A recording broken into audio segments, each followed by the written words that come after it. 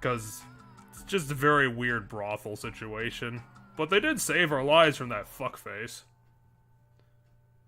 So that was nice. Anyway, I think we're live now, so hello everybody, and we are back for episode 2 of Lisa the Painful. We just got out of chapter 1, got a little introduced to chapter 2, and now basically just gotta figure out what we're trying to do. And I picked up my gamepad, which doesn't work. Because I think this game's a bit old school. There's, okay, I'm doing my buttons wrong.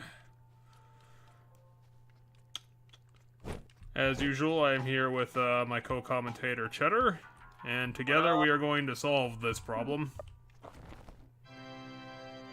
Hopefully not immediately get kicked in the throat by doing this. No, just got the fart random event. Rip. Get fart on.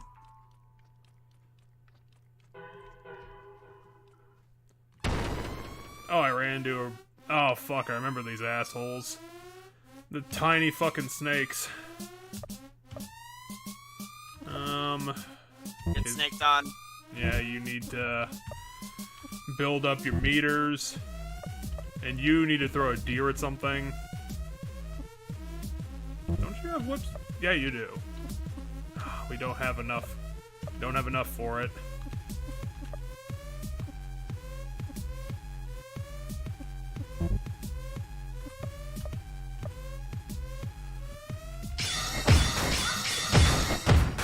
Oh, fuck, I forgot that. That was the one I frickin' remembered a combo for. And then I just fucked it up.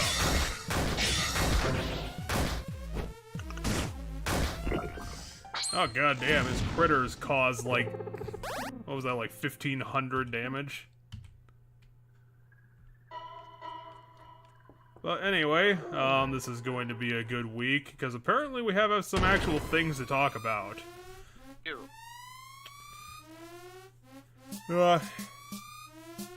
Did you want to start while I try and think of what I would want to talk about?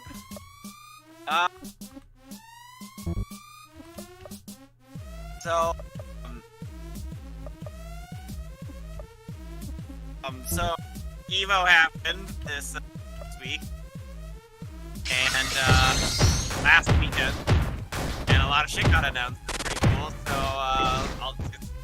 I'm focusing on this game. Sorry, it's Tetris but versus. If you've ever gotten to play Capcom's Puzzle Fighter. Was that so just like an upgraded version of Mario's Puzzle Party? It's actually more like Dr. Mario, but so what you pick a character, and then as you clear your blocks, you drop blocks on your opponent's side.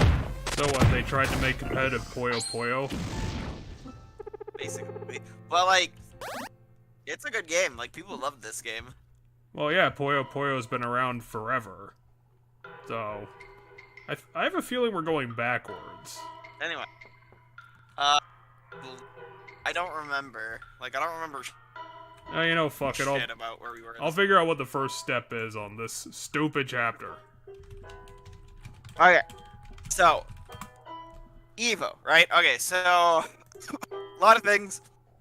Let's start with the small stuff.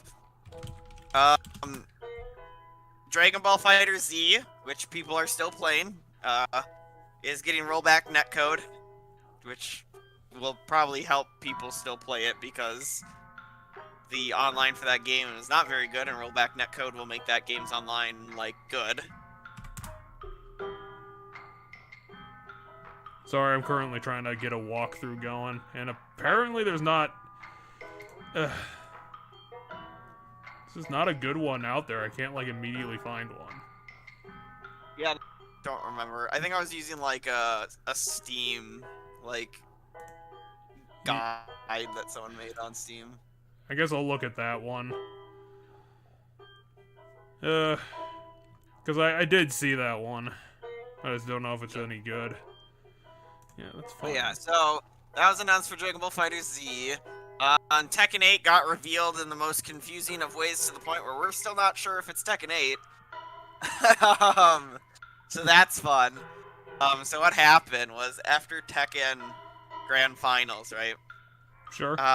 They came out and they announced they had a trailer. So the trailer starts with the like famous cutscene from Tekken 1 where Kazuya drops his father off the cliff. Yes. Yeah. And it's literally just straight out of Tekken 1, so like Tekken 1 graphics.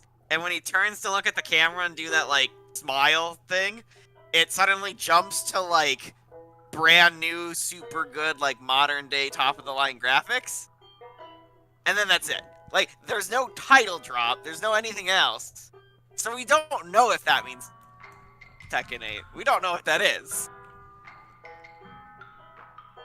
But it was the cutscene from Tekken 1, and then Kazuya turns to the camera, and then as the camera zooms in on him, it becomes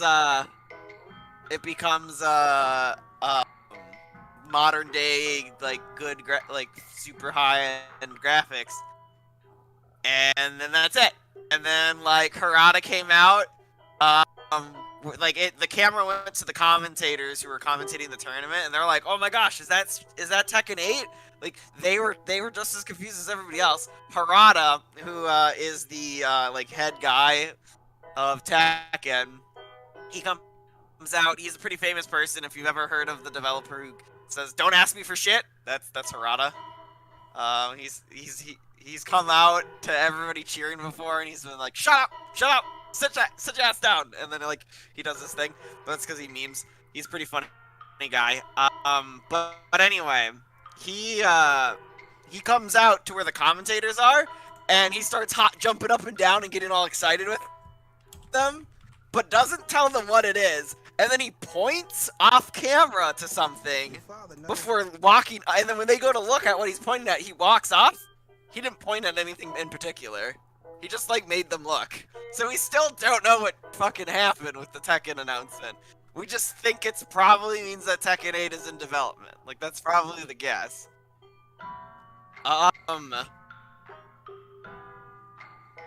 Sorry, I I'm personally think still lost in my Lisa deep dive here, so... Well, that's why I'm starting with the smaller, less important stuff. I think the biggest winner of it was SNK, so I'll save SNK for last because they had a fuck ton of announcements. What else got announced? Bridget came to Guilty Gear, and the internet got really pissed off for 2 days. Because she came out as trans at the end of her story mode. And that pissed a lot of stupid people off. Well, was it done? Because, was it done correctly? Or was it done? Yeah, it was done fine. Is it done abrasively? Are you familiar? I don't know what you're talking about. Yeah, so you're not familiar with Bridget from Guilty Gear? I know she's a pretty like famous memed character on the internet sometimes. No, I wouldn't be able to. So when she first came out, her whole shtick was that like Japanese trope of looks like a girl but supposed to be a guy. Like okay. That's what she first came out. That's what she was. I'll send you a picture on Discord that you can look at whenever you want. But yeah, this walkthrough is very confusing because it looks like they just cut a whole bunch of shit out, so now I have no idea. Because they cut out where I'm supposed to go next on this freaking YouTube video. Gotcha. Which is not fucking helpful. So Bridget got announced for Guilty Gear Strive. And so her arcade story essentially goes as follows. So her backstory was she was born to a town that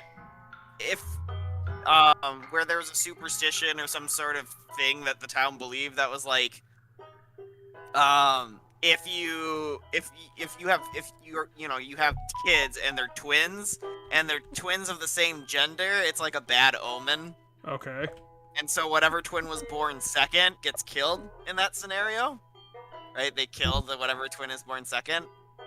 So they hid the fact that Bridget was born was identified as male at birth, and they raised her like she dressed and stuff as a girl growing up. Sure. But it didn't mind her at all. That was part of her original backstory, from what I know. Is it didn't bother her at all that she lived her life this way. But it bothered her parents.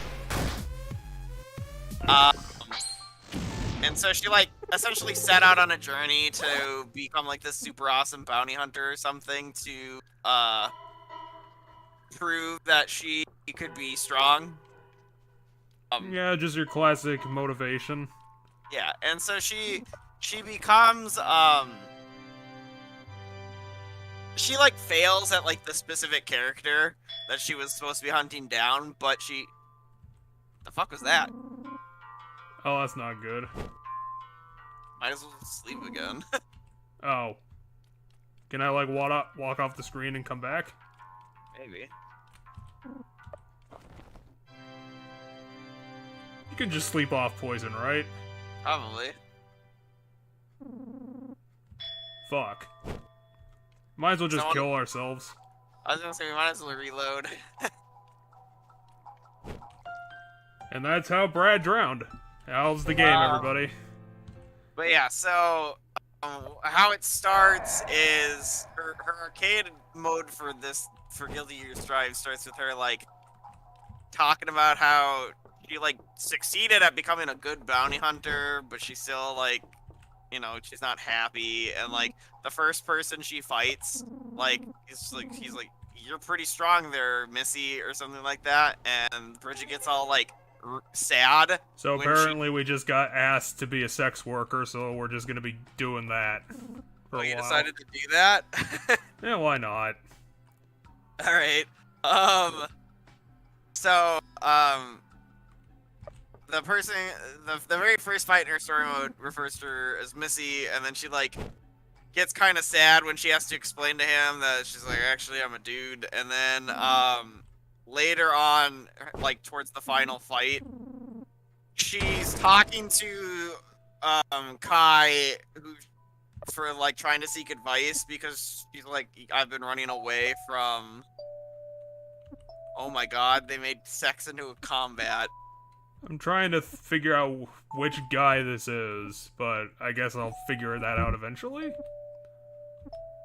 I want to get a name to get his weakness. I guess I'll do this first. Oh, his Business King, yep, perfect. He just steps on our face, why the fuck not? It's fucking weird.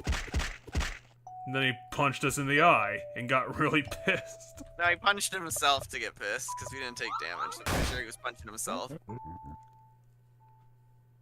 That's fair enough. But yeah, so at the end of her campaign, or after the end of her arcade run, she has this conversation with Kai where she's talking about being scared to, like, go back home, and she's worried about,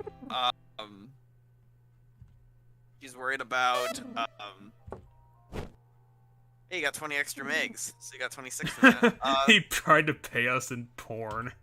That's pretty funny. I mean, that's the currency of this world. Hey, look, it's the Green Ranger. Didn't we see you earlier in Chapter 1?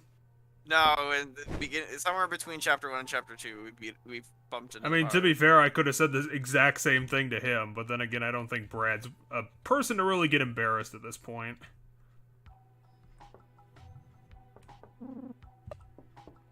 God, they literally make you wait around. This is kind of fucked.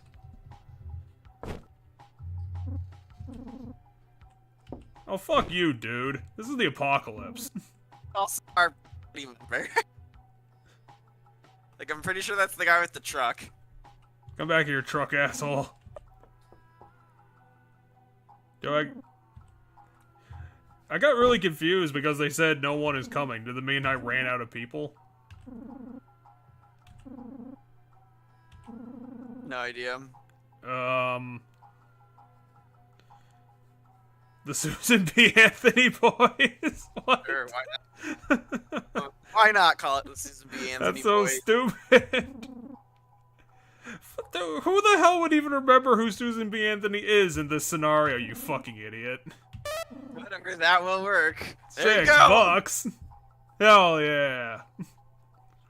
But yeah, anyway, Love it. at the end of her arcade mode, she gives this like lengthy speech about how she's afraid to like go home and Is all it at this least other stuff. interesting?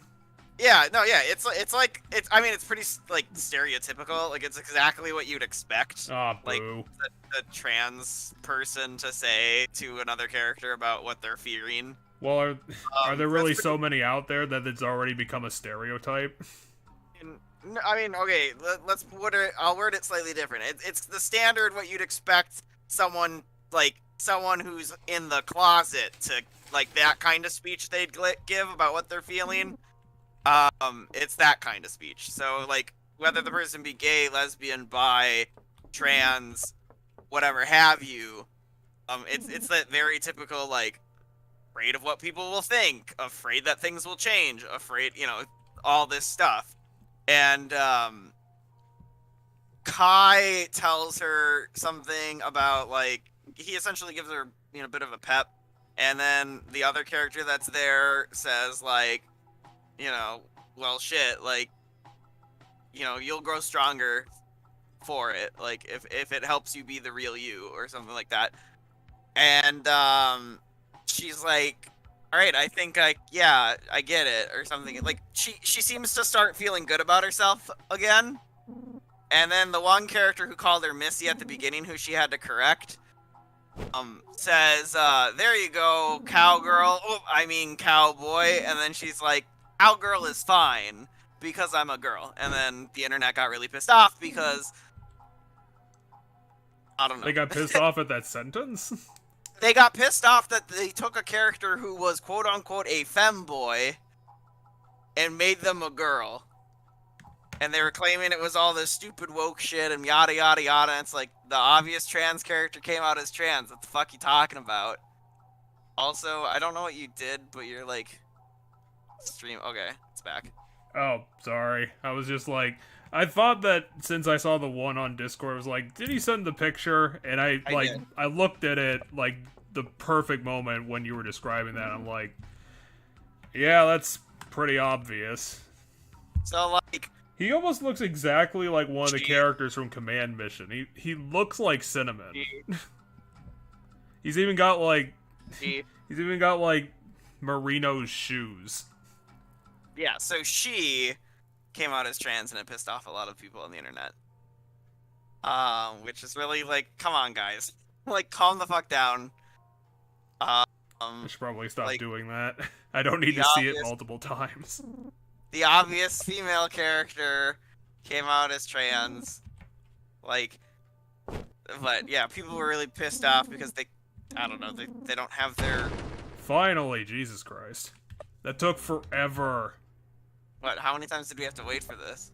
Okay, Willard Dillard. This is his weakness, apparently. We literally know how to cat scratch. We have learned the skills. But He was incredibly weak to it, holy shit. That was the Guilty Gear announcement, was that Bridget was coming to strive as a DLC character. She fights with yo-yos, so that's pretty cool. Wait, that was a yo-yo? Is it like a combat yo-yo? The red thing in her hand is like an oversized yo-yo. That's a yo-yo. It looks like a film reel. And yes, it is like a combat yo-yo, because it does do crazier shit. And then she fights with the teddy bear. Wait, people are taking this series seriously? I mean, I wouldn't say they're taking it seriously, but they're butthurt that a character changed gender identities.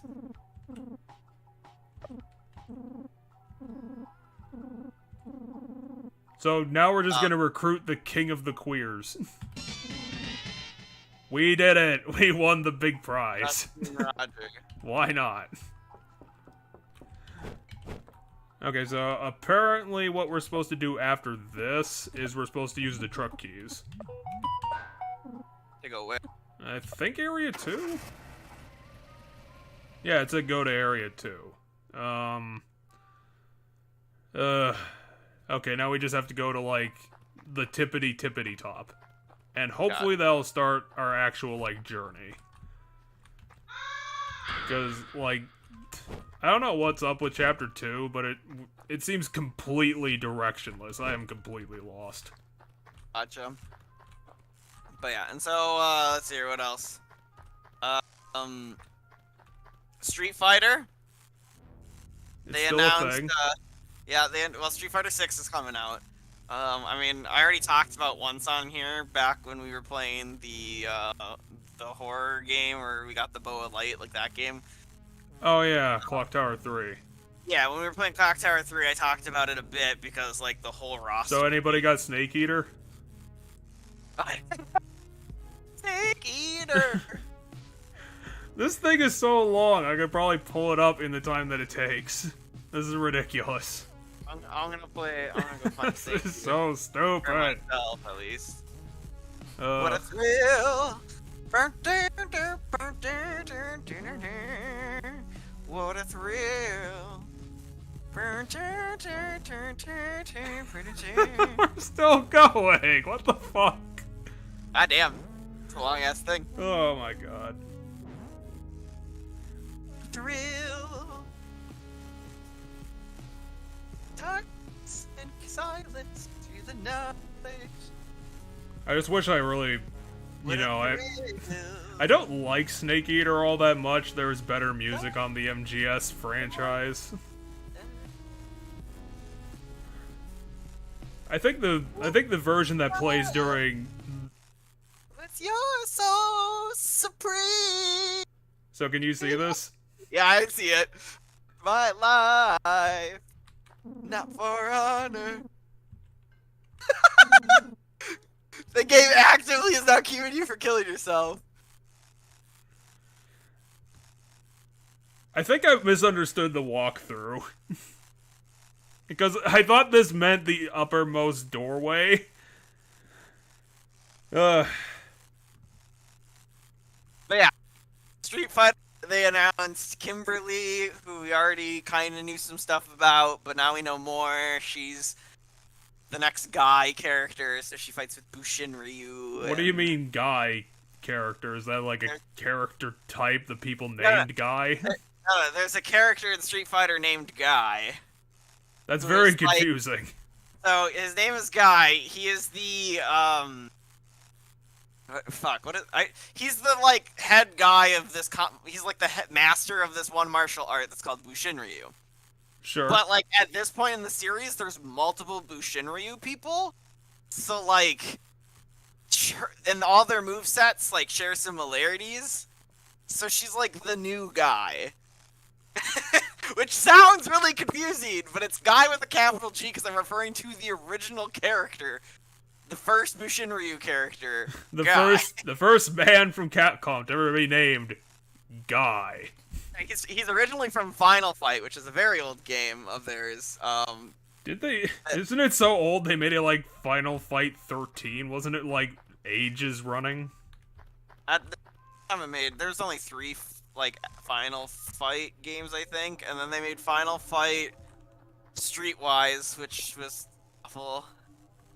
So that's like a 4th one, and then they had a Final Fight fighting game that was not all that good.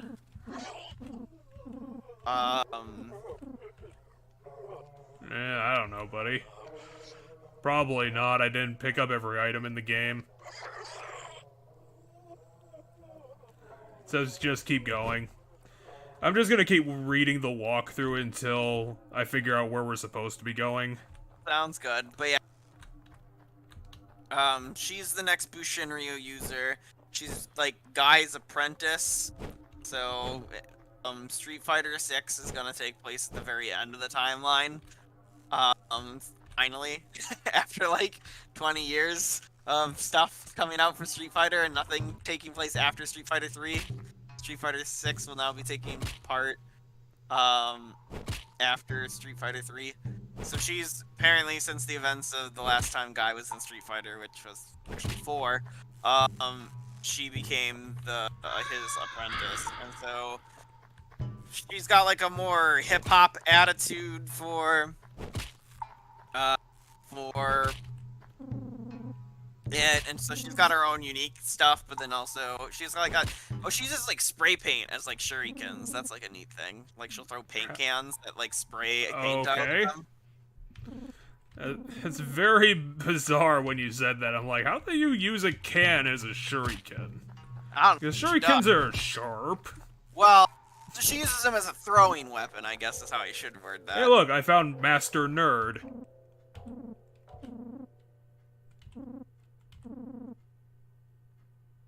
Oh I God. already don't I hope like this you. guy's a party. I hope this guy's a party member. I kind of want Ultimate Nerd on our team. I want the guy who spent his life studying the blade. I want the ultimate weeb. Yes! Mazan Barjuti? I don't know. Bargoti. A samurai with a cap. That right there is already the main reason anyone would add this guy to their party. Well, I mean, he's already like he's like the stereotypical neckbeard. But yeah, so she has like she like throws paint cans and they'll like spin and the paint will hurt, and then like they can explode and do stuff, and then yeah, she's apparently a big 80s music like fan. So, and they're implying that she might be a fan. She's specifically a fan of a specific person's music that we'll find out at a later date. Because that's a fucking spoiler that everyone should care about. So the reason for it is because that character is going to be a playable character because of something we've already talked about. Oh, it's tied to a different new character in the game. Not a new character, a returning character. It's tied to a returning character, so it hints that character is coming back. That's all that they were doing, because like everything leaked, so people who look at the leak know everybody who's gonna coming back, and they know what all the new characters look like, and they know all the new character names. They just don't necessarily know what the personalities are to the new characters. However, so apparently we scared her. This guy lied, said we were murdering everyone in the village, told that to Grandmaster Friday, and for some reason, Ninja Master got scared and ran away. Gotcha. Which is just adorable. But yeah, so, they're hinting at... shit. I accidentally ran into a fight with a tiger. They're hinting at DJ coming to Street Fighter is what it is, because DJ is like the only Street Fighter character who's stated in their lore to have a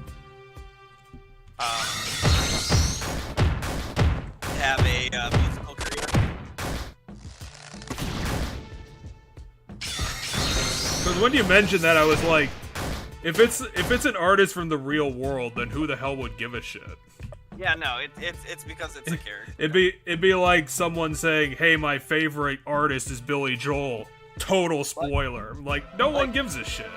No, my guess is the next time we get a character reveal for Street Fighter 6, it'll be like DJ. I mean, I think they're gonna release them all 2 at a time. So because that's kind of what they've been doing. Although Guile got revealed by himself, I think. That's because Guile's motherfucking Guile. He deserves it. Fair enough. Everyone likes that guy. Guile is a fan favorite who basically always has to be there at this point. He was in... Was he in the Alpha series at all? Maybe he wasn't in the Alpha. I think he was in one of the Alpha games. I will totally be able to answer this question in about 1,000 years. He wasn't in Street Fighter 3. None of the Street Fighter 3s. That's because Street Fighter 3 Oh, God. He totally fucked over everything. Street Fighter 3 did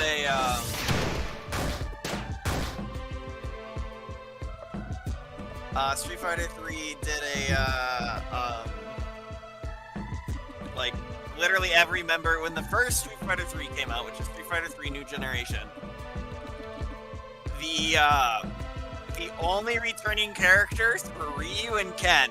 The rest of the roster was brand new characters. And then in Street Fighter 3 Second Impact, which is the second version of Street Fighter 3, I think they brought Chun back in that one. And then in Third Strike, I believe they brought Akuma back. So, like, they didn't really bring back too many characters. But they did, guy does hella damage. Yeah.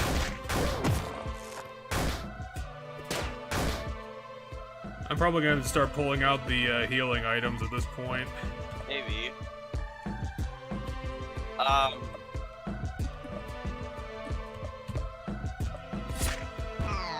Oh no, he just flat killed Olin. And I'm bleeding, so that's fantastic.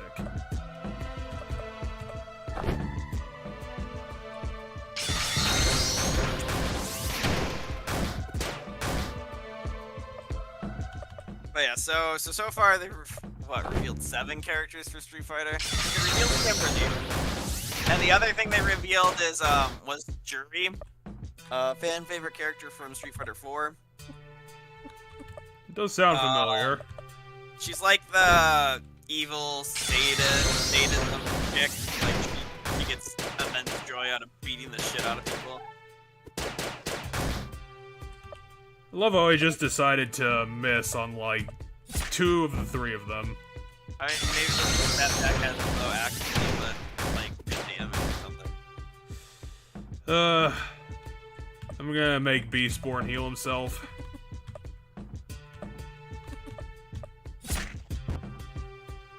Ow.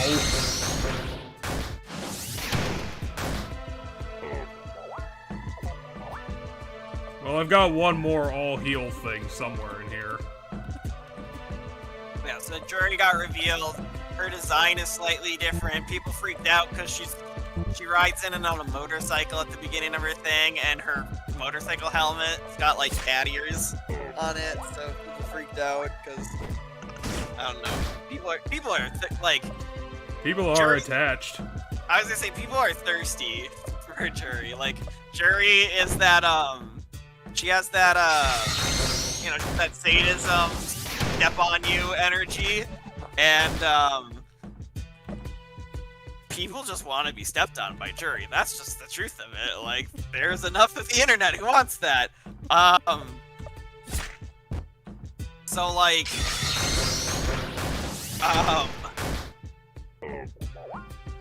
Jesus, this guy's unstoppable.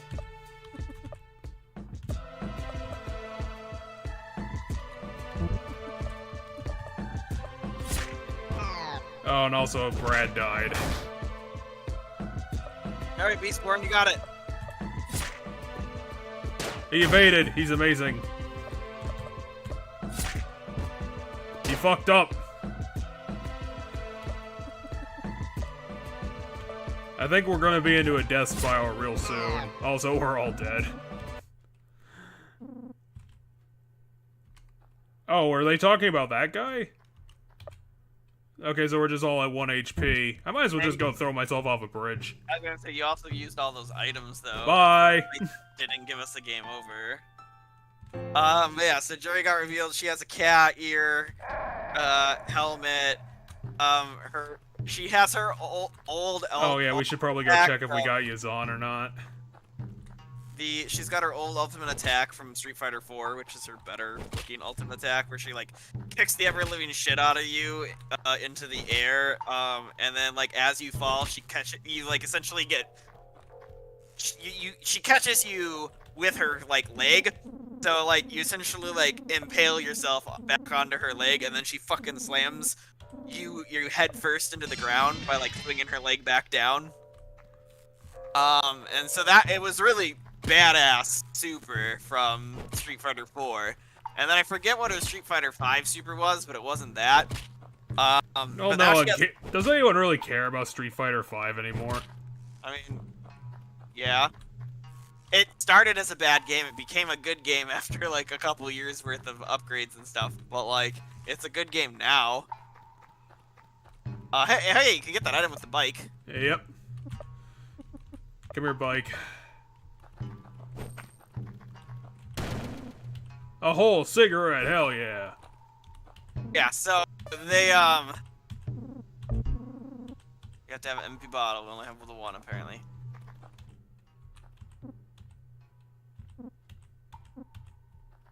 Well, he says hi. Huh, where to go? But, yeah, so they changed her super, though, which I think has people even more excited because it has even more stuff on you energy. So what happens now is when she impales you on her foot, like when she catches you out of the air and then slams you back down to the ground, she then picks you back up with her foot. So she, like, takes her foot and, like, lifts your face up to, like, look at you and be like, ha, you're shit. And then she, like, fucking kicks you upside the head. And then when she defeats you, she literally, like, you're lying on the ground in defeat, and then she just, like, sits down on top of you as if you're, like, a couch, takes, like, a selfie, and then starts, like, posting it on Twitter, basically. So, like, damn, she's gotten, like, really mean since the last game, and, like, the internet's just really obsessed with it, because they, you know, they all have that simp energy for her. I'm more excited to see what they do with Cammy, because I like the Cammy's new design that was in the leak. Apparently this guy is worth getting, so I just blew literally all of our money on it. Gotcha. Where's the thing where we can change our party? Let's look at what we got. Oh yeah, we need to find a red poster somewhere. There should be one in the village. We literally gained, like, 1,000,000 people. 1,000,000 equaling a whole 2. What? No, we've gained like 5 since the start of the stream. I'm gonna keep reading because now I am lost again. We got Queen Roger, we got that one guy you just picked up, we got the samurai guy, I swear we got like another guy before that. But yeah, so that came out. Apparently there was news today stating that they might be announcing something. I thought that Street Fighter 6 is gonna have another announcement at next month at Tokyo Game Show, which is probably likely. I'm hoping they do another 2 characters. Street Fighter 6 is looking to be potentially a really strong game on release, unlike Street Fighter 5. So I'll knock on wood. But like people got to play it already, like a test version of it, like famous streamers and stuff. So they've spoken, like, big names in the fighting game community have spoken good stuff about it.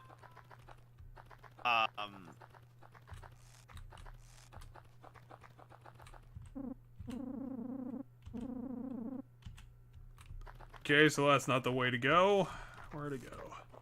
I mean, it sounds like the way to go, because they said the road's closed because the girl's in the area, and we're looking for a girl, so... Like, if they're blocking off that area because there's a girl in that area, that's where we need to go. Okay, now I'm lost again. Okay. Yeah, and then, let's see here, the final... I think this is the final thing they announced that there was a Skull Girls announcement that I don't remember. Hey, look, a red poster. We did get a lot of people. Let's try them out and see what we get. So Queen Roger has the addiction thing, by the way. Really? Yeah. Well, let's try out Jack and see what he's got. Yeah, but he is really tough though. He's got so much health. What about Yazin? What does he got? Kind of middling health, so I don't know how good he's gonna be. I guess I could put him on just to check it out. I was gonna say, you have Rage on there, and Rage has, like, really low health.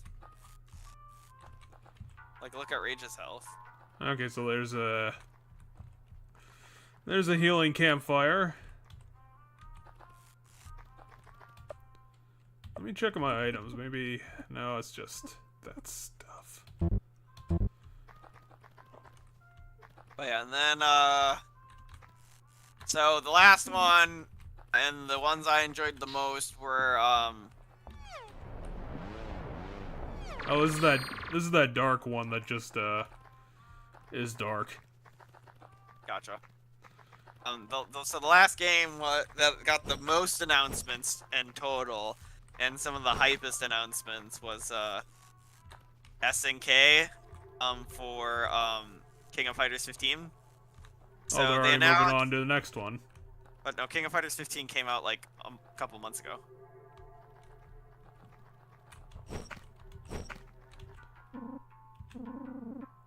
Oh, it's that guy. I don't think I got the money anymore. If you say you're dead, they kill him. If you say whatever, they kill him. If you pay up, they'll give you time if you don't have the money. Fair enough. I guess I'll have to remember that.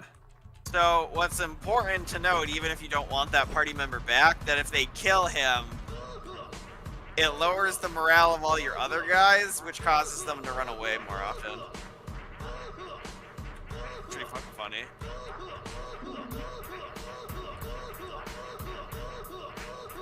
Yeah, I don't know what I'm doing.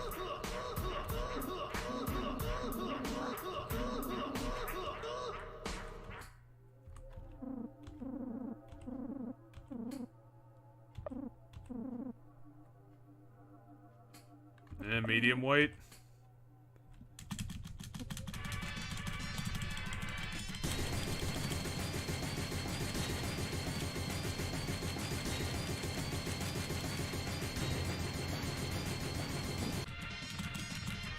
Well, why'd you make me stop, you jerk? Well, keep going.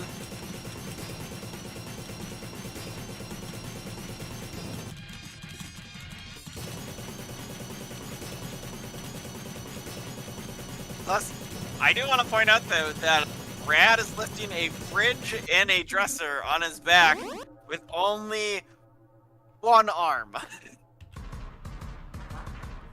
He's got the best back of the apocalypse. This walkthrough is not giving me a good place on where to go. I have no idea. Okay, anyway, the SNK announcements. So, the final DLC team is the Samurai team, which is from Samurai Showdown, another SNK fighting game. But it's cool because we're getting characters crossing over from a series that technically takes place like some several hundred years in the past. Oh, hey, look, a secret place. That's not creepy at all. At all. There's human skin on the walls. Is that it? It definitely looks like it.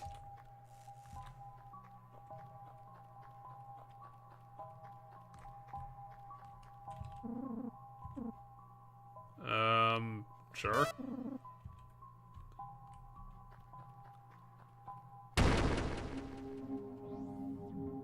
Oh god, we're under our addiction. That's not good. Henry Wyatt.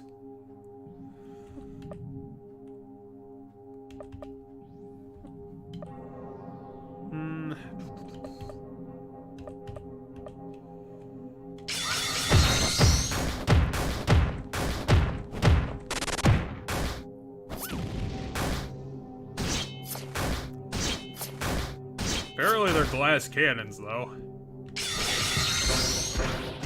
And Brad is fucking useless. Oh, we made him sad. Oh, no. Okay, yeah, let's try juggling, why not? It said a failed attempt has a dangerous outcome, so,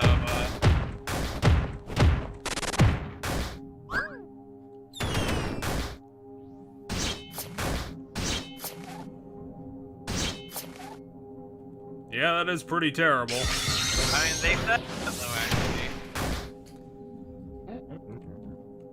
Is this guy a threat? Because no one took 500 damage.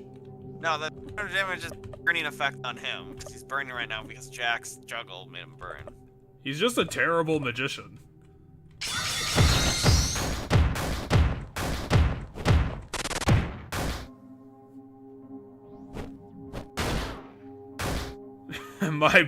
My magic trick is shooting you in the face. Jesus, holy hell. He's gonna make up for Brad's incompetence. My guess is Yazin is like a high crit based character. Like that's his whole goal. To like crit. Then he has like the edge to like output it.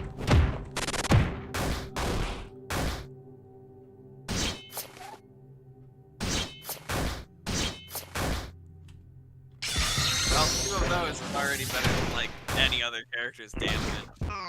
Oh, he just instantly killed Yazan. That's not good.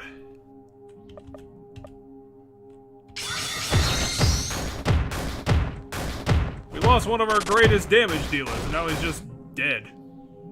Yeah. So SNK revealed that Samurai Showdown team is the next team. Full level ups. I actually think Jack is a pretty good character because he's got all of his cards do different like status effects on top of the damage. So.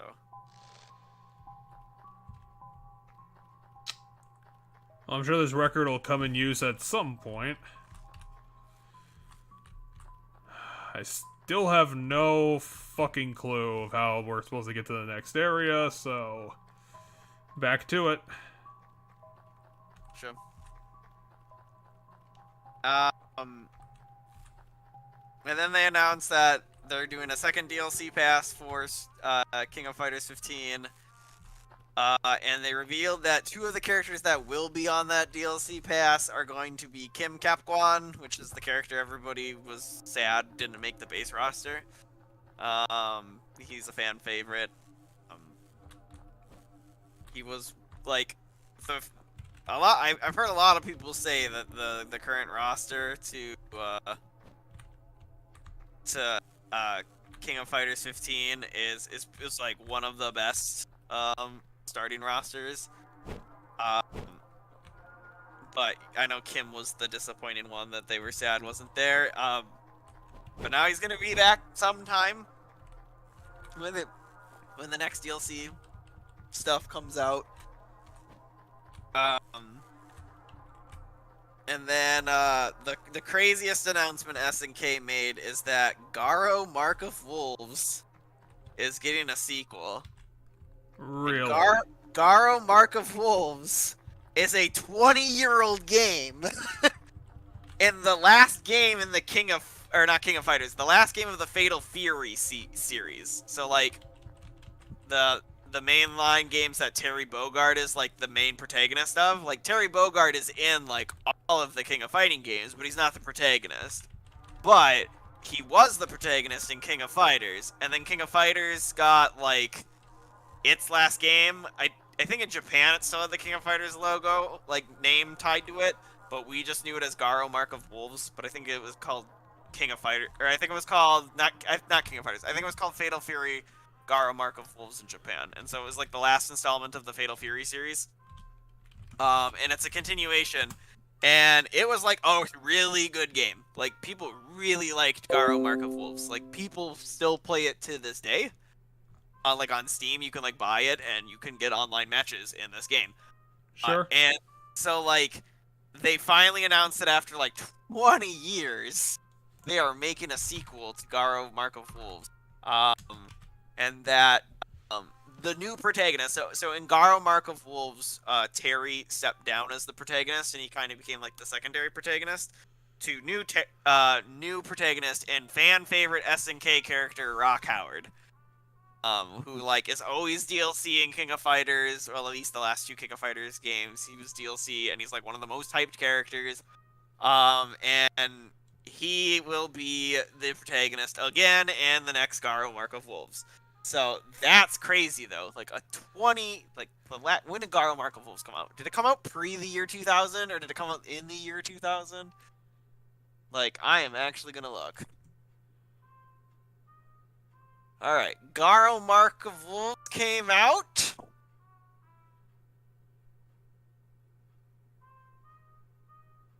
November 26, 1999. Well, And it's finally getting a sequel. It's been 23 years. And when we get this game, it'll probably have been 24 to 25 years. Because the news was that it had been greenlit. Like, we didn't get any footage of it. We got, like, an image. That was just, like, a poster image. And then they said that the project had been greenlit for Garo Mark of Wolves. So, like, it's probably gonna be a bit before we get it. But, like, super exciting.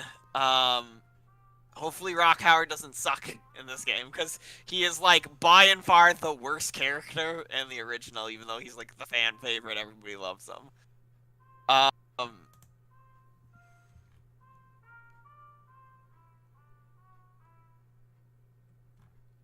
But yeah, so now I'll have to see who's all going to be returning in that game. I'm personally hoping we get Kushnud Butt back, because his name is Butt.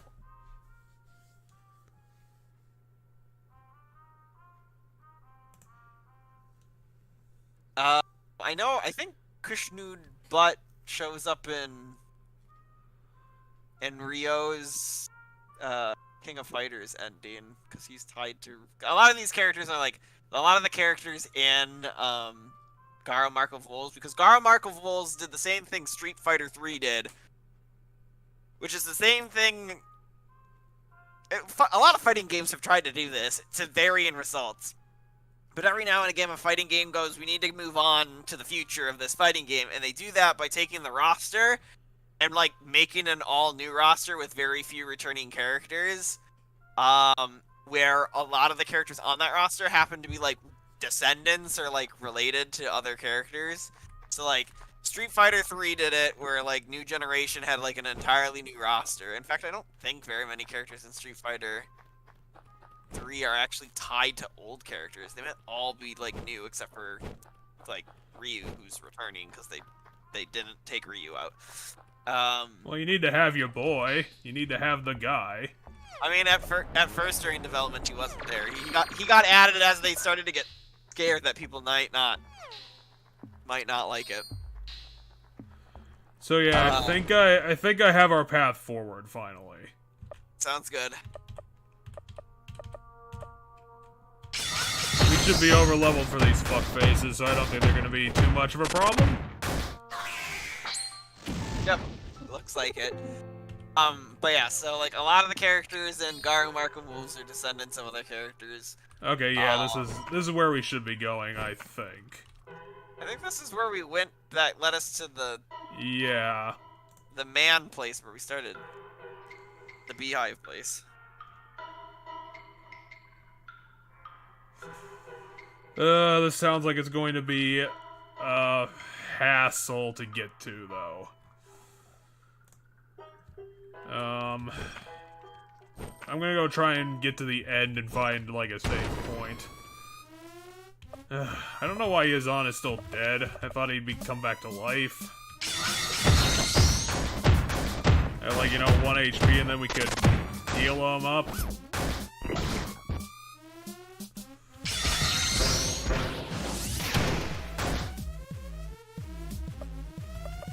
Hopefully he can frickin' start doing something.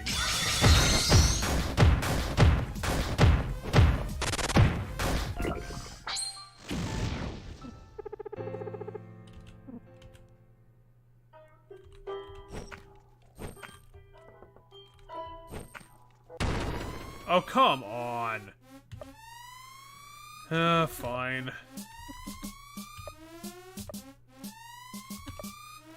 Let's see if Magic Trick can just get rid of this guy. I should use that new attack that we had gotten for Rage, because that might be more useful. Let's see. Oh, this guy is doing so much shit. Yazan somehow took 38 damage. Other fighting games have all done the... Street Fighter 3 did it. It didn't succeed right away, but it eventually got good. Because, like, the initial release of Street Fighter 3 was not a successful game by any means.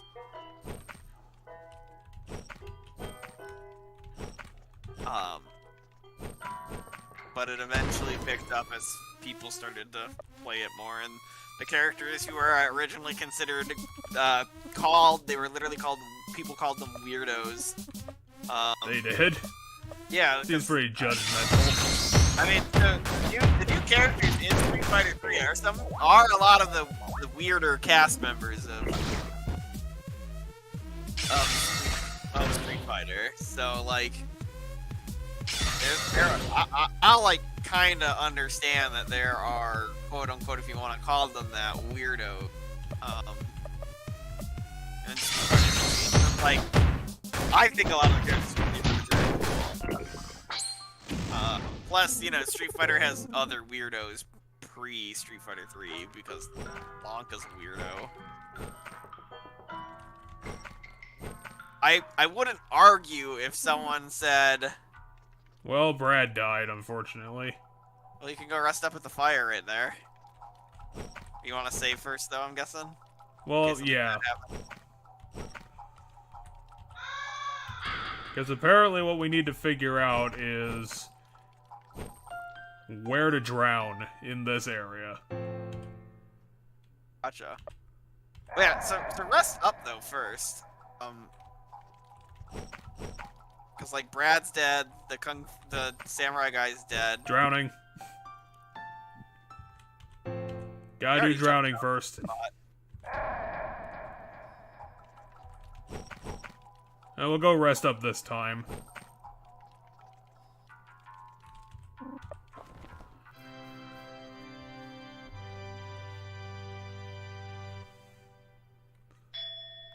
Hey, nothing bad happened this time. So where else do we need to drown? Just anywhere in this entire area? Yeah, the wiki isn't helping, so I just gotta try everything.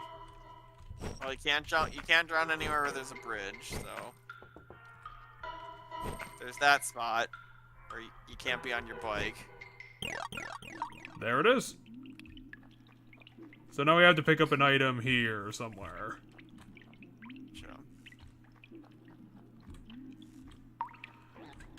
So you want to bring up the topic from last week that we weren't able to get around to? Sure. Because I wanted to talk like a little bit about the motorcycle Pokemon that got revealed last couple weeks ago. Oh, or not really. Pokemon.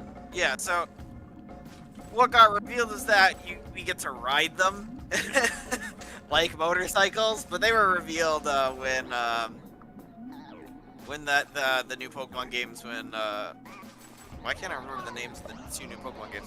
But when the two new Pokemon games were revealed, they revealed the legendaries with them, and like people already knew looking at them that hey, these two Pokemon are motorcycles, but we didn't know that we could ride on them, and like that until the new game, or until the newest stuff. And then what else did they reveal with that? So they revealed that, yeah, there's the two legendaries that are like motorcycles that we'll be riding on as part of the game. Hey, what are you doing up there? You get down here, young lady. I'm Brad, and I'm one-armed and pissed about it. But, came all this way for nothing.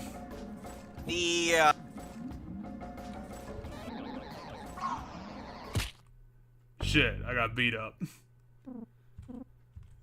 I think I got taken to court. Our fish lawyer. We got immediately thrown in trial for this.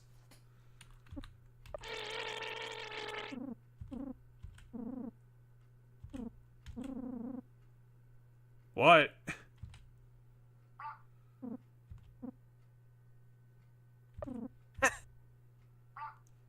Our lawyer is screwing us instantly. Yes, I am. I'm sure about everything.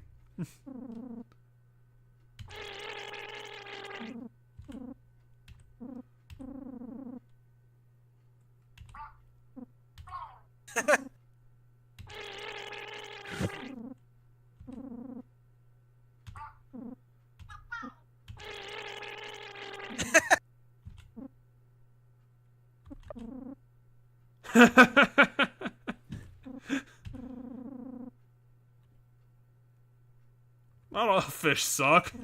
Just the ones that became nuclear irradiated and turned into this. He wants to leave to do your wife. Cool. Okay, let's go. What? What was that? It worked! It worked, I'll take it. Hey, why are you not a fish? Fair enough. I'm gonna go do a fishman's fish wife. Oh, wait. Hold on, check if you have the, I should have the map. I think the guys were too stupid to take it. Yep, we have the garbage map. So now we can finally get moving in a forward direction. So, the reason why I wanted to talk about this was, I didn't know it was an old reveal. I saw it on Facebook around the Pokemon Presents Day, like, a couple weeks ago. And so I thought it was a new thing. Yeah. And the reason why I wanted to talk about it is that someone on my Facebook feed did the usual thing and called the designs fucking stupid. Which is, at this point, kind of a moot point with Pokemon because we've already been down this rabbit hole like 3 times and it's never gone anywhere.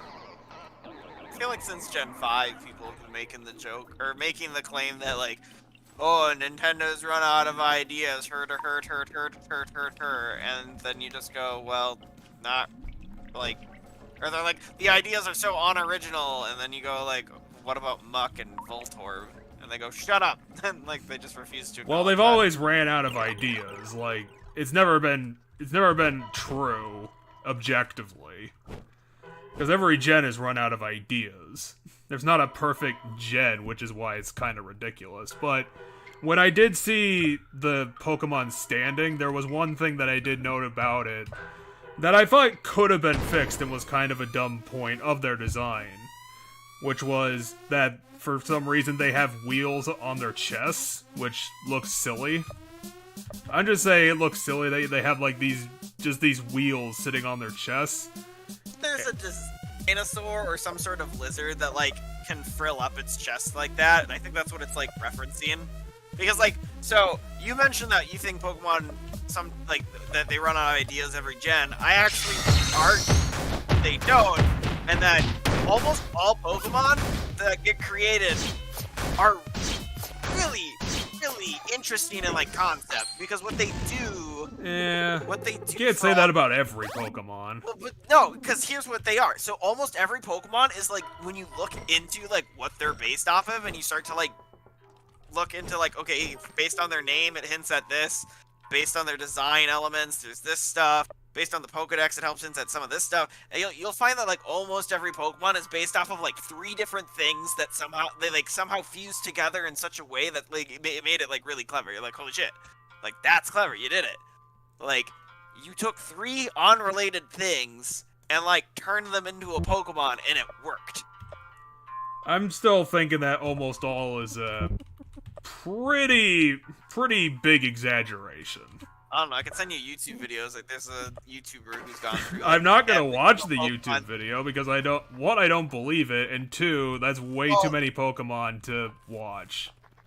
But, like, he goes through literally every Pokemon over the course of several videos and explains, like, all of their origins, and, like, every Pokemon has, like, 3 origins that they're based off of.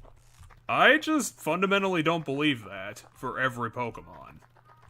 Okay, maybe not every Pokemon, but I'm pretty sure, like, more, if not, like, 80% probably have this. And you'd have to go look at... I can send you the videos that... You might as well not bother. Well, yeah, but my point is, if your argument is, hey, I don't believe you, it's like, okay, here's proof, and then you go, well, I'm not going to look at the proof, then it's like, you shouldn't be able to argue against me then. Like, that seems unfair, because now you're like, well, I don't believe you. Well, you're also assuming that I care enough to care, which I don't. Well, you care enough to argue back, though. Yeah, because I don't care. Well, no, if you like, you're not going to argue me off of not caring about it. But if you didn't care, then you wouldn't care if I said that all of them were based off of a shit ton of stuff. Well, yeah, because that's a pretty big claim to make, which is why the most I'm caring about it is that I think that's a ridiculous over-exaggeration. But if you care enough to refute that point, you should face the evidence of it. Why? Because otherwise you're just arguing in bad faith. Okay. I will return to point 1 where I don't care. But you care enough to argue, which shows that you do care on some level. No, I just don't care. Like, I don't need to see the proof, I don't need to get into a debate, because I don't care. I'm just gonna stick to a very milquetoast point. That, honestly, I've seen a lot of arguments where it's like, they're arguing for these huge majorities. It starts falling apart when you start looking at it. And if I want to see someone else's argument, then, it's not objective anything. They can point it out and be like, okay, well, the execution here is wrong, and, they can have, like, I have all these points, and then I start picking apart their points, and they start losing their points based on what I think. Because if hypothetically, if I looked at this proof that you have, which isn't probably going to be objective because, he's not the designer. He doesn't know specifically what they were thinking when they made it. I could just start calling him wrong, and then it would support my argument based upon subjectivity. But you have no evidence in comparison where he's going like, okay, this part of their name means, like, comes from this word, right? And that word means this, and then, like, this aspect of the design, like, comes from this animal, right? And what if I start picking apart the execution of their ideas, and his justifications, and bits of what he's trying to argue, and then because I'm not arguing with this specific person, and he can't argue back at me, then what's the point? The proof is just based on subjectivity anyway at the end of the day. So it doesn't really matter if he thinks he's right or not, because I could just tell him the same thing. Where I don't think he's correct, and I don't think they did a good job on making these, I don't know, 200 designs. If I care to look at them at all in the first place, because that's way too much work anyway. I feel like if you're not going to give it the time of day, then you shouldn't be able to have, like, an opinion in the argument. No, I can, because it's just an opinion. Like, that's kind of ridiculous to think at any point. It may be based on faulty evidence, but then again, it's all subjectivity anyway, so what's the point of... There's no objective facts in this debate. There's just arguments. There's definitely objective facts in this debate, because if you go and, like... No, there's not. There's way too many, like, subjective judgments in this hypothetical for that to be the case. And you point to their design, or you point to their name, and you say literally that the word is right there in the name. Yeah, but what if... Yeah, and then he tries to... And then what? He tries to, like, tie it to something in real life, which might be based on kind of flimsy justifications, and then I'll be like... that doesn't really track, and then we're just back into argument territory because he might be picking his own bad arguments. Example, if I said the Pokemon Score Bunny, it has the word bunny in its name, it looks like a rabbit, it's based off of a bunny. You think that's not... But you're claiming that's not objective. Well, again, you're just pulling out a random argument that may or may not even be in this hypothetical of these list of arguments, which again is kind of a ridiculous thing to try and refute what I'm saying. But you claimed that everything in this argument is subjective, not objective. So I found one thing that exists in the argument that is objective. Yeah, which we can't base on anything because I don't have the proof in front of me, so how do I know you're not just making shit up anyway? What, the Pokemon Score Bunny? Well, is it included in this list of examples? I mean, if we're talking about all Pokemon, yes. It's in the list of all Pokemon. Well, is it in this list of this guy's proof of things that you have suggested exists? Well, I'm pretty sure he's done every single Pokemon at this point, because he's done an entire series. Is it part of his argument? I mean, yeah, part of his argument's going to be that Score Bunny has the word bunny in it, and thus it's based off of a rabbit, and it looks like a rabbit. The other part of that argument's going to be stuff about how it has the word score in it, which comes from Scorch, but also score as in soccer, because it's a soccer player design stuff to it, and like all of that stuff. But all I'm trying to point out at this point in time is that there is one thing in the argument that is objective, and I could find a different Pokemon and do the same thing as long as I find a Pokemon that literally has the name of the animal it's based off of in the name, as well as it clearly looks like the animal. Because then at that point, that's objective. Because you're trying to claim that everything in this argument is going to be subjective, and I don't think that's true at all. Well, you're trying to make it like 100% or 0, and I'm not making that. I'm just saying there's probably going to be enough subjective problems with the arguments that, on a whole, it's not going to be as strong as what it thinks it is. Because he's gonna have to start bringing like real world stuff in and try to make these comparisons at some point. If he's trying to justify every Pokemon based on some on real life iconography, I guess. No, based on. So, like, for example, the Pokemon Scorbunny, Scorch, because of the fire type, Score, because of the soccer elements of the character, which is a big game over in England, which the Galar region's based off of England, so the starter Pokemon of that region makes sense that they chose to base it off of a soccer player. And then 3 Rabbit. Like, those are the 3 things that make up that Pokemon. And almost all of the Pokemon in the series, you can, like, take apart this way, and you can find typically around 3 things that they're based off of. Yeah, so, and the almost all part is where I start gawking at saying almost all. I don't know. I'm still trying to like look through this walkthrough to figure out how to get to this dumb place. Yeah, okay, but like, so this all stemmed from. Let's just put this argument aside and say fine, whatever. Well, this all stemmed from the almost all part of the sentence. No, I'm trying to go back to the original thing we were talking about, which was. Oh, you mean the original thing? Yeah, the legendaries, the new legendaries. Well, what I wanted to bring up was that I thought like a real easy way to fix it and actually make the Pokemon look cool was to take the wheel off of their chests, string the whole wheel out, and then throw it on their back. Because I thought that would have been a better way to like give it back scales instead of a tire on the front of its body. So you mean like kind of like Donphan, where like it is a pulled off, like, because Donphan, along the length of Donphan is like the tire tread, and so that when it rolls up into a ball, it becomes a tire. Like, well, not really that in practice. I don't know how you'd get the wheel. I mean, if you need it to be realistic, I don't know how you'd make it realistic. But I thought that would have been a better way to to make the Pokemon design. I don't know if it would need to literally, like, transform into a motorcycle to quote-unquote realistically work in context. You do ride in the game. That's been something that's been revealed, so. I assume there has to be some practicality to it. Like, it has to be actually used as a wheel in some form.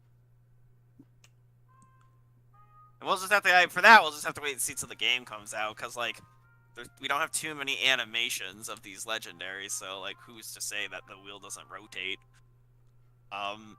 Well, it kind of has to if it wants to have, like, wheels being involved. Otherwise, it would just look ridiculous. Well, yeah, but I thought your point is, like, they'd move the wheel to the back, but then you wouldn't have the functionality of having the wheel. Yeah, so, I didn't think about that part, but then again, when that usually happens in video games, my argument to myself is like, well, it's a video game, they can just do it a different way. It doesn't need to be realistic. I mean, yeah, they could do everything and anything a different way as for video game wise. Because that's what kind of ticks me off about, like, fiction in general, is, like, people being like, hey, you can't do that because realistically or in context it would have to be this way, or this way, and I'm always thinking to myself, well, this is a fictional world. There's no rules. We can make whatever you want, you can make happen. It doesn't have to follow, like, I guess it needs internal logic, but it doesn't need to follow, like, realism or rules or things like that.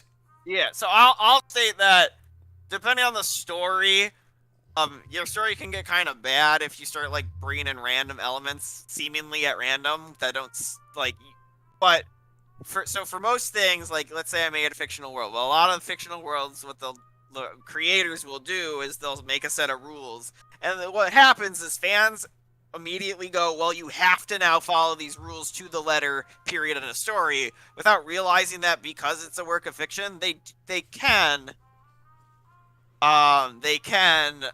Sorry, I just got a message from my roommate. Give me a second. And don't worry about it. I'm still lost in YouTube.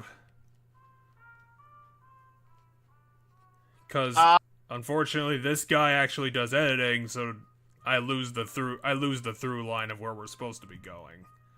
Actually, yeah. I think I might have an idea where to go.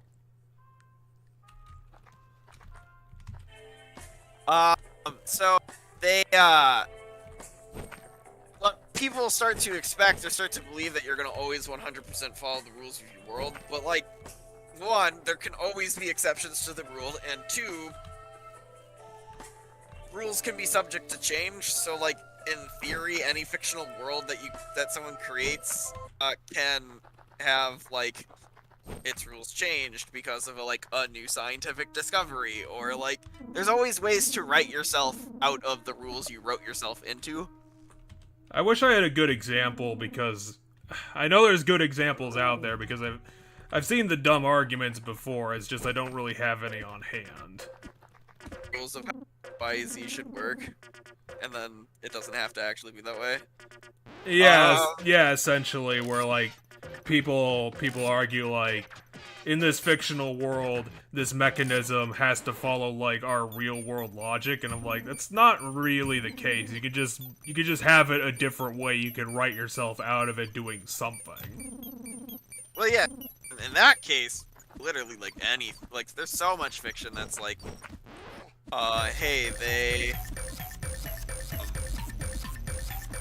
I don't know if this is where we need to go, but I saw this on the walkthrough, so I just came here. It's a new area, so at least there's that. There's things to see here. I don't really care enough to edit all the nothing we were doing out of this video, so it's just gonna go up as is. I mean, just talking about various subjects. Plus, hey, we got that interesting argument out of it. Yeah, I guess. Well, I guess interesting is not really the best word for that. But, yeah, so we're talking about rules of fiction and, like, how you can change your world. And, like, I'll admit that, like, if you wrote a rule to your universe and then something breaks that rule, and you don't explain it, it can make it less entertaining, or, you know, it can upset people, or like, you know, it can make the show worse for wear. Like, you know, if I had a show that was like, you know, imagine if Law and Order, right? You're watching Law and Order, and suddenly, like, sure, there's magic. Like, there's just some guy doing like actual magic, and they don't find a way to explain by the end of the episode that it was all an illusion or like a trick, like how it works in the real world. You'd be like, what the fuck's happening? Like, what? Why is this suddenly a thing? Right? And so, like, I get in certain reasons why the argument, like, they shouldn't just be able to do anything at any point in time. Well, you know, after 30 seasons, Dick Wolf got really, really bored. Yeah, like, if he did it, he has every right to have done it. It's just, it might ruin his work, and then people will stop watching his show. Yeah, this is kind of one of those things where I think at the end of the day, it's probably just, there's not a correct answer to it. It's just a degrees thing. Well, as I said, you can do it. There's nothing stopping any writer from changing the rules of their universe. It's just, it can become unsatisfying to the, you know, to the viewer. Yeah, I didn't think there was a way to get out of that one. Fucking Brad has been on an addiction for the last 40 minutes. That dude needs to get some fucking help. He spent all of episode 1 getting his teeth kicked in, and it didn't get him out of his drug addiction. Because that's how you solve addiction, right? Physical violence. You just punch it out of people. Yeah, totally. I mean, to be fair, the Russian Roulette thing probably did solve it for him. What other new Pokemon stuff was there, though? I have no idea. That was the one thing I saw. There's new Wooper. New Wooper? Yeah, there's a new form. You know how they're doing the regional variants? Yeah, they're doing that. I don't really know why they're doing it. I think they're probably just like, let's just do an interesting thing. Well, so they did it when we did like the Hawaiian region, and it's like a play off of the Galapagos Island, where like all the birds, like it's the same kind of bird, but it's like slightly different depending on which island you're on, because it learned how to live on this island instead of the other island. So what they did with that is like, hey, instead of having to create a fuck ton more Pokemon every region, we can take old Pokemon and like tweak them and like change some elements to them, and thus they don't have to like make as many new Pokemon going forward, because because my knee-jerk reaction was like, oh, they did it because they didn't want to waste time making a full roster of new Pokemon. But then I instantly remembered they don't actually do that. They usually have a pretty huge roster, like close to the. Isn't it always like close to 100 at least? It's like 70 summons is what it's kind of been the last couple times, I want to say. Off the top of my head. Like, I don't know the actual number, but I want to say it's been like in the high 70s, lower 80s. But then they'll take like 10 to 15. They'll take like 10 to 15 old Pokemon and give them the regional variants now. I think it's a way of making it easier to keep track of Pokemon. Like, you don't have to make a million new Pokemon, but then two, you like, for fans trying to keep track of all the Pokemon that exist, like, the number doesn't get out of control. Like, I mean, it's still getting out of control. Yeah, it's out of control, regardless. I forget if we've hit 1,000 yet. I don't think so. Last I knew, we were fucking super close. Yeah, we were close. Like, when I say close, I mean we were like... Okay, so we're at 905 right now. So there are 905 different Pokemon right now. Okay. But yeah, so they did new Wooper. They did new Wooper, which is poison and ground type, I believe. I think he dropped the water type for poison. Oh, he's full poison type. Well, no, he was always water type. I don't know what the fuck I was thinking. He was water ground. Wooper was never poison. No, but so Wooper was water ground originally. And now the new Wooper is poison ground.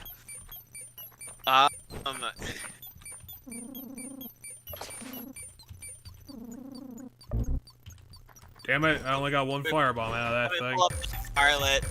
The Scarlet, Violet, yeah, cause they yeah, that's another thing I wanted to mention is like, are people like still like not sick of the whole like dual game thing that Pokemon has been pulling? Are they still okay with this? That we're still getting like 2, 3 guaranteed editions for every game? Well, okay, so Sun and Moon we got 4 technically. Gen 6 we got 2. We didn't get a third one, and Gen 8 we didn't get a third one. We got DLC. And okay, so I don't know. They have been weaning themselves off of it. I mean, they still do 2 every single time, so like.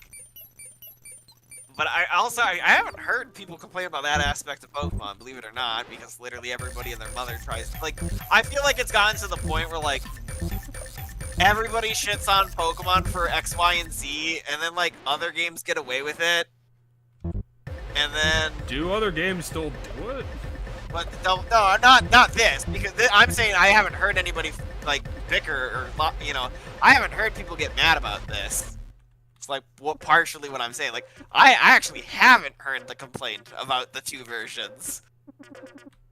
Well, like I'm saying the other things people bitch about with Pokemon are almost always things that seem to be things people bitch about with Pokemon but don't bitch about other things. Like the difficulty's probably the #1 thing I hear people bitch about. The Pokemon's gone way too easy. Well, hasn't it? I mean, it's an easy game. I don't think that's really a bad thing. Doesn't it make the games more disposable if they're more forgettable? I mean, I don't know. I've never struggled with any Pokemon game ever, for the most part. Like, I can think of a couple of tough battles across the whole series, but as a game as a whole, no, it's not hard. Pokemon's never been hard. Not across the whole. There's been, like, specific fights. Yeah, I'll just buy a gun. That's what apocalypses need, more guns. And then, I'm just gonna keep dropping off cliffs. Now, given, I will state that I don't know if it's popular opinion, but I know that there's at Well, least... who gives a shit about what's a popular opinion? Well, so, the, I don't know what I'm doing. Do. The, Pokemon, Oh, I can't drive around with this. Yeah, this is my one chance to have a forklift. Pokemon Sword and Shield, kind of did things in a way where, like, that game wasn't as easy as the previous Pokemon games. It was harder. It wasn't hard. I think I just killed a man with a bulldozer. Hey, you got EXP. Horrified. But people are leveling up.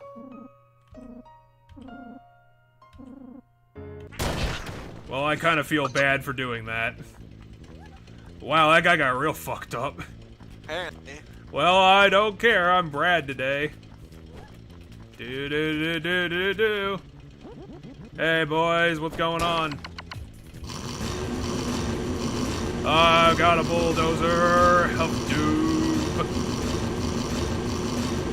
Fuck you, Red Man. I got butt bashing on my side. I'm gonna... Oh no, I think he's fucking flooding the engine. Fuck, I can hear it dying. Come on! Yes, I killed another man! Okay, Horace, you think you can battle me?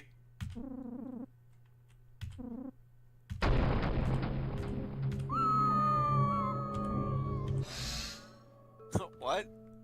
Well, he's going into a flashback.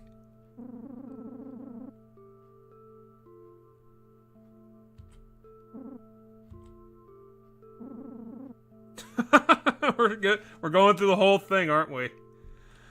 Oh, this would be a perfect segue into my other, not really a topic because I haven't finished it yet, but pretty close to it.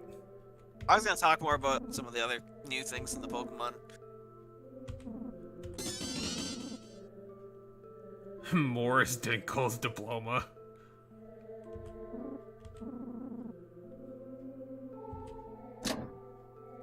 Dude, you forgot. Oh god. Because we got...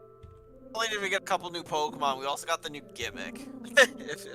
Which, that's a thing people are sick of. People are sick of, like, a new gimmick every single game.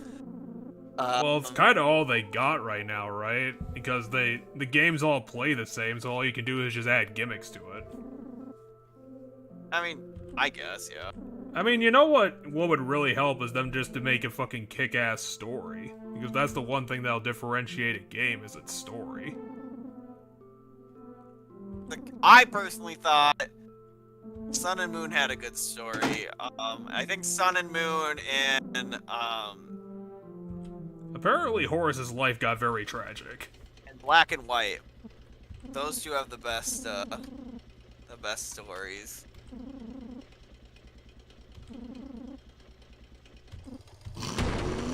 Now let's battle Horace, the bulldozer. And also, we all got hurt, apparently. Do I have dozing skills? Yeah, that sounds terrible. I don't have any skills, so all I got is Ram. Wait, what's Cat? Increases agility. Maybe I should just pull some items out. I don't know. Because everyone's, like, kind of fucked. I was gonna say, this new gimmick, actually, I think this new gimmick might be the best gimmick yet, depending. Like, we'll just wait and see how it works in practice. But, Oh, you're talking about Pokemon. yeah, I thought you were talking about the bulldozer. No. So, the new gimmick is, you can change any Pokemon. Oh, no, I was gonna use this cat skill because it sounded funny. You can change any Pokemon, to be a motorcycle? no, to be any type. Wait, so really? Well, it's like a battle mechanic, so you can only do it like once per battle, but you can take any one of your Pokemon and be like, okay, this Pokemon is now mono this type. So it drops, you know, if it was poison, you know, let's take New Uber for example. If it was poison ground, we can change it to just water. Like, it only gets to be that one type now, but yeah, that's new battle mechanic, which is really interesting to see how it'll get used, you know, in competitive, because in competitive that will mean that like any Pokemon can switch on you, so like you can essentially like plan to counter it, but then it'll suddenly turn into something else. Yeah, it'll suddenly change type. Are you stuck? Is it a one battle thing, or are you just stuck with it? It's a once per battle thing, I believe. Apparently, this fucking bulldozer is really tough. Which, I mean, basically all the gimmicks have been once per battle, because, you know, Mega Evolution, you can only Mega Evolve one Pokemon per battle when we had Mega Evolution. Z moves, you can only use one Z move per battle. Dynamax, you can only Dynamax one Pokemon per battle.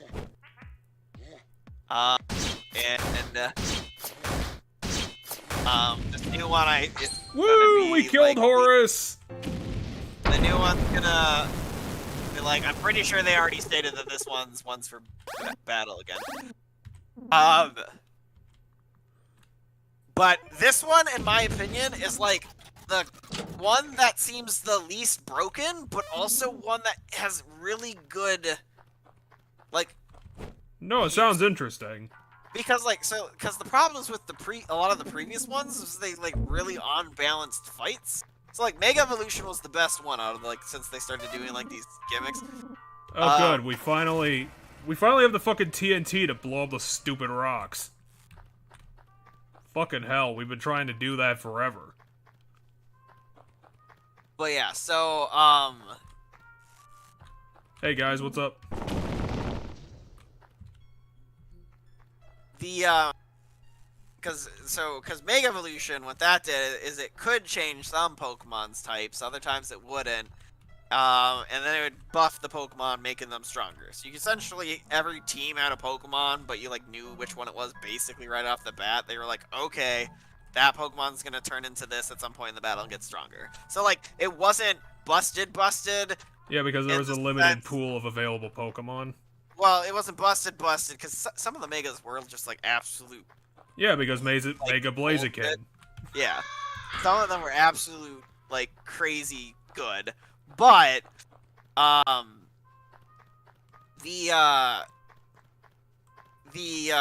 of them, you know, aside from that, though, everybody got one. If the Mega died, it's whatever, and, you know, Megas weren't necessarily so much stronger than other Pokemon. That, you know, it was difficult to use or whatever.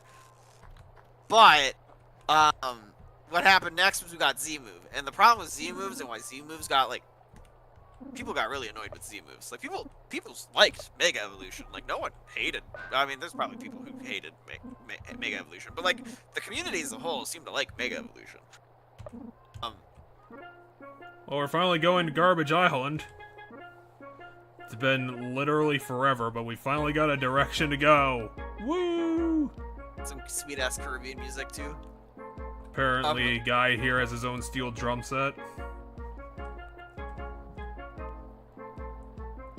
How he's managing to play all this with only one arm is beyond me, but, you know. Hey, Brad's multi-talented. He kinda has to be after Chapter 1 everyone kicked his teeth in. But yeah, so...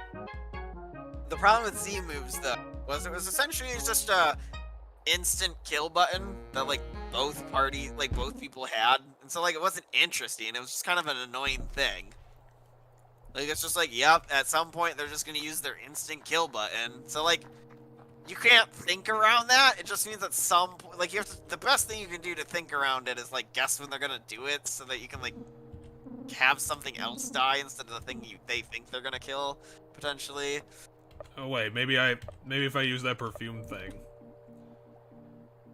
That revives. What did he say? He said he doesn't like our smell. Actually, I can go back to probably the. Need to have the stink condition. So like, there's items that give us the stink condition. Oh yeah, you're exactly right. I think we should have something about like that. Yeah, we have Rage has something on him, as does.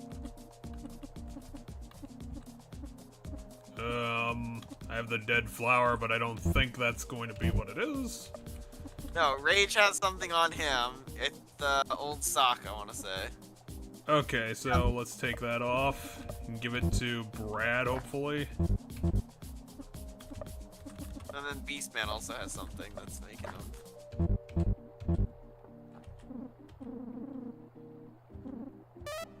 Nice. Go. But, so Z-moves weren't really interesting or fun, because it was just a instant nuke button. And then there was Dynamax, which, the community competitive scene, which is the Smogon competitive scene, so the community made rules, not like the official tournament rules, literally just straight up banned it.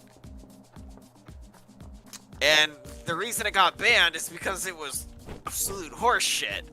Because what it was, hey, in double battles, it's more manageable, which is why, like, in the competitive tournament scene, like the official tournaments, which are all double battles, it was fine, for the most part. But, like, it's still, like, the problem with it was not only was it basically like Z moves, it essentially was like you get 3 Z moves, and those Z moves give you stat buffs. Oh, is that like a one-time thing for some reason? What, the smelly sock, or what? Yeah, this guy was like, hey, I liked how you smelled before. And then he just apparently stopped wanting to talk. Maybe. But like, so Dynamax, you essentially got like 3 super-powered attacks. Well, and then after those 3 super-powered attacks, every single one of those attacks would like stat boost you up. So, essentially what would happen is you'd use those 3 attacks to do heavy damage to 3 things, and then you would,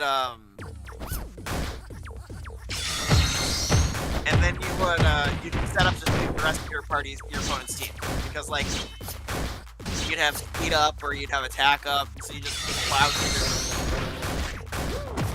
So that's why I got banned in singular competitive. And I personally think, like, what were they thinking? Like, these attacks are super powerful, and they also give you stat boosts, so now you can just run over the rest of your opponent's team. It's like, that's really not balanced. Well, who cares about balancing when you're doing gimmicks? This is Nintendo that you're talking about. But the new one, solid, in my opinion. Because, like, it's enough to make combat interesting. It's a thing where you have to start, it's a mind game, because you don't know, every Pokemon can do it, so you literally have no idea which Pokemon your opponent's planning to do it with. Like, there's all these interesting, like, elements that can be, like, combat things that can happen with it. Yeah, sounds like a good idea to me. Yeah, so you can go somewhere. That. Another thing that's with Scarlet and Violet, that's a good thing. Open world, you can go in any direction. You think they're actually going to manage that well? I mean, they did it. They kind of. I mean, I think they will, but like, it's at least something in the right direction of what people want. So we'll have to see if they execute it good enough. But like, a lot of people have complained about how linear Pokemon games are. Like, well, you're gonna go through it in this exact order. And in the original, like, Pokemon game, like, well, it had some non-linearity to it apparently in the second half. Yeah. So, Pokemon Red and Blue. The second you get done with, the second you get access to Cut, you can do everything in any order. Kind of. You have to go get Surf, and I forget who allows you. You have to be... Koga let you use surf? I think you have to use Koga That sounds right. But other than that, you can fight everybody in any order after that. So, like, the only people you have to do in order... Oh, I'm pretty sure you have to do Giovanni last. Yeah, because they do that thing where, like, for literally no reason, the boss just won't be there. They'll just be off until a story element happens. Yeah, but I don't remember if there's, like, a key moment that sets that story moment up, like, or... Because for the most part, I don't think you have to do...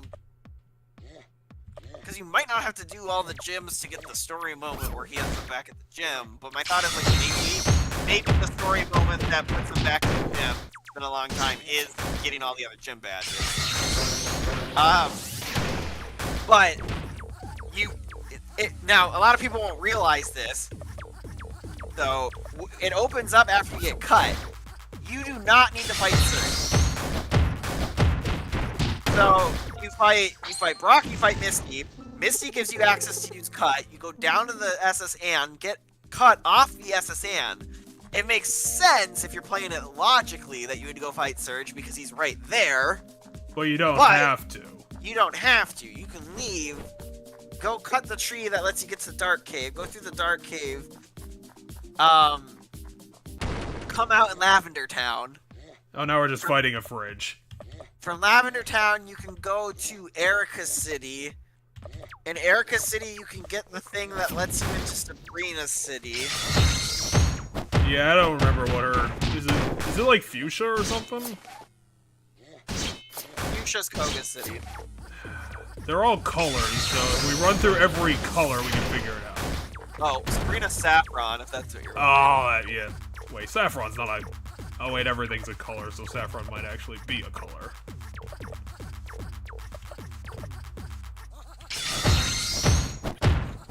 Yeah. Oh, this fridge has so much defense, it's ridiculous. Sabrina City is Saffron,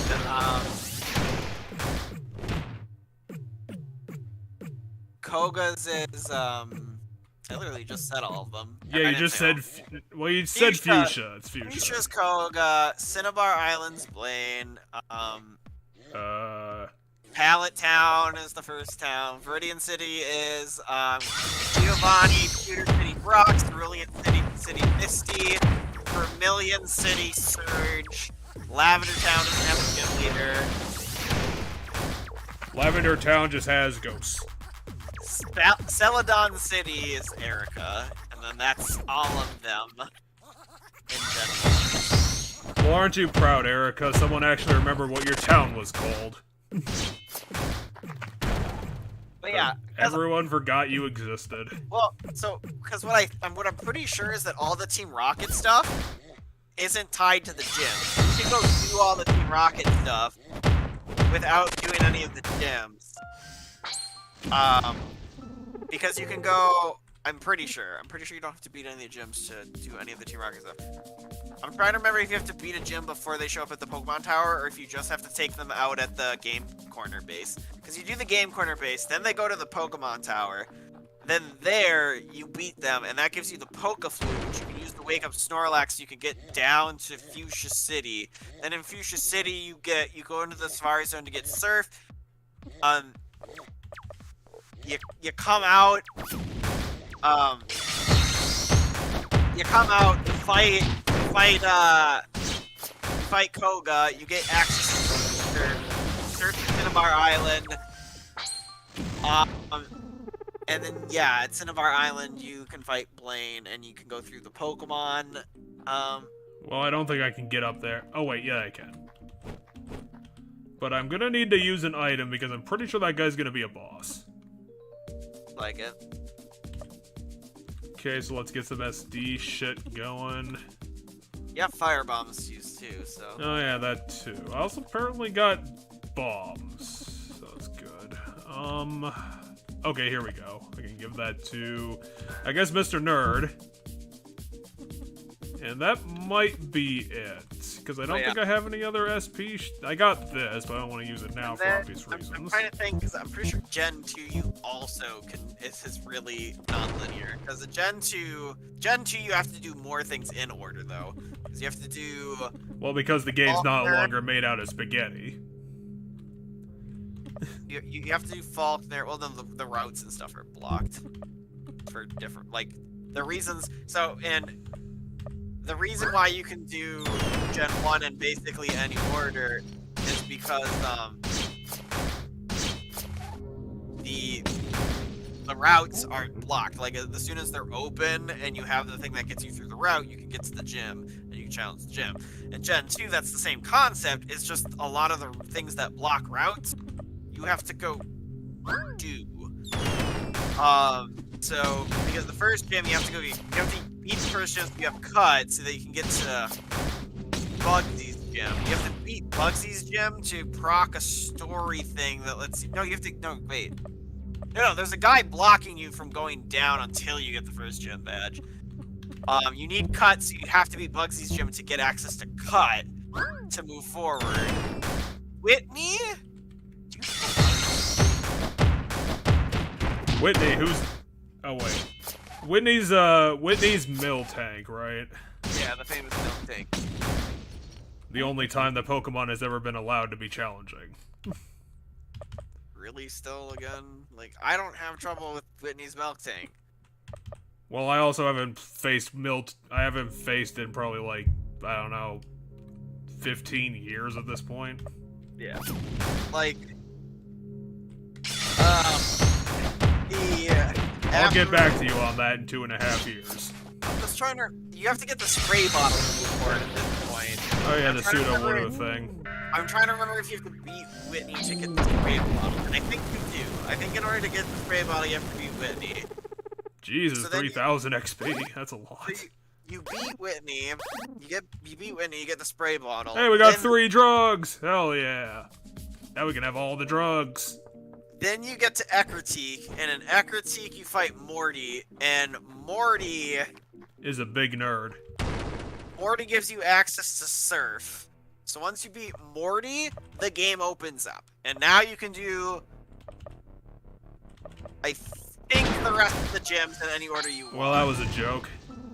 We got XP for that, though.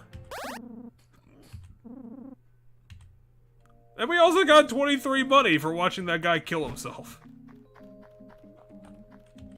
I want to save. There's a bird out there to save. Oh, yeah. Perfect time to save. So do you want to keep talking about Pokemon non-linearity, or did you want to move on to Steins Gate, which was my next idea? I think I got to everything in Pokemon, because I think after you in Ecruteak with Morty, it opens up non-linearly again, and because now you have Surf, and I think you can do all the other gyms in any order you want. Maybe you have to beat Claire last, but I think she's just the most out of the way. Like, I don't think you have to beat the other ones before you beat Claire. I just think Claire's, like, really out of the way. So, if you weren't paying attention, this guy said that he was up to his eyeballs in debt. It turned out that his debt was $2. And so we paid off his debt, and now he joined us. I mean, fuck it, it's $2. I literally have $90. Yeah, because I think you can do the rest in any order you want. Yeah, let's just rest. But yeah, how's goes the Steins Gate 0? Oh, we got a present. Is it a... Oh, hell yeah, someone packed us a bomb. That's nice. Well, I didn't have time. I'm back to the last episode of Steins Gate 0. So I don't know how it's all gonna pan out. I don't know if they're going to subvert everyone's expectations and fuck over. I want to say Okabe. Is that right? The main character, yeah. I don't know if they're gonna fuck him over or if they're just gonna give him the third option, happy ending, because like it all hinges on the last episode because they haven't really told us which way they're going, like, up to that, so it can kind of go either direction. I guess I wanted to talk about, I think it's the third to the last episode of Steins Gate Zero, because that one had a really good, ending subversion. And it's one that has, like, all the plot in it. Like, this is another one-season show that has, like, time for filler, which I usually don't like. Because, like, one episode, they decided to do, like, a fluff episode about Daru's love life, which was as cringy as it sounds. And I hated it. But this one, was Okabe. Basically, I think I already told you that, there's another convergence event, and Mayuri ends up dying, which sparks Okabe to start wanting to do something about it again, because Mayuri is his only motivation in his life. So whenever she ends up dying, he has to fucking, like, turn over the laws of reality to try and save her anytime that happens. So he ends up helping reinvent the time leap machine, starts doing a bunch of time leaps, and then he sort of accidentally time leaps like 15 years into the future when World War III has happened. And he doesn't really know why, and I think the reason was because he fell into an unexpected coma, so he wasn't able to... So he kind of just lost, like, those 15 years while he was sitting in a coma, and then he just randomly woke up.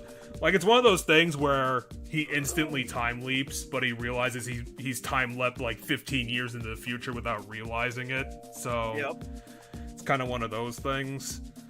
So he goes to the Resistance base, which is obviously being run by Daru and Maho, and he sits there and decides that the thing that he needs to do is he needs to time leap all the way back to fix this problem, which Maho tells him because they haven't perfected the time machine.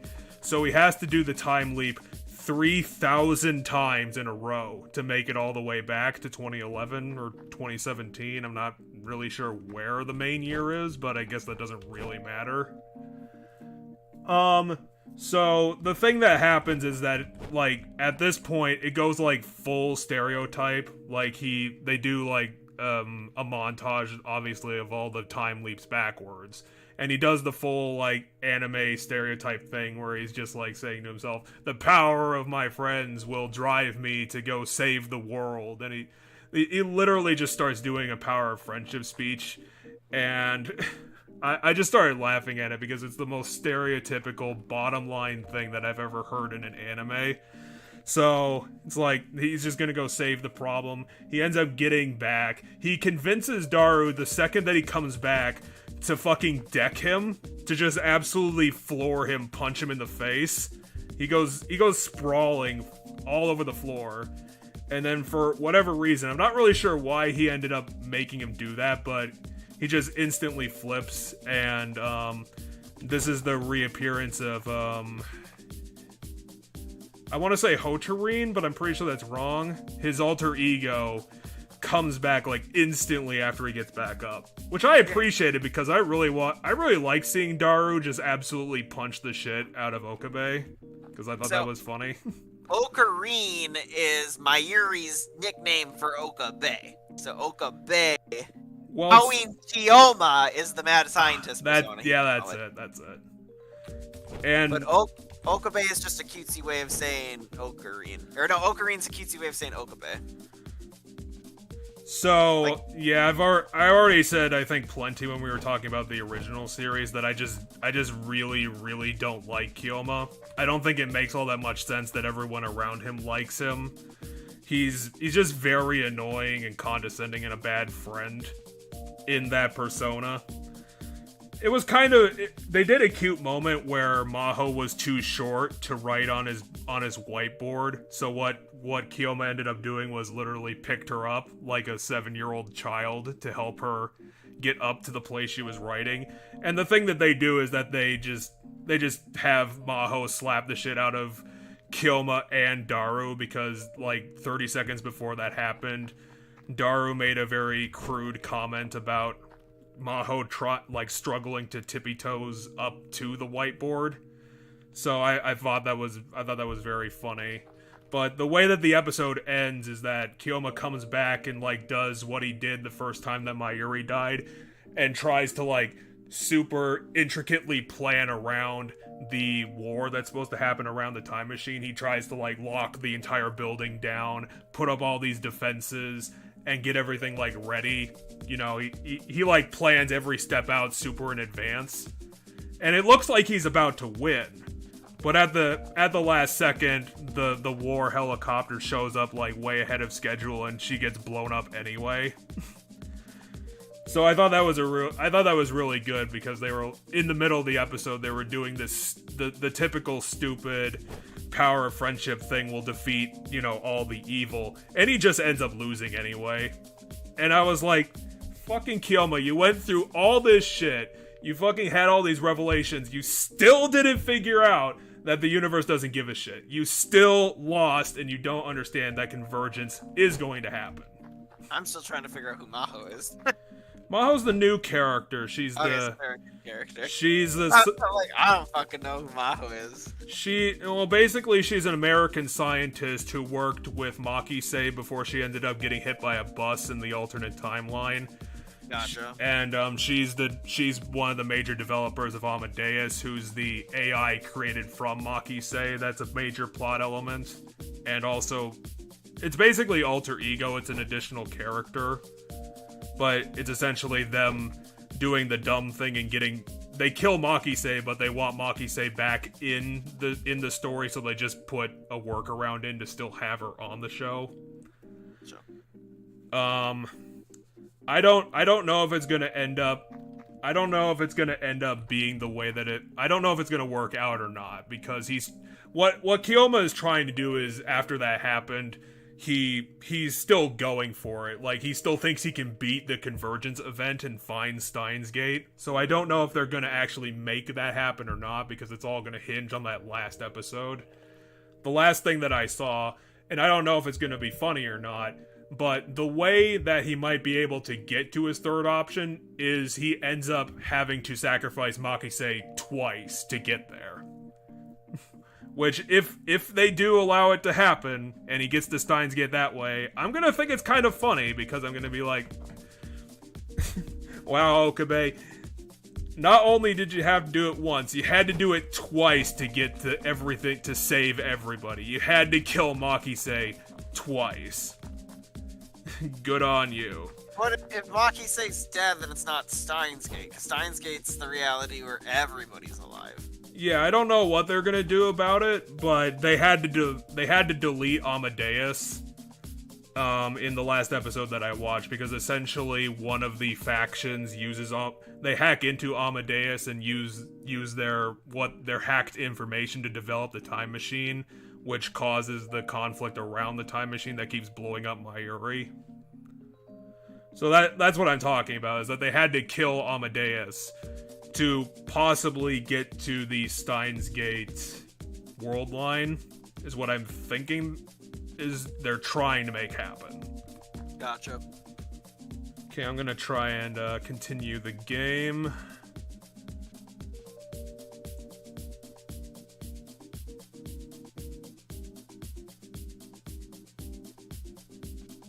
What else has been going on? What have I been watching lately? Yeah, what have you been watching or playing lately? I finished all of Bob's a couple weeks ago, like a week or two ago. Oh yeah, that's the other thing I wanted to talk about after you're done. I also finished watching Adventure Time, because I forgot that Adventure Time was a 12-minute show, so I ended up watching all 4 seasons that I wasn't able to watch in like 7 days. However, we can't talk too much in detail about that, because I'd rather let there be surprises for me when I eventually get back to it. Well, can I at least talk about Bubblegum and Marceline? Yeah, I guess, because I already know that happens.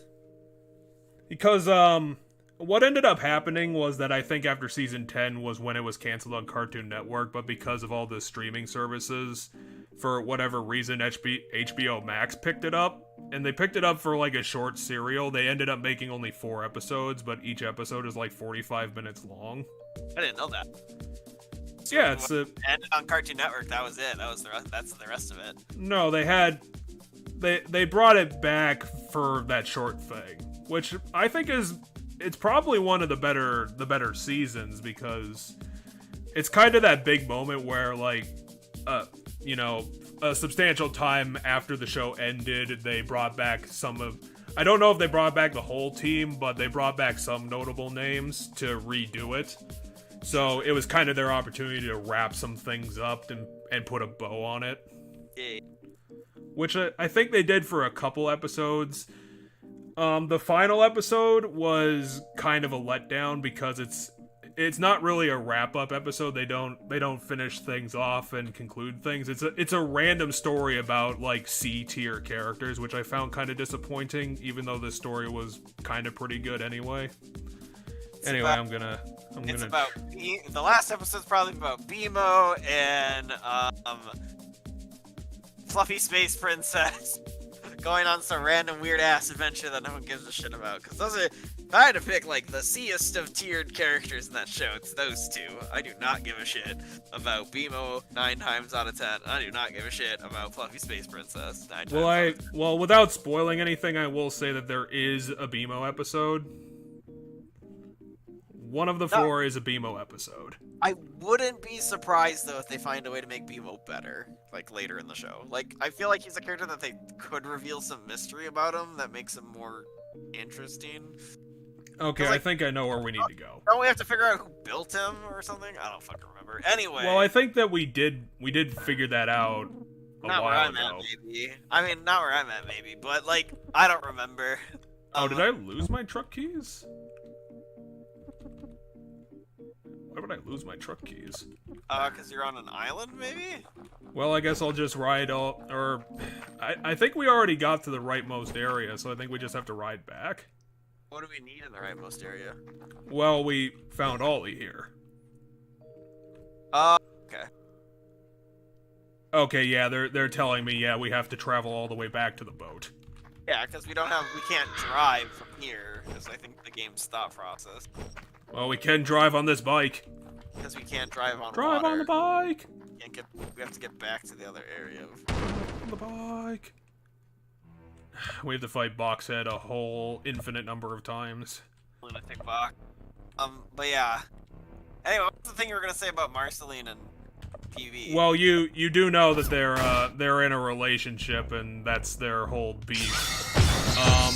But yeah, I know they end up. I'm not going to tell you when it happens, but in a later episode they do more with them, and gotcha. I thought it was a really good like episode. It's a whole episode around them, where it reveals. It's not a big revelation, but and you probably could have implied it by obvious factors about them. They didn't start in a relationship when you saw them. They actually were in a relationship ages ago. Like, honestly, probably before the show even started. And I can see it. And after they showed like the scenes where basically what happened was that they had a falling out and they just decided to stop seeing each other seriously. And after they showed those scenes of them, you know, in their younger days, I started thinking about it, and I'm like, yeah, I could definitely absolutely see all their interactions before kind of fit that to a T. I can definitely see that this this is real. This is not just them tokenizing anything. This is just a real thing, a real story element, and it's a really strong showing. Because at the beginning of the show, they towards one another right away. Like the first time they interact, Marceline the Vampire Queen and Princess Bubblegum do not get along. Like the first time those characters bump into each other, you know, from the start of the show. So I could see it being in the past. I was gonna say, I know that they must have had a run-in in the past because, while I don't know too many things of like what happened in the past, I don't think I've seen too many episodes that explore the past. Well, There's the one episode that's really good of like it's explaining Marceline's connections with Ice King, and in it. They go and he sings, what is it, the theme song of Cheers, or... He sings the theme song of some... I want to say Cheers, maybe it's not Cheers. Maybe it's a different... But anyway, it's like them traveling together and him having to resist the crown. In the apocalypse, right? They're traveling together, and he gives her like the stuffed animal, and at the end of that episode, or like at the end of that like flashback, 'cause I think the episode ends in like the present day with like Marceline being happy to see the Ice King again. But I'm pretty sure it's like implied but not fully stated that like the beginning of Princess Bubblegum saves them from something. Saves both the Ice King and Marceline, or maybe just Marceline. I don't remember exactly what's happening with the Ice King at that point, with the insanity. But I know there's like, it's essentially like, it's not in the same form of Princess Bubblegum, but it's like loose gum that has a face. Yeah, it's the primordial version. Yeah. And so, like, that will one day transform into Princess Bubblegum. And so, like, I can see that they have a connection in the past where they might have met and might have started, like, conversing if, you know, they were still around after that rescue and Princess Bubblegum started transforming. Also, someone pointed out something to me the other day, like, on the internet. Something got pointed out to me the other day that, like, made me, like, really happy that Finn doesn't end up with Princess Bubblegum. And it's the fact that, like, she's incredibly older than him. Yeah. She's probably, like, 10,000 years old or something ridiculous. Yeah, I mean, and that's super problematic. And I was like, wow, that's an excellent point. Like, at the beginning of the series, there's this 12-year-old kid hitting on this, like, 1,000-year-old being. Well, it's revealed in like a side joke at some point that Finn doesn't really see her apparently as an older lady. Like, to him, apparently treats her like some sort of like older brother or something, like kind of one of the boys, and that's how Finn sees Bubblegum. Oh, interesting. Like, it's just in, like, a goof, like a magical mishap kind of shows it. Gotcha. I will tell you that by the end of the show, they do resolve the Ice King thing. Oh, that's cool. Ice King's gonna be good. But yeah, because I know, while I haven't seen it, in fact, where I'm in the show, I think he might still be with Flame Princess. Like, Flame Princess might still be his love interest. Or, like, Flame Princess just recently stopped being his love interest. Because I know Finn goes from Princess Bubblegum at the beginning of the show as being his love interest to Flame Princess being his love interest to... Finn has a pretty insane love life, and it's kind of tragic. I'm pretty sure is there 4 across the entire series? There's actually going to be even more than that, believe it or not. Because the only ones I can think of off the top of my head is I know he does Flame Princess. I feel like there's someone after Flame Princess that I should know, and then I think after them it's like the Huntress Wizard or whatever. Oh, you already know about the Huntress Wizard. Well, yeah, what I think is kind of crazy with that is, like, she's in one of the early episodes when they go to, like, Wizard City. Like, yeah, she's introduced pretty early. She shows up in something, albeit she's, like, really minor and really not important, and then, like, they bring her back. I'm wondering if I need to go here.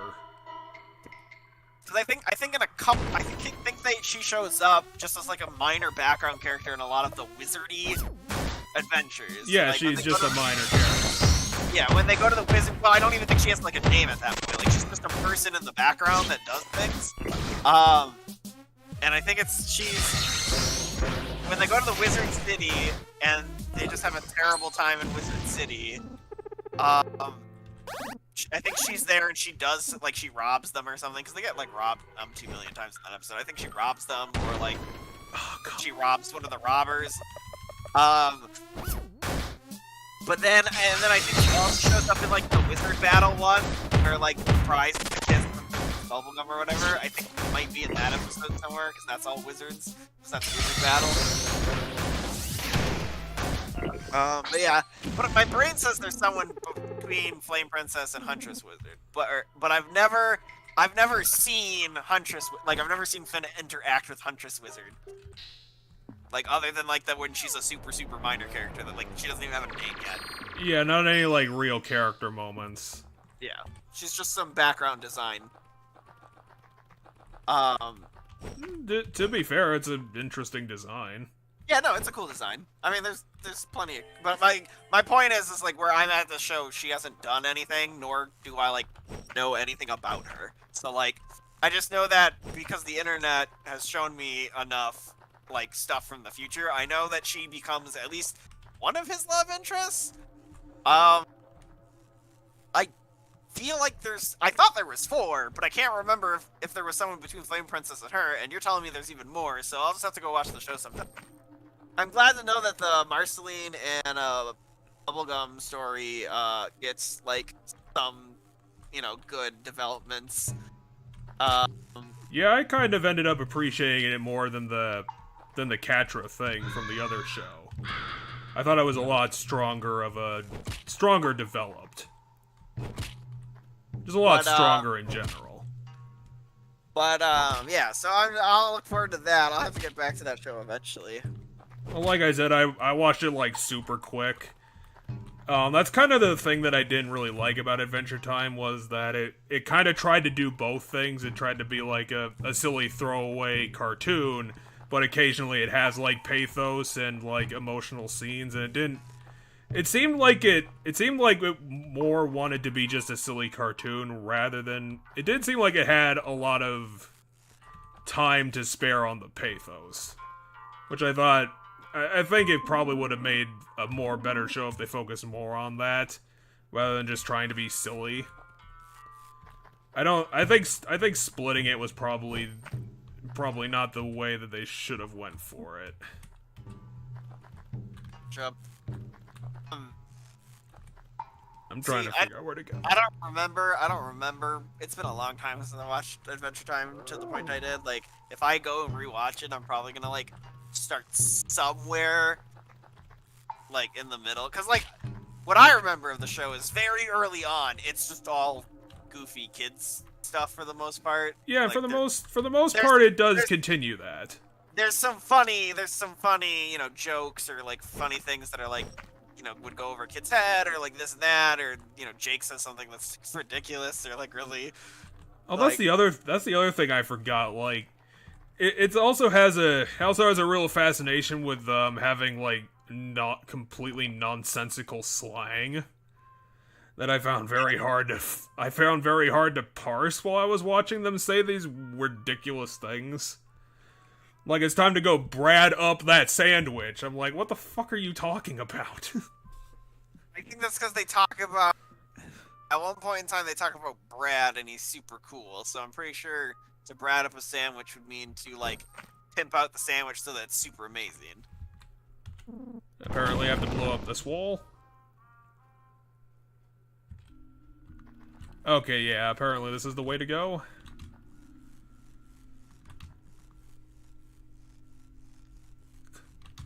I think whoever developed this game needed to fucking take a look at themselves and be like, wow, we made this really confusing.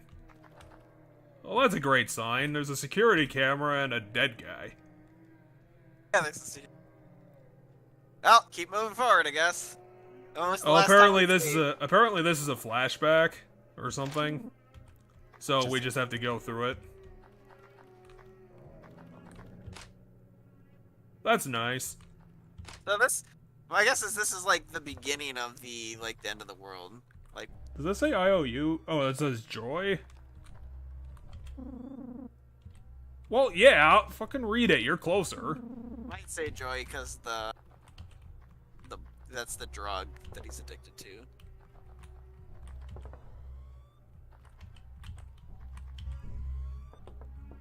Man, I don't know what the fuck I'm doing here. There's a dude with a crow on his head.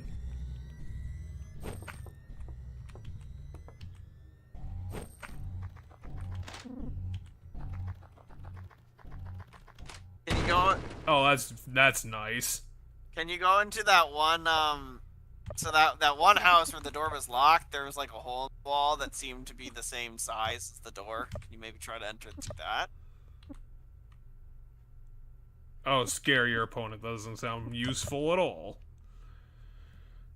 I kind of wish I had more TV to talk about, but after Adventure Time, I kind of dropped doing TV because I wanted to go to bed earlier. That's fair.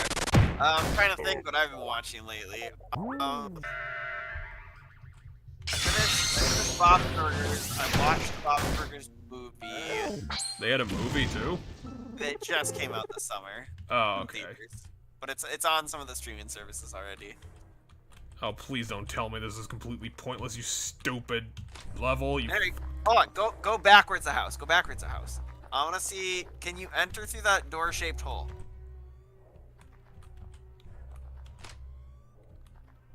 That's not nice. You can't do domestic violence, that's illegal. Also, this attack is illegal. I'm gonna ban you from this server, you naked baby monster. The fuck are you? Oh, it's just called Creep, which doesn't fucking help tell me anything. Doesn't tell us lore-wise what it's supposed to be.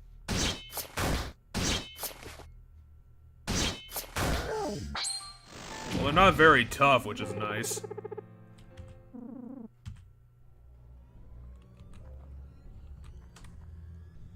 Those are some nice drawings. Okay, so downstairs maybe?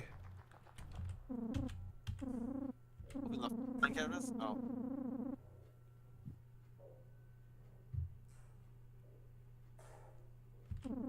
Been watching YouTube.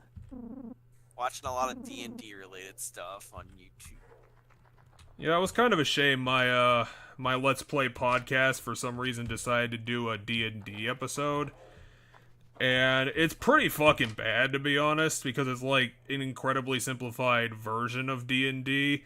They spent like the first 20 minutes like doing one guy's character because he forgot to do it on time. And like the two hosts are complete D&D noobs. So it's just honestly very annoying in general. Watching two people who don't know how to play D&D try, and they don't really seem to give a shit.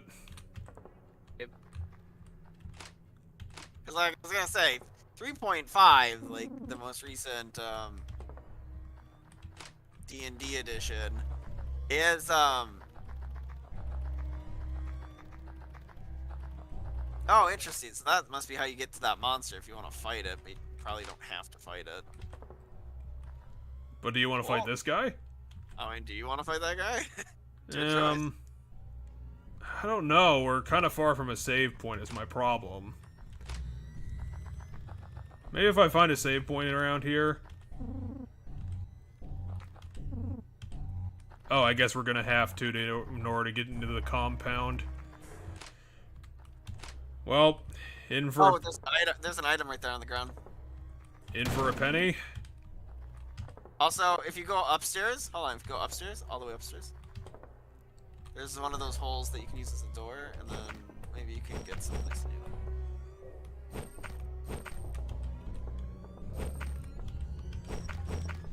Apparently Lisa wanted to be Mario when it was younger. So now you can get in there and just fight another creep, I guess. This one's a lot more creepy than your usual creep.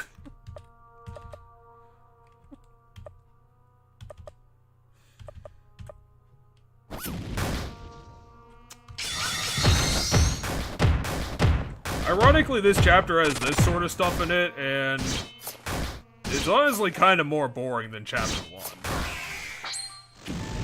Chapter 1 had some stuff, and then it had, like, a lot of really good comedic moments. And I mean, there's been some comedic moments. It did have the Russian Roulette section, which was nice. I think that was, like, the in-between. Wait, that's the save point? Is this guy? Save point. Interesting. Well, we got a save point now. Well, let's go and fight that monster. No, I think it was in the next house. The very last house.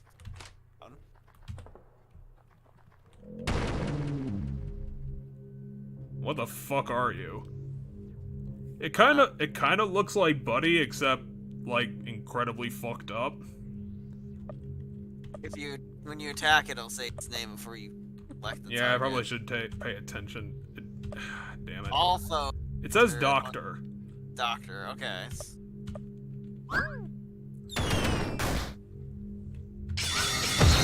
I feel like wasting all of our money on Jack was a good purchase. He seems to be pulling his weight a heck of a lot. Jack is a strong character, I'll definitely say that. His one attack hits all enemies too, which will be helpful in areas where we have, you know, multiple enemies. I guess I could talk a little bit about command missions because all this turn-based combat is reminding me a lot of it. Cause what the fuck? How did I get hurt? I was still talking about some of the stuff that was. Also, it insta-killed Brad. So, you know what I've been actually watching the most recently, and I'm rewatching it again. Is the fancy perfume will bring Brad back to life if that's your goal. I don't know, like, Brad has been pulling his weight, and he's been constantly, you know... He's been constantly getting all, holy shit, this thing is horrifyingly strong. What also is worrisome is there are enemies in this game that can permanently kill you.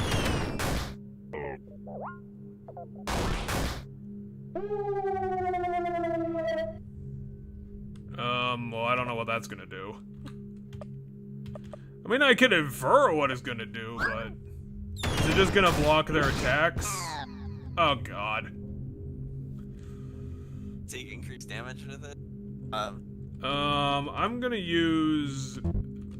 Well, I'm gonna use, Juggle again. I'm gonna have him do the perfume to bring Yazan back to life, because he's doing damage.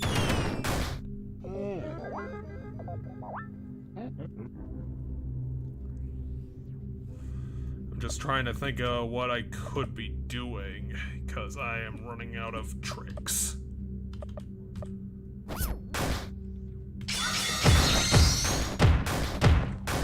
But yeah, I've been rewatching Gravity Falls for the 80th millionth time. I feel like I watch Gravity Falls like at least like once or twice a year at this point. You consistently having that argument with yourself if that they should have done a third season or not? I mean, I hands down believe they shouldn't have done a third season. I agree with the show's writer. He had a story he wanted to tell and he told it. Like, if there's anything, what I'd rather have, like, I definitely don't think it needed a third season. If I wanted it to have something else, my opinion is I think a couple of episodes should have been replaced with episodes that, like, focused on X-Wires. Well, that did it. We defeated the Doctor, got 6,000 XP! There's, like, a couple episodes that I feel like just could be deleted, and that you would use that episode to extrapolate on something that I felt like could have used more stuff on it. Okay, so what did we... That was Dr. Lamont, apparently. Dr. Yato's Joy Project is a complete failure, and I'm happy about that. Alright, but Joy is the... He wants to go home. Some of the other scientists are staying behind. As I'm concerned, they are Sikh. It shouldn't be legal. I want to feel her again. Agent. Smash her face and over. Again. I think I picked up what's happening. So at one point, so Joy was made as a military experiment for like a combat stimulant, and was there an item I should have grabbed? But it failed, and then maybe they made Joy legal, but Joy messed with people's brains enough that it like caused a lot of these problems, and may have led to like all the women getting killed. Oh yeah, they are gonna have to explain how all the women died in this universe at some point. But seriously, that should have unlocked something. Okay, let's see. But yeah, so personally, here's the one for sure episode that if you could delete any episode of Gravity Falls and replace it with just anything new, I would be happy. It's the second to last, not the second to last episode, because in theory it's like a 4 to 5 part like connection of episodes that ends the show, but it's the episode before everything starts to happen. And that's the episode where, because you've seen the show, right? I think you have. Yeah, I've seen all of Gravity Falls. So, it was really good. It's just I still argue that it probably should have done a 3rd season to flesh out some things. I think it fleshed out everything it needed to for the most part. I think a couple things could have new. Sorry about that. I fucked up. And now you have to refight that guy. Yeah, we're gonna have to fight the doctor, but that'll take like 2 minutes, and you can talk about Gravity Falls while we're doing it. Yeah, so the episode I personally think that was absolutely unnecessary and could have been deleted. I got a couple firebombs left. That'll be useful. It's the episode where they go Grunkle Stan. The old girlfriend episode. Yeah, basic. Not the but. I mean, it's the one where like Dipper is trying to gain confidence in getting a girlfriend. I don't think it's an old girlfriend episode. Well, I think that is that Grunkle's old girlfriend shows up at some point. No, like a monster that like hits on Grunkle Stan or something, like an old lady that turns out to be like a spider monster. Yeah, I think that was actually the one episode that I didn't even watch back in the day. Because back then I thought it looked stupid. It literally does nothing other than like, it shows that like Candy's interested in Dipper. That's like it. Oh no, we lost Rage. Rage, drink this. It's like Candy's interested in Dipper is like a thing they kind of like set up, and it's like, yeah, that ends up going nowhere either. Well, yeah, it goes nowhere because what they do towards the end of the show is they start trying to find like a new love interest for Dipper, and I think they succeeded, but they only do like one episode with it, and then they do like a little bit of stuff during the apocalypse, like during the weird what does he call it? What is the I don't know. It's just Weirdmageddon. It's where Bill shows up. He just shows up. Yeah, but I was trying to remember what Bill calls the Weirding. It's Weirdmageddon. Instead of Armageddon, it's Weirdmageddon. And that's kind of the reasoning why I think that why I still think that they should have done a 3rd season or more episodes, because I think they left things like that on the table when they could have done more with it. The Weirdmageddon's like a 5-part thing. I thought it was only like 2 or 3 episodes. It's at least. I will say that the reveal of what Grunkle Stan is and his brother was probably the one thing in the show that was perfectly done. Except that maybe his brother didn't do all that much. What? The twins? Yeah, the reveal about what Stan was doing all this time. Oh yeah, I mean we don't ever really find out exactly what Stanford was doing the entire time. But, well, no, not Stanford. But yeah, but anyway, so what I think, what they should have replaced that episode with, like the episode where they go on that trip, they should have replaced it with another Pacifica Northwest episode. Because what they started to do in the one where like Pacifica Northwest's house is like the party, like when they host the party, whatever, the ghost is gonna show up and like because of an old curse that happened, if they don't let the town in, and then like she gets defiant with her parents and like turns over a new leaf. What they do in that episode is they pal her and Dipper around the whole episode, and Pacifica starts to like, start to get she starts to like Dipper, right? And there's like this the only thing I can think of is I think there's a couple moments during the Weirdmageddon like final episodes, because like Pacifica is one of the people who successfully hid from everybody in the shack, because the shack is protected. And I think when Dipper gets to the shack for the first time, she gets really excited to see him. And then I think there might be like a couple other moments. But what I think should have happened is there should have been another episode dedicated to Pacifica and Dipper, doing stuff together, and then like your B story can be like whatever Mabel's up to. Just to kind of flesh out that relationship a bit.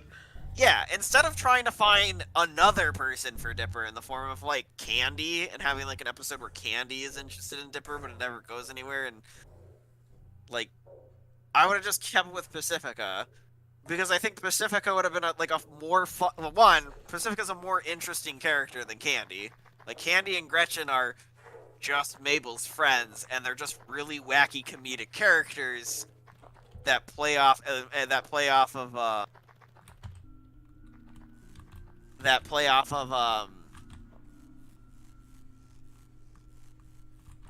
Apparently we couldn't actually get into that lab room. That's apparently a hard mode exclusive thing. So I'm just gonna skip it. Candy and Gretchen are just like, they're just comedy, right? In my opinion, that's all they are. They're super silly. They are, you know, they're the silly parts of Mabel, just in a slightly different way. And they work well as like Mabel's sidekicks for Mabel adventures, but they don't work very well as individual characters. No, that'd be ridiculous. Pacifica, in my opinion, is a character that works both as a rival throughout most of the show to Mabel, but also a character on her own. Well, yeah, she's got her whole thing going on. And they give her more things to do when we figure out that she's not just a one-note rival evil person. Yeah, she's not just 100% a dick. And then, so, like, when they start to hint that, like, she might be, like, starting to like Dipper a whole lot because of Dipper helping, like, through that adventure that Dipper and her have, with the ghost, like, my brain says I want more of that. Like, I feel like that should have been added. Hell yeah! Sorry, a friend of me just invited me to lunch tomorrow. That's nice, because my plans tomorrow fell the fuck through. Well, that's what happens when the person you plan with goes and injures themselves. Oh, he hurt himself? That sucks.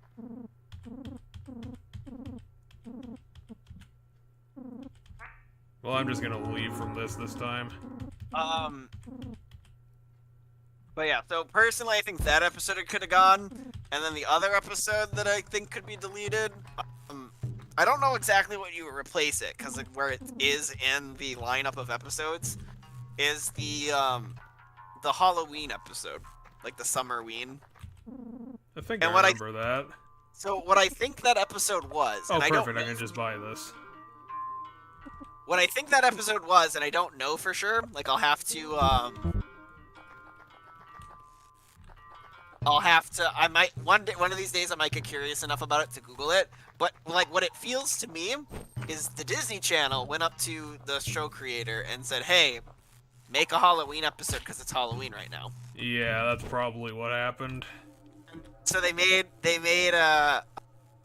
just a throwaway episode about some spooky things. Yeah, so they made like, okay, Gravity Falls, they do, even though the whole show takes place during the summer, Gravity Falls does a Summerween because they really love Halloween, and then you get a little spooky Halloween adventure with the characters. Which, you know, makes sense. It seems like a place that would do something like Halloween Town or whatever that franchise is called. Yeah. They used to always play.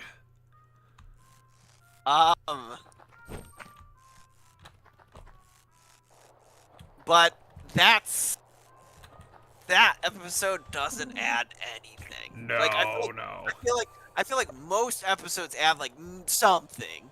Most. Maybe there's some episodes that don't, but like that episode is like one of the episodes where I feel like, man, they could have done something instead.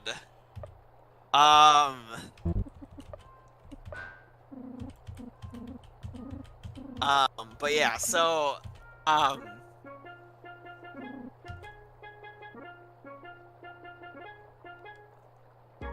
what the other shit? So yeah, that's those are the two episodes that I think are like the worst two episodes of the show and could have got replaced. At most, I think we talked about this maybe once before on this thing about the show and like where we would add stuff. I think I said at most I'd be willing to add like 4 to 5 more episodes. And I think like you just lengthen the seasons out instead of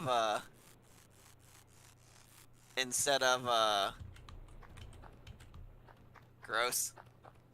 Hold on, because I was looking at another thing. My screen was. Did you climb up a guy's intestines? Is that what that was? Because I had it like minimized, so I only had it as a small thing in the corner. Yeah, why not? No, I think I climbed up a giant mustache.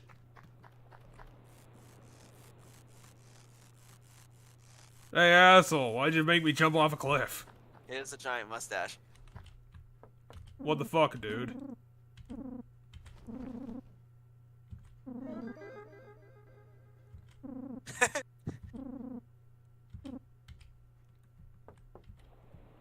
Who's Conrad? That guy right there? Okay. What did he say your name was supposed to be? Sexy what? I am now a bitch.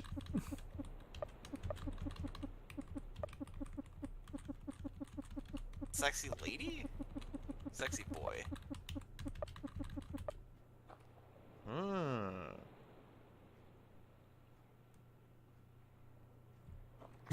Alright.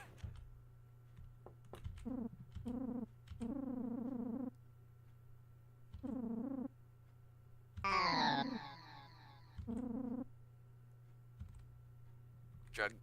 Why do I keep doing this? I don't know, go back outside and see if anything's changed. Oh. I'm really fast. Woo!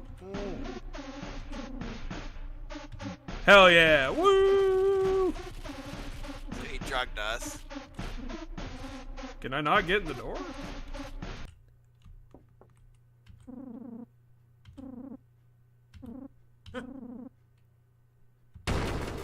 Wait, now I have to fight him? But we're all really hurt. Yep. And you're all like tapped on mana on all of them too.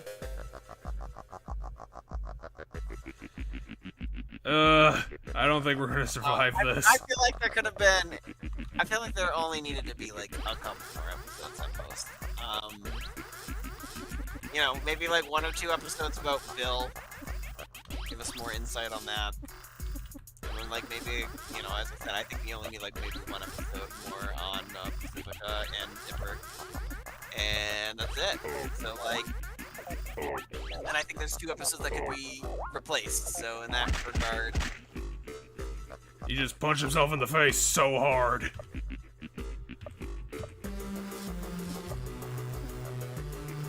I'll give it a shot. I don't know if the fear status condition does. Yeah, I'll give it a shot. Didn't even do anything, you jerk. I need to figure out Fireball 3. We just got that move. Look it up. It's ass. It's funny. Also, hold on. Look at your name. Sexy boy. Oh no. Why did I do that? That's so bad.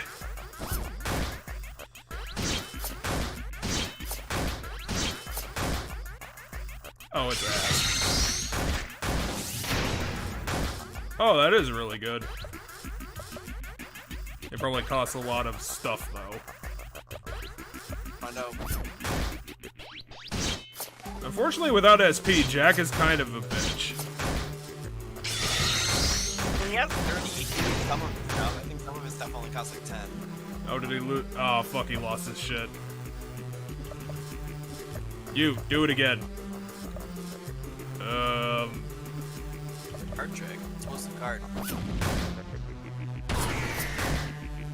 Be scared. And eat my ass! You know the one ability you spam with Jack? I want to look at its damage number, because I think explosive card and it do the same amount of damage, it's just the one that does it to all enemies. So if there's only one enemy, you should be using the other one, is my thought. Well, we don't have any... Because I think Juggle and Trick Card do like the same amount of damage. It's just one does it to all enemies and the other does it to one enemy. But the one that does it to one enemy is hella God cheap. damn it, Yazan, you stupid idiot! I thought you were master of the sword, or the blade, or whatever. Oh, we got him. And he's drowning. He's gargling on his blood. Cat lick. Also a good bow, apparently. Yes. Change your name back? No.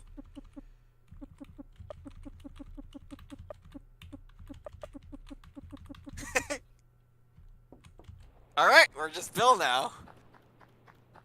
Hey, man. Oh, why do I have to fight everything? Oh. Ah, shit, this was a mistake.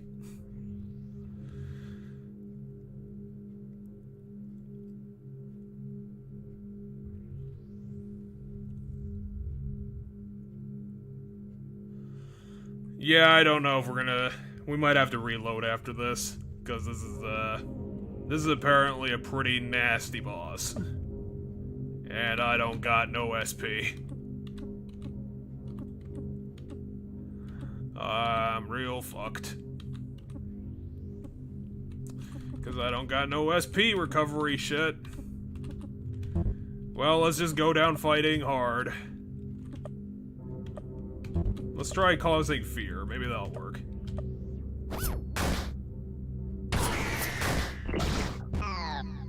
Nice.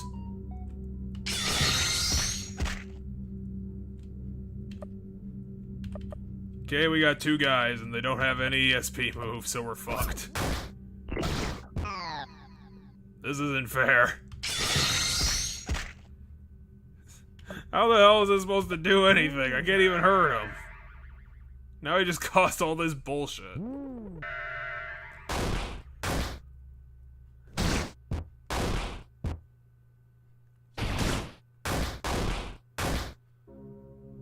Now I can't do anything because I'm pissed.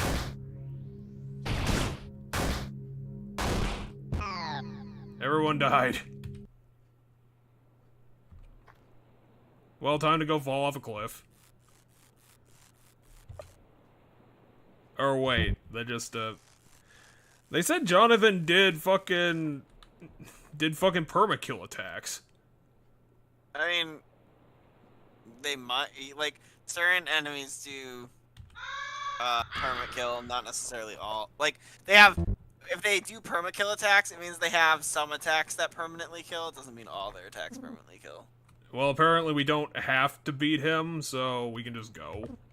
Gotcha. Because I remember there was a guy. We need to go find a healing tent somewhere. What about that tent right next to the guy? I don't think there was anything there. You can't use that tent right next to the guy down there at the boat? There might be a... Isn't there something, like, to the right of here? Yeah, right there where the pink poster is. Oh, is that? Yeah, go in that cave there. Oh, perfect.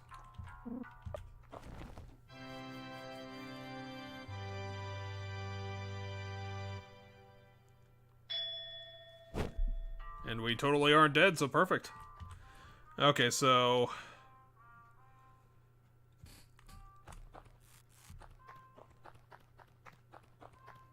we gotta blow up some more rocks.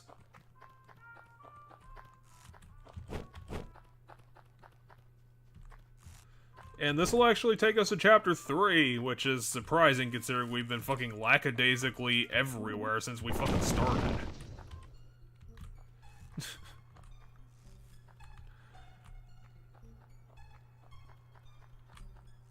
I guess the thing I wanted to say about Command Mission, which was the game I didn't really want to talk about it too much because, like, not a lot happens, and that's disgusting. That's more disgusting. Again, I have you shrunk because, what did the guy say? He said he has no eyes, but he can taste it. Gross. It literally is just Mega Man X trying to be Final Fantasy. And I just want to say how refreshing it is to actually be playing a Mega Man game that I actually like playing. What was the last one? Legends? When you were playing the Legends games? Yeah, but that was a long time ago. That was like, A long time ago? it's been like 8 or 9 games down. Oof. I was watching a video on Legends 3 the other day. I was watching the What Happened video that Matt Muscles put out on it. Yeah, that was kind of the big shame that people, still a long time after, still say they want Legends 3.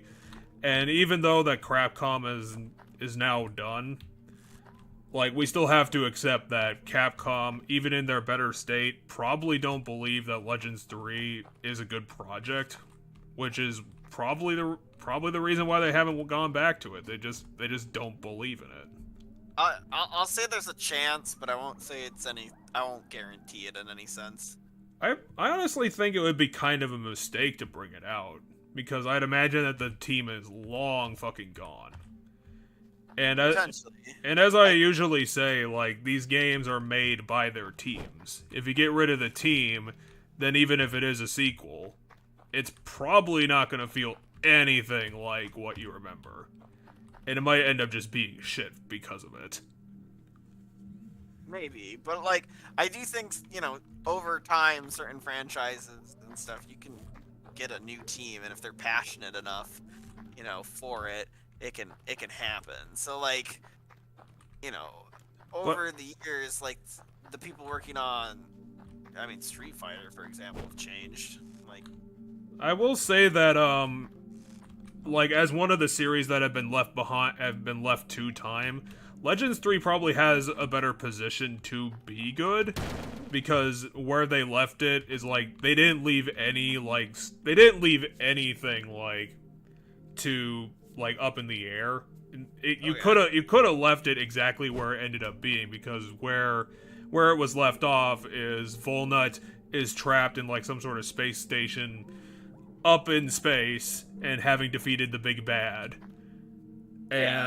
And Roll and Tron are spending all their time constantly building failing spaceships to get him back. Like, so, yeah, from a story standpoint, then, if basically everything's wrapped up, you can go anywhere you need to. Then, and then as long as whoever the new team stays true and works really hard to stay true to the characters how they were in the older stuff, then I think they can be done.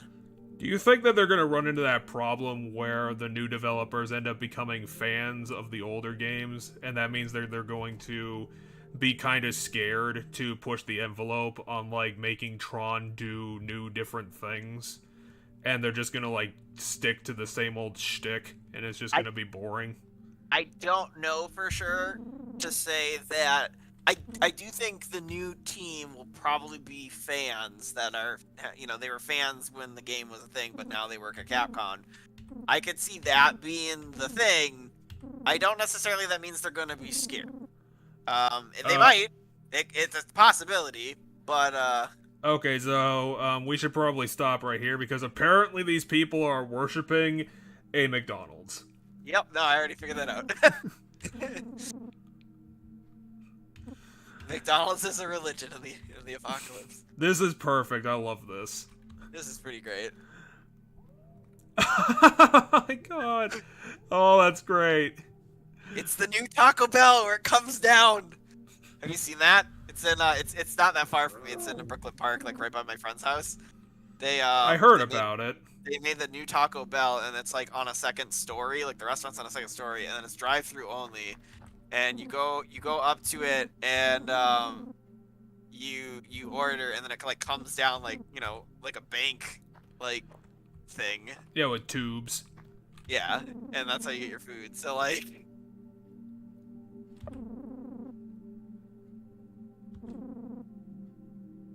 I will fight you, you assholes. I don't care. I already saved. I already healed you bitches. You don't have anything on me. I've been playing fucking Final Fantasy this entire week. You can't stop me. Really good here because it hits both of them. And it does set them on fire. It has a chance to set them on fire. I do love Yazan's Curse Blade. It's so useful. Oh crap! They just killed him. shit. Can we kick Brad off? Can we kick Brad off of the team? He's kind of shitty. Like, so weirdly enough, Brad's the best character in the game, just not when he's in this mode. And we just had him in this mode a lot. Oh shit! I fucked it up. Yeah, he's the one with the ass ability, not him. Because that 500... Why did Yazan take all that damage? Well, I mean, different attacks. They use different abilities. But like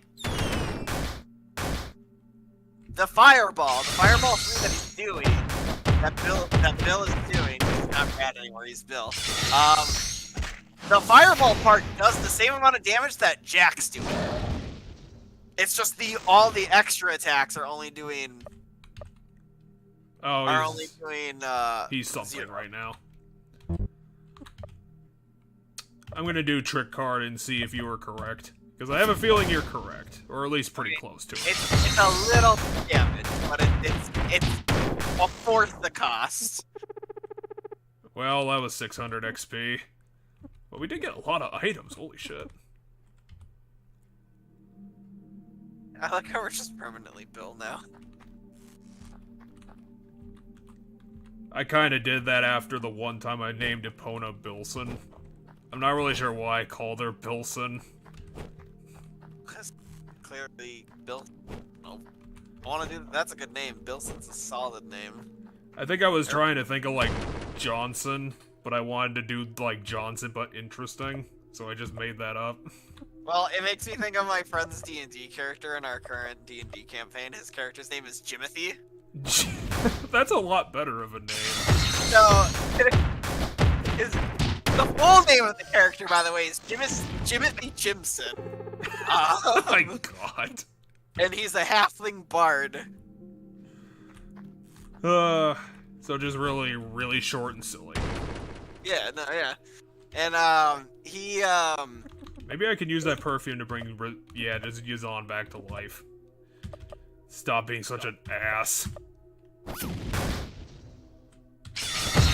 Yazan, you're not paid to stand around and be dead. I will state, though, Jack is hands down, like, one of the best party members we've found so far.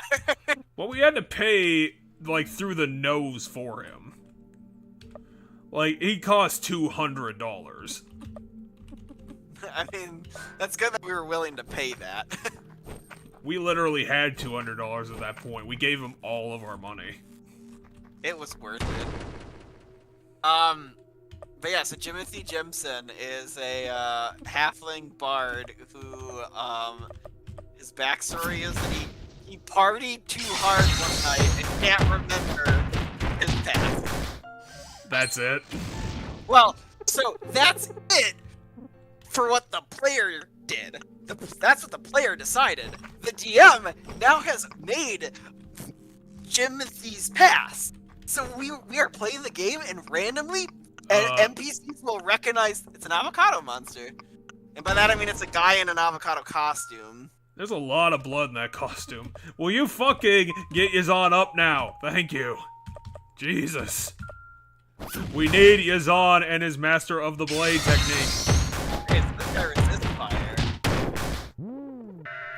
Ew, he licked us. Finally, holy shit. Now, give him some fucking stuff. Oh, I did want to mention in Command Mission. I do really love the characters because obviously it's being Final Fantasy-esque. They had to add a lot of new characters to kind of fill up the party. Because they obviously have X-Zero and Axel. Which is kind of a shame because they kind of skimp on their characterization. Their voice actors are kind of shit compared to the new characters that Capcom like put in bunches of effort on. Like they have Spider, who's a mercenary who like he decided to join X because one of the villains like fucked with a person that he knew, so he just like threw all of his support behind X's cause. He's got a brilliant voice actor. I'm trying to think of how to describe it. I guess I really can't, but one of my favorite characters is Marino. and they say her name really weirdly. Like, her name is Marino, but they really emphasize the I for some reason. Like, the first character she talks to is Cinnamon, another party member, because she kidnaps Cinnamon immediately when we first see her. And Cinnamon calls her, like, Marino. It's ridiculous. But Marino is, like, right on the line, like, golden standard. Like, she's one of those stupid, sexy characters. But she's got, like, enough characterization, and her character design is, like, riding that line of being stupidly sexy to where it kind of works. That honestly, I do love that character so much. And she's, like, her gimmick is that she's, like, super accurate but high damage. She fell behind Zero, which was a problem, but Zero only showed up for, like, one chapter before he left. But the other problem is that Marino is, like, she's really weak, too, so it's kind of hard to have her on the team. And then there's Massimo, who's not the real Massimo. Massimo ended up dying before the chapter that we found the other Massimo. We don't actually know what this guy's name is, but he basically was given the Massimo armor and was told to carry on the Massimo name, and given the encouragement from the real Massimo before Massimo died. So now he's just carrying on the legacy. So they just made, like, completely new out-of-the-box characters that are really well voice-acted. They're really interesting, and they got cool, like, battle gimmicks. Which is really surprising for a game putting more of its effort behind its new characters than its legacy ones. And I just love it a lot for doing that. I suppose I should get back to the thing I'm playing. Fighting the little avocado guy. I don't know, I just wanted to gush about this game because it's like, it's a really weird, like, range, because they have a range of voice acting. Like, X and Axel are kinda bad, but Spider and Marino are really, really good. It's like they just got, like, across the spectrum. They got terrible voice actors and they got great voice actors. Like, the Colonel guy who runs the base is, like, so ridiculous because half the time he's, like, really well voice acted and the other time he just falls out of the voice. It's really weird. He's, like, 50-50. He'll be good or bad. And it's just completely random on which one he'll end up being. And I don't get it. I don't understand how someone managed to do that. Like, how are you both a good and a bad actor at the same time? Like, come on. It's just a good thing that we don't talk to that guy that much. So Rage got hurt really bad. The problem with the game is that it's a very typical Mega Man plot where it's just like there's an evil team, X and the Maverick Hunters have to go defeat the evil team, and there's gonna be like a big bad guy behind the evil team that they're gonna have to go kill too. This guy is really fire resistant. Or Sigma. Or Sigma again. Which got really hilarious later on, like in X6, when the big bad guy ends up dying, and in his final breath he's like, oh yeah, I also resurrected Sigma for no reason. And now you have to fight him. Like, why? Why would you do that? Why would you resurrect Sigma, you stupid idiot? And then he died. Like, fucking why? Why do we need Sigma again? I hate it. I hate the fucking Sigma love. It now doesn't make any fucking sense to keep dragging along this fucking villain in a series that's trying to take itself seriously, but it has the same guy show up 6 times after he keeps exploding after every failure. It's like, what the fuck? I need a new skill because he's resistant to fire. I'll use that instead. And then for Jack, you're gonna have to see what other skills he's got that aren't the exploding card. Well, that's why I tried Magical Hat, because I thought his random effect might actually, you know, get away from that. But his Magical Hat keeps failing.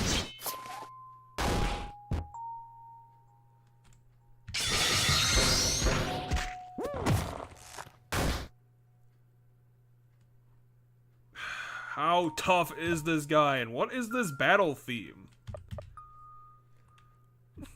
It's I don't like know, it's a creepy thing, it's and a he's like an avocado mascot. it's a baby mobile, but it's like at 25% speed. Yeah, I think it's supposed to be like spooky because of whatever he is. Maybe just card toss. I should probably give you some healing so you don't die. Oh yeah, card toss gave him bleeds. That was pretty good.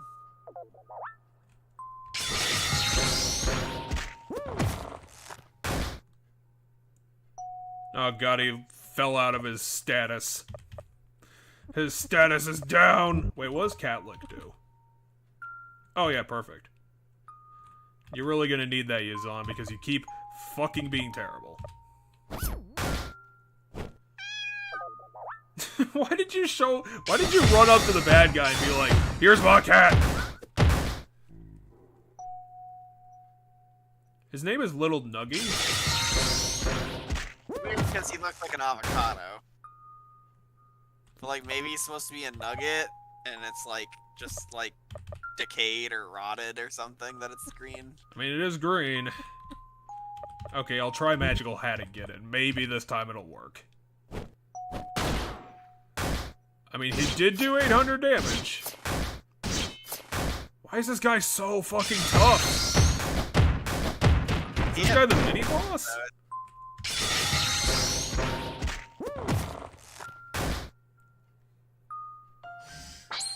Finally, holy hell. Little Nuggy's down. That had to have been a mini-boss or something. That was ridiculous. But yeah, and there's a save point and a party switch right here in case you lost guys. Should we switch the team up? I mean, if you want to. I think this team's fine, other than, like, you have a couple really frail people. So, like... You know, let's bring out Queen. Maybe he'll do some real good stuff. Reminder, Queen has the addiction. Yeah, you do. So that's something to consider. Maybe try Ollie? I think he's got depression, though, so I don't think he's gonna be that good. Yeah, depression's a hidden thing that makes their stats garbage. Just don't... I kind of want to replace Rage with somebody, but I don't know who. Was always good. Maybe Olan? Yeah, Olan was also good. Beastborn and Olan were pretty good. We're gonna have to get him leveled up, though, because he kind of fell behind. Didn't you get a new bow, though? To equip to Olan? Possibly. I remember a boss dropped a bow. Holy hell, that's a big jump. See, look at his other gear. We should look at everybody's gear in case there's other things we missed.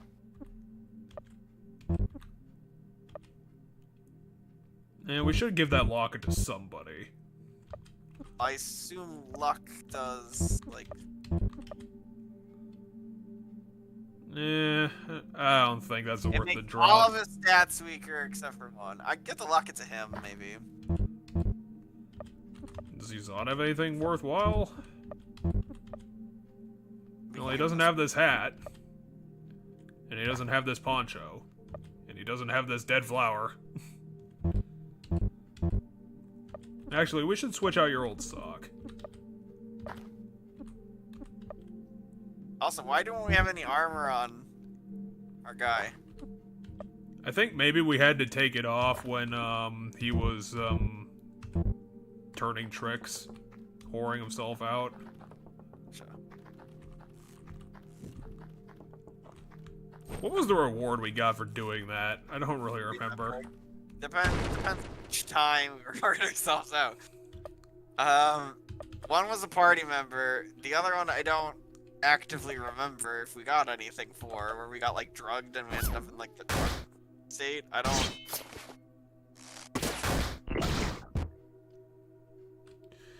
Oh, Jesus, Yazan, you are a glass cannon. Hey, addiction went away. Nice. Or withdrawal went away. I'm not giving you drugs, Brad, because heroes don't do drugs. And I'm not sure if you're a hero or not. You think Brad has any redemption in him? I don't know. Okay, I found a lucky feather. That might be a trinket. Probably should hand it out to somebody. So increases special attack, which might be useful for, Olan? Or Yazan? no, Jack, I think, because Jack's magic probably uses special attack.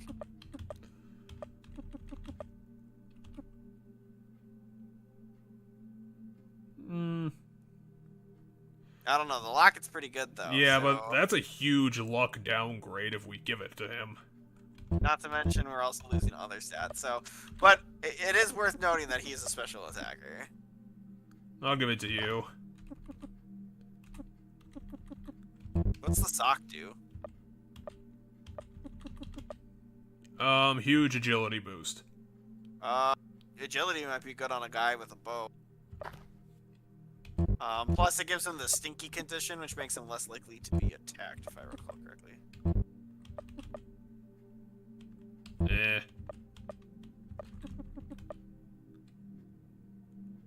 I don't think he would be good with special attack, it doesn't seem like. Like, my thought is maybe we add some mixed character, like he uses both. Well, let's go in and see what we're in for. They're feeding people to them. That's like, that's not creepy at all.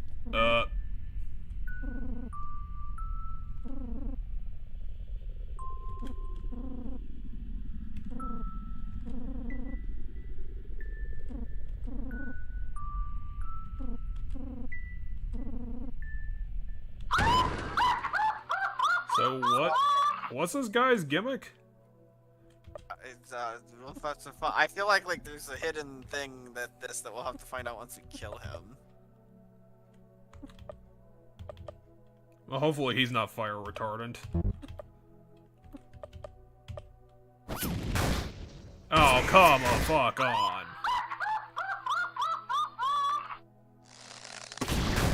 Okay, so yeah, that's not great. And he made Brad's stats all trash, which is fucking fantastic. At least temporarily. Actually, I did run out of fucking firebombs, god damn it. Sure, I'll throw that at him.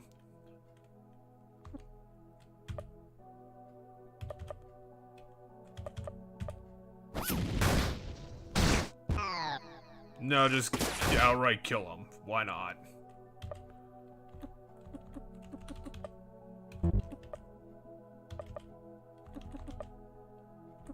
Give the perfume to Brad because he needs to be alive. Oh. Jesus, this guy is so painful. Holy hell. What do we got? I'm gonna give that to Jack. Jack can give me the squirrel jerky.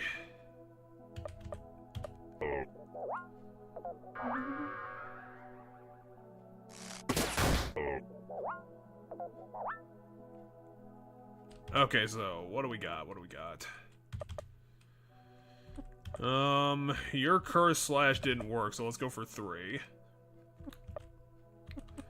Maybe magic hat.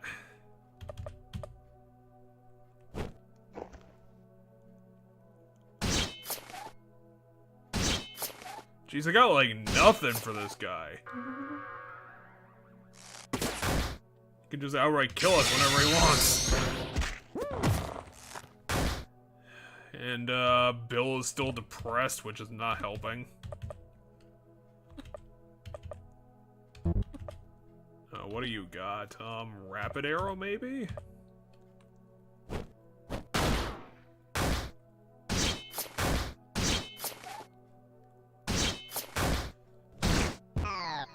Killed Brad again, god damn it. Rapid arrow did some good damage, though. Yeah, now Yazan doesn't have anything, so that's not good.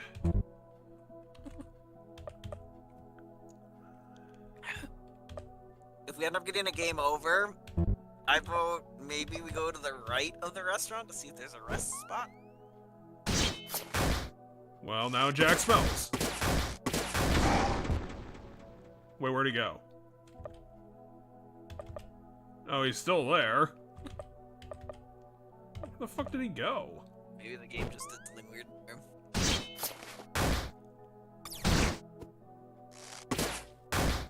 Wait, what? Oh, his mask is breaking. It's starting to crack. Do we have any items of value? Fire bombs, I guess. Maybe TNT? Well, I think you're using those to break the rocks. Yeah. I think that's actively getting used each time you break a rock. And that was also not a good use of it. You're gonna die, which is a problem.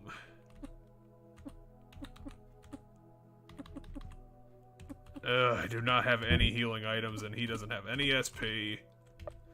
So you're dead, which is not great. Olan's probably the only guy we have that could have any ability to do anything, because he's just got...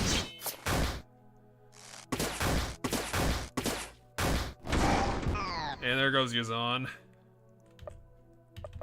Okay, guys, you got this.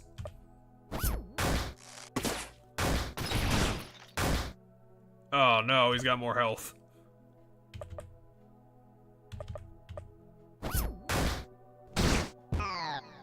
Well, now we just got one person. But he's got rapid arrow. And also he's dead.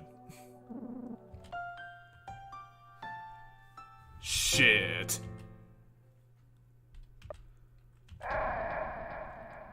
Well, we healed down here, so we got chance to fix some things. Go up top, Go right up. of the restaurant, and see if there's a rest point. Because I feel like there might be a rest point around. Well, we still gotta fight that deer before we get there. Yeah, we have to fight the deer, but the deer's not that bad. The deer is a murderer. We can probably He's just killed 20 babies. We can just have everybody auto-attack the deer and it'll probably kill it. Like, we don't need to use any fancy stuff.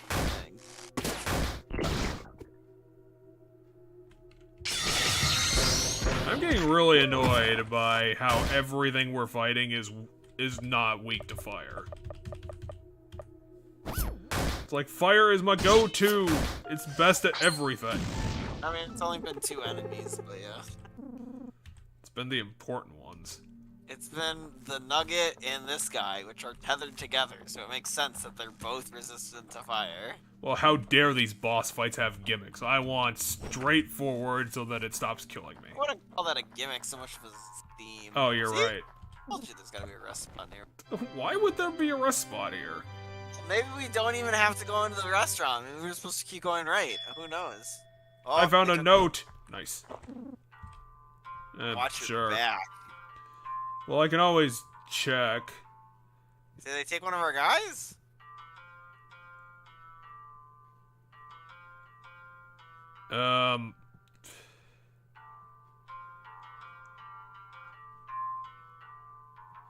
That reminds me, though, once we get to a new area, though, we should put, like, some garbage character we're willing to lose into the second spot until, like, he gets kidnapped. Because I think they can only kidnap one guy at a time. So as long as we keep having garbage people get kidnapped, we can keep our good guys. I think it says that it's not a required thing, and apparently he had 3 forms. Now, given him cracking apart might be the forms. It says we only get 1,000 XP for defeating him, which doesn't sound too much. You can skip it. Yeah, I think we probably skip it. Maybe come back to it. That's not fun. Okay, so what do we have to do here? No, apparently it is required because there's nothing here.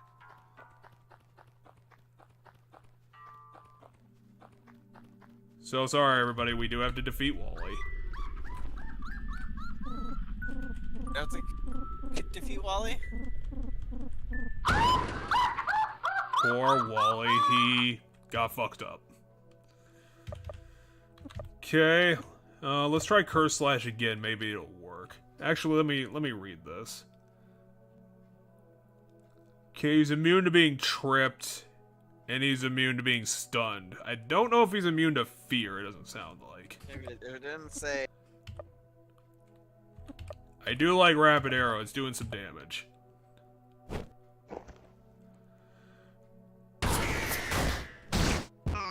Just fucking outright killed Yazan again! Fuck. This is some bullshit. Stop being a bullshit boss. Should I just have him do card toss the whole time or keep betting on Magic Hat? I think card toss is gonna be better than Magic Hat. Magic Hat's gonna. What does Levitate do? Can Levitate do damage? I don't think it does damage. It seems like it's all status.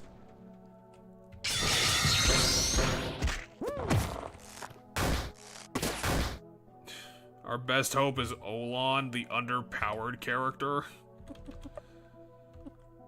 Doing decent damage.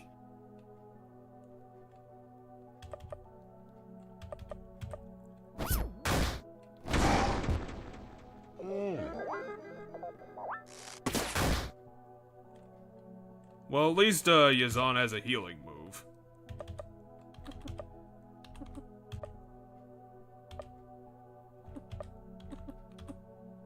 Apparently, we can scare him. I'll give it a shot.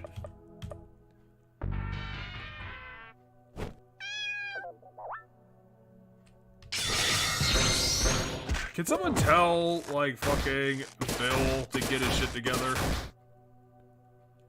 Because I'm getting kind of tired of his bullshit. Why? What's going wrong with Bill? He's not addicted right now. He should be doing decent damage. Is he still depressed or something? I don't know. Anyway, you keep doing Rapid Arrow as many times as you can. But see,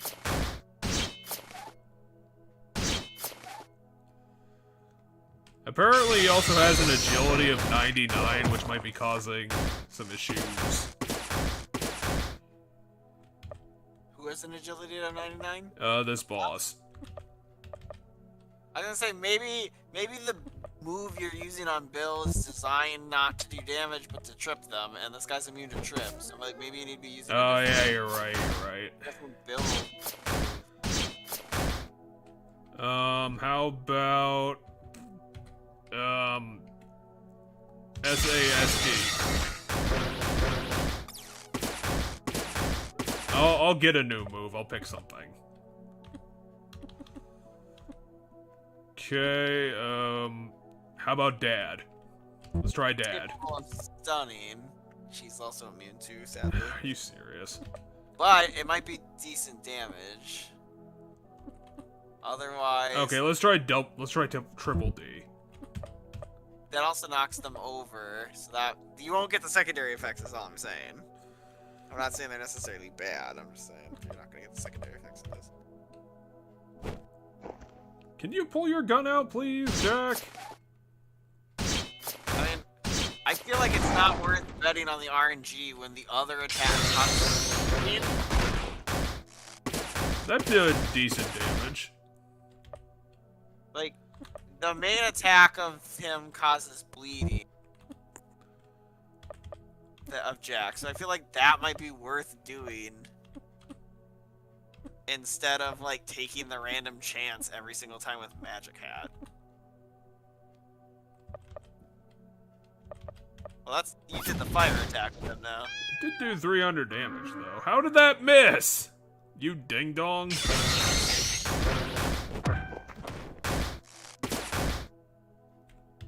There we go. Headbutt did decent damage. Tell Cat to do his damn job. Be a cat. Okay, so what should we do? I feel like Trick Card wasn't bad. It was decent enough. And it's consistent, so like it's better than gambling. Plus the burning is still gonna be damage over time, even if it's resisted damage over time, you know? Well, you were definitely right to get out of the fucking fireball with that guy. He's doing good work now. Bill? Yeah, Bill. Bill, Brad, fireball. other guy. It was the, it wasn't the fireball I told you to stop with. It was the head slide you were doing. Nice, a crit. I think Brad can survive another hit.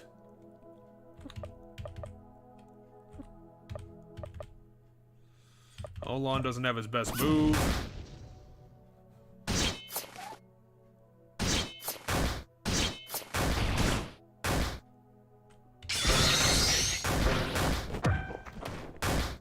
So, was this guy always made of hamburgers? Or is this like a sentient, like, sign came to life? I think he's some sort of meat. What could this man possibly have been before this happened? Okay, so that boss wasn't too bad.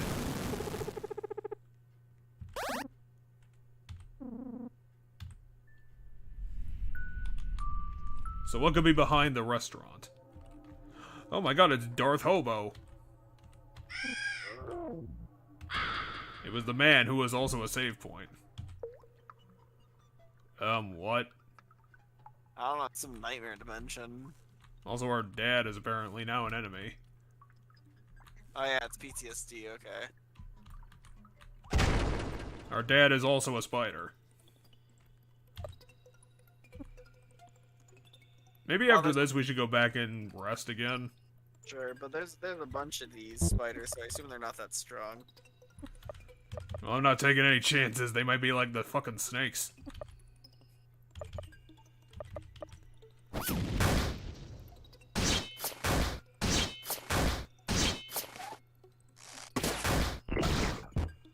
Look at all that damage! Probably go back to using fireball if you want. Okay, guys, get him! See, look how dangerous he was. He gives us 50 experience. Oh, what's this way? Nothing. What kind of bullshit game? I deserve a better explanation than that. You might want to save before you rest in case some stupid bullshit happens. Oh, I guess. I technically did that already. Did you save with the Raven guy? I think I did. Then we're fine. I'm confident enough to at least do it.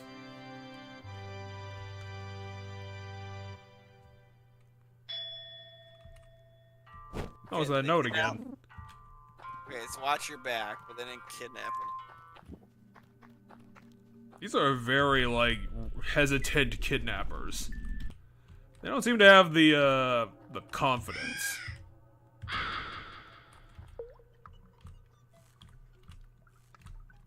So how many times do we have to fight our dad? Enough. Enough that it gets so boring. That we just get bored of our PTSD. I feel like this game has a lot of meaningless fights in it. That, like, clutter it. Yeah, to be honest, I think that they, like, for what it was, I think it's trying to do, it probably shouldn't have so much combat in it. Yeah, I feel like you'd be able to do this, the story of this better by doing less combat and more, like, wacky Silly stuff. combat? Well, like, things like, not exactly like, but like, more moments like the bulldozer, and when we had to, like, play Russian Roulette, like, those kind of things. It's just like, the Russian Roulette is, like, super fucking garbage if you're unlucky, but we found out that there's actually a system in it that lets you game it. Well, a system that we just randomly figured out. No, I read online, remember, that if you wait till, like, a certain amount of time. Yeah, but then I figured out that it was like 3 seconds accidentally was the timing. Because it was like 3 seconds solved everything. But yeah, so... But, like, I feel like if this game wanted to tell a story of how, like, tragic this world is and stuff, I feel like the normal combat is just normal RPG combat. I feel like the parts that teach us this world or tell us this world's story are, like, the moments where, like, the crazier shit happens. Like, Brad has to cut off his arm. Brad gets drugged. Like... Which, you know, was kind of a weak scene, to be honest, because we just walked in there, and it happened to be the happy cult, and it's like, well, now you just have to chop off your arm. Chop off your arm, or kill a guy, or... Well, at least the ropes are like, we can stealth around them now. But yeah, I forget how... I think there might have been 3 options. Although one of them might have been fight them, and it's like an impossible fight where they just win and then they kill a guy anyway. But all I know is the game guide said, and it's been shown, Brad doesn't really get that weaker for it. Like, he's still a strong character when he's not in his stupid drug phase. Yes, which is, you know, kind So, of like, a shame, because if you don't indulge him, then he just constantly does it. And it gets annoying. Because it turns, like, all of his regular attacks to 0. Why is there so many dads everywhere? I don't need this many dads. Also, there's an item over there. There's, like, so much combat in this game. It's ridiculous. That's my thought. 'Cause, like, right here, like, all these fucking spiders, we might end up fighting them. And it's like, yeah, you can time your thing to, like, try to dodge them, but, like, it can be tricky.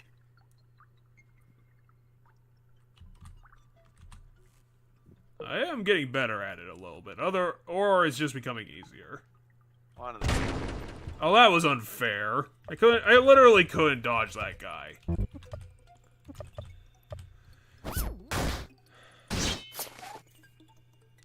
I feel like it would have been better to fight just like a big, like 1 or 2 big versions of this spider instead of like 18 of them. Yeah, you can still get the narrative PTSD, his father's abuse affecting him and stuff. Like, you could still get that. Well, they've done it before already, and they've done it pretty effectively. So yeah, you can still get that across without having to fight a million of these spiders. And then... Yeah, because we would just like walk into a situation. It's like, well, we're back at our house. I feel like you could have taken the deer out of the, like, when we were climbing up. Like, the deer didn't really, like, I guess it's to show that the apocalypse has made animals eat meat that normally don't eat meat, because the deer were eating meat. But, like, I don't know if that's all that is in the long run. Well, I mean, it's a point to world build it, but, you know, it has to do something. Right, and I don't feel like it's going to be important in the long haul to know that, like, oh man, the apocalypse morphed deer so that they eat meat. Oh, is that Buddy's mask? What the hell is that blue thing? Lightning. Well, yeah, but, you know, it was lightning striking that was just blue. That was kind of a weird effect. Oh, hey, buddy. How's, what's up? Bill now, actually. I went through a traumatic experience when my name was temporarily changed, so I changed it to Bill to hide my shame. Who's on... Didn't I kill him, like, really hard? No, they all... Like, when we found out the girl was missing, they were all murdered. Who's Sticky? I don't know. Maybe punched Bill, I don't remember.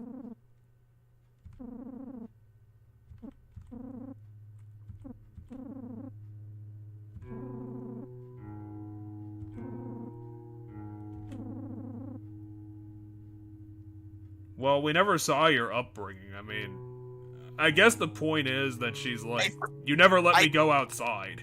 No, I think it might. I think this might be a bit of a twist, and I think we're falling into abuse begets abuse.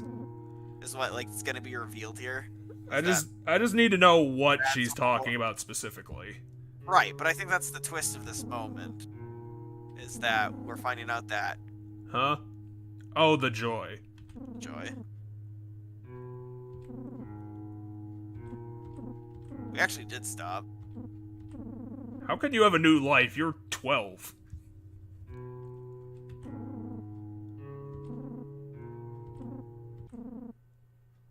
He showed you sex?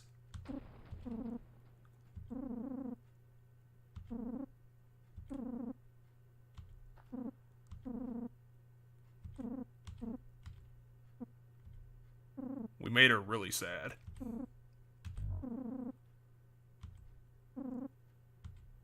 Oh, she's a party member? I mean... maybe? Should we just, keep going? I guess. Ah, shit, we killed Yazan.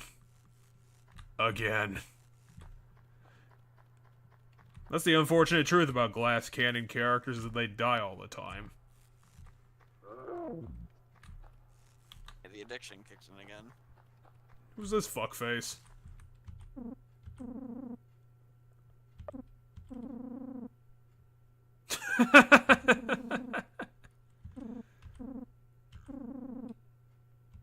Who's Tony? Who are you? You're like a Boy Scout, but I don't think I've ever met a Boy Scout. I thought he's a guy dressed as a tree. Oh. Apparently something's gonna happen later. What, with the tree guy? No, it's just, more things are gonna... Wait, what happened to our self? Happened to ourselves. I wasn't watching. We're black now. What? No, on my screen we're the same skin tone we've always been. Oh, we can't actually go that way anyway. Yeah, on my screen we look exactly the same we always have. Did my computer make weird things happen? I don't know. So it looks like we're all black now. Like we're wearing a shadow. Oh, no. My, what's coming over Discord is not... God, that's weird. That. It looks totally normal. I guess I can see his poncho. Maybe it's something weird's going on my end. Poncho's the same brown it's always been on my screen. Yeah, because now on mine... Actually, I'll probably just print screen here. Because then I can show it to you later.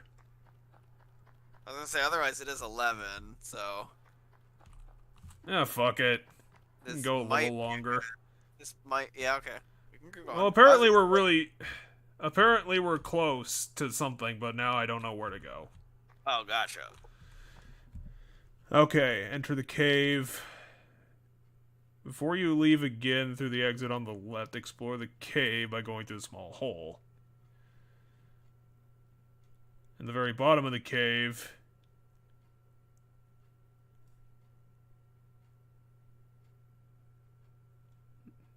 Return to the top of the cave and... It says return to the top of the cave and leave, so that means the exit has to be around here somewhere. So... I can't see it. Oh, go... No, I'll tell you. Go down that rope. Because your screen is probably freaking out. It's right there. Ow. You knocked out all 12 of us? I mean... It is only like 5 useful people, maybe. Who hit us, though? It's the gang of stuff. Gang. Oh yeah, it is that guy. I done goofed up.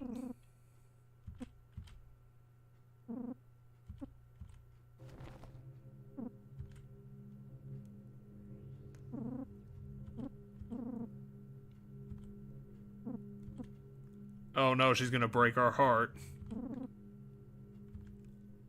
No, that's a fair statement. How can you say that? You just met her, now. Cut off.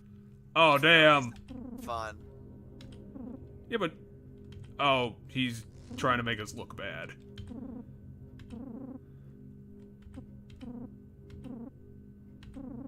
No, we have shit on us. We just haven't used it. We've been selling it for money, basically.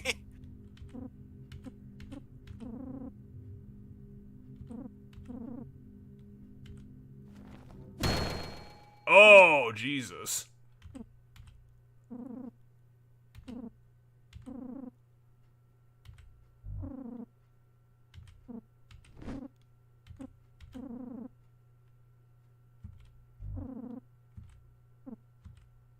Well, now everything's going grayscale. Well, I mean, we've never been on Joy, so maybe this is something that always happens when you just join the game. 3 pills knocked him out? Seriously? I mean, might be a heavy dose. Well, we're now in the blood zone. Like 3 pills of a like drug could be kind of crazy. Like, to put it in perspective, you know they recently legalized those gummies in Minnesota, the weed gummies. Oh, I thought the conservatives hung that up again. No. So I bought some. It's sitting right here on my desk. But you eat a whole gummy of this, then you'll see this face. No. And it'll start talking to you. Weed doesn't make you hallucinate. But like... Are we talking to ourselves? No, I don't think so, because we don't have that kind of mustache.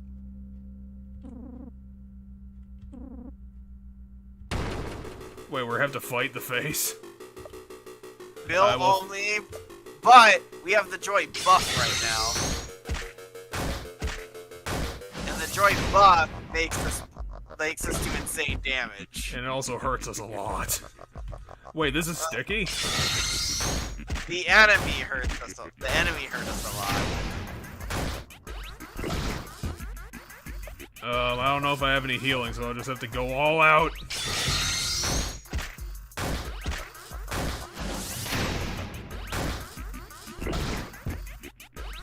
Check if you have healing.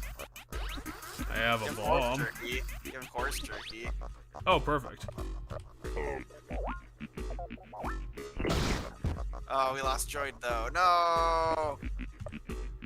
So, Joy apparently lasts a really long time on all characters that aren't Brad. Brad, it lasts typically a short period of time on.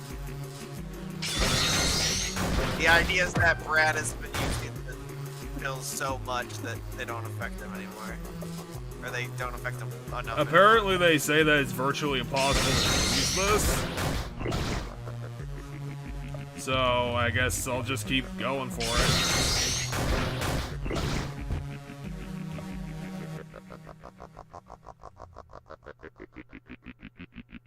Oh, maybe if I didn't lose Joy, I would have lost Joy anyway.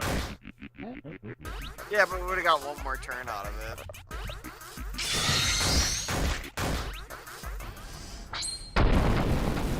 I don't know about virtually impossible to lose. That was really, like, Knight's Edge, to be honest. Okay, but had we attacked that last turn we had Joy, that would have been like another 1,800 damage that turn. Yeah, so, that like, would do it. That would have probably just done it right there. So as long as you attack with all of the Joy turns, you probably do it.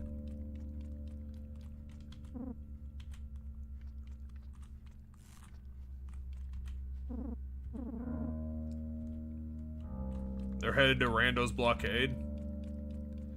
With our buddy. Attacked Rando. We were last we knew Rando took the girl. I think that was Rando, right? The clown guy. Apparently we can just leave. We'll have to rest up back at the rest area, but And we're back. alright, save and go to the rest area. Oh yeah, because those guys are watching us. They're like, hey, bitch, you're not allowed to get away from us. We've been following you for 8 days.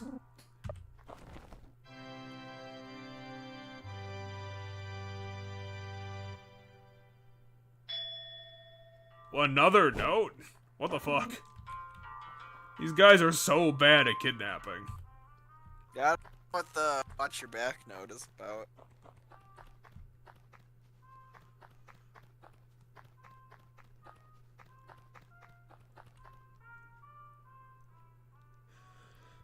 Should we just give these guys our bomb? Is that what it is to get past Also, them? apparently, we can't go forward. Well, can't we go up above them? Use the bike and go up above them. I'm pretty sure that's a thing.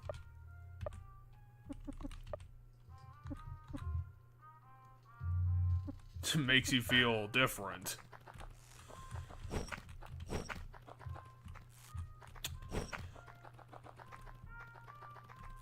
The game's very friendly to your alternative lifestyles. See? Go past. Oh, that got fucking butchered. I love how Brad is not inquisitive at all. Yeah, football helmet.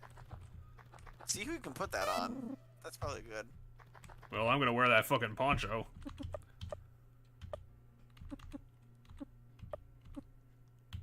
Yeah, why'd they keep taking off my bullshit? No, what happened was we got a game over and we didn't put it back on. Like, we saved, got a game over, and then didn't put it back. Well, everyone, let's get you some equipment. No, you should get the agility. That's what we gave him before. And then he had we gave him the Horus hard hat before. But if you want to give him the helmet, that's fine too. I might keep that for I was right gonna say now. the helmet lowers agility though, so. There we go. He also might be an agility character. That's hard to state. Well, then I'll give him the appropriate Luffy hat.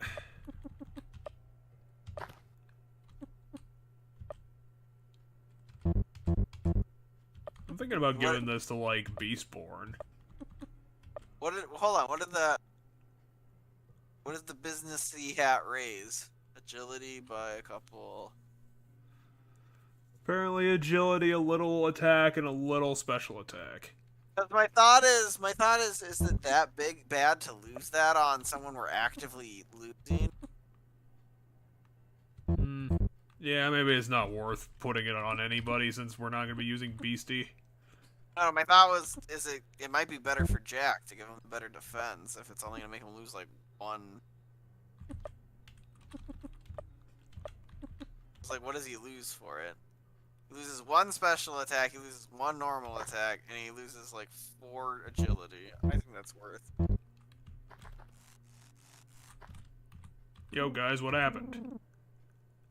You are the ball to my mitt.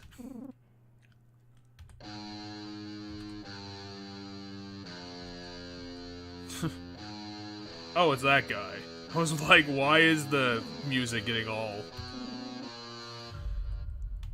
Wasn't that our high school bully or something? Yeah, I think it was. Our high school bully, like our grade school bully.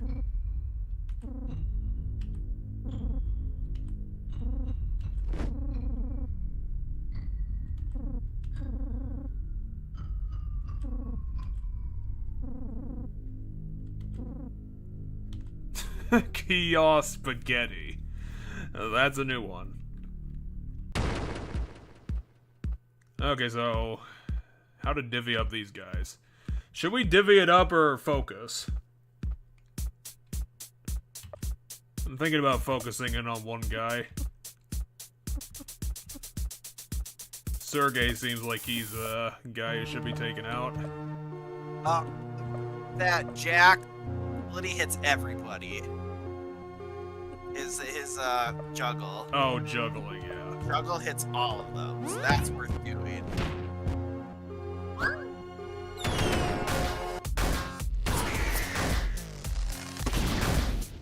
And then you should pay attention to which one does the most damage, which right now I didn't see one do more damage than any other ones.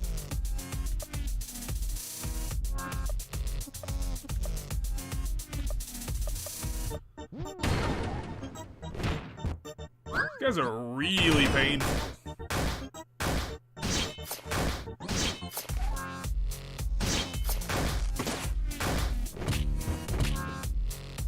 Okay, so he hits everybody.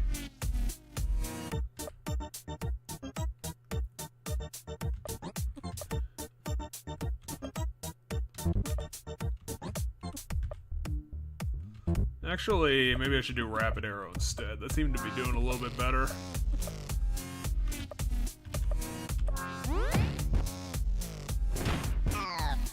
Oh no, we lost Yazan again.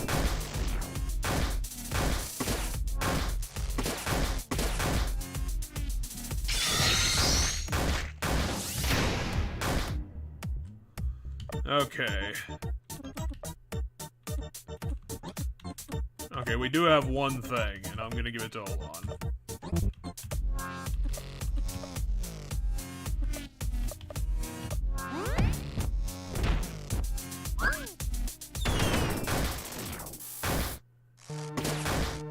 Well, that'll do it. I think we got this.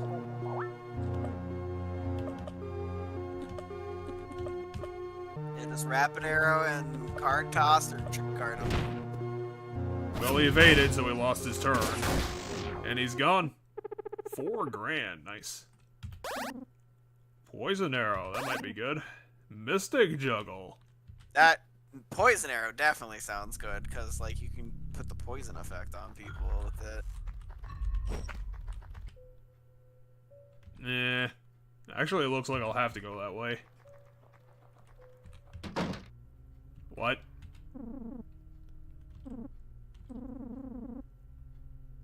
I think we're hallucinating a funeral.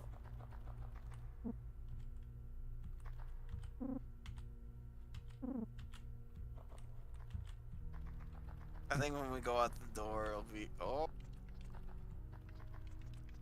What's this? Pudding? Skin? Looks like skin.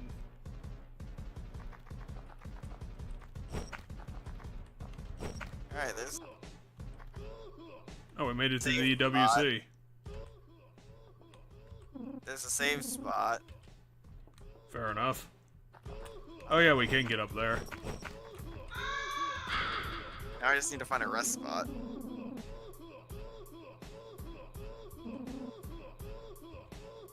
Yeah, I never got into it myself. I don't really get the appeal. Pro wrestling? Yeah. Melodrama. Eh, why not? Eternal Wrestling Congregation. But yeah, so because I like pro wrestling, but where pro wrestling is, it's just soap opera. Like that's literally all it is. It's the same as soap opera, it's just a lot more fighting. Like, Okay, so we have to lose on our bike. they let us wrestle with the bike.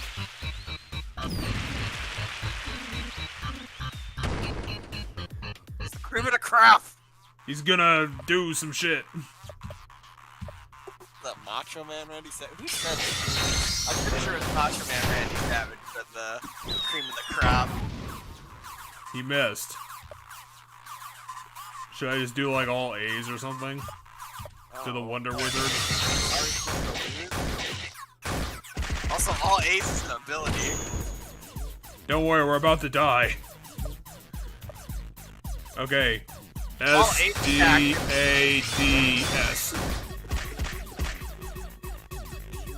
That all Ace ability did really decent damage though.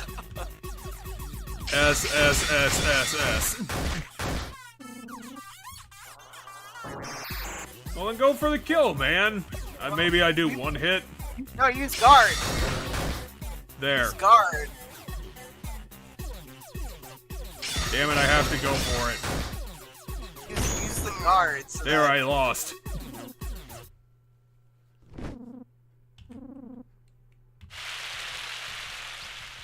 I'm a big loser. What do I win?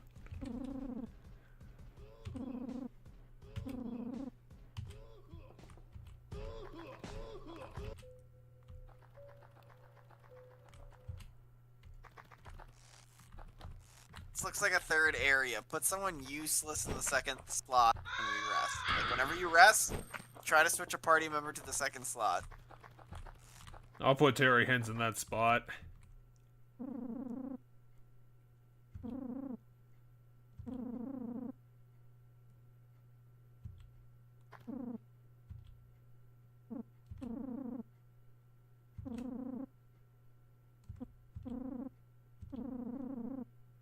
Wasn't Tony the person the tree guy was looking for?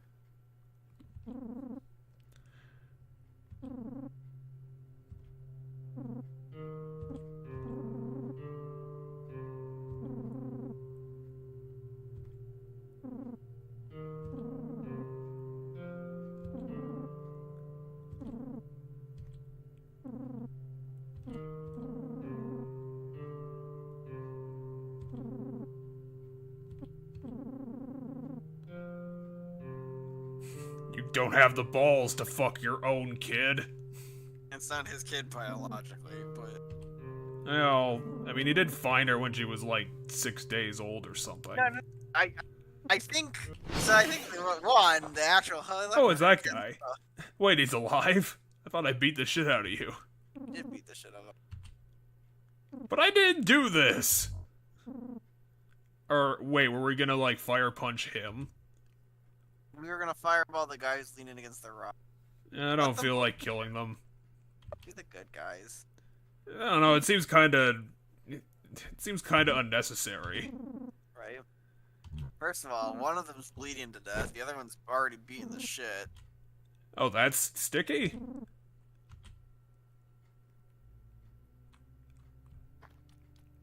Let me guess, they're gonna be a boss fight later, and it's gonna be like, oh, you shoulda killed him. No. So.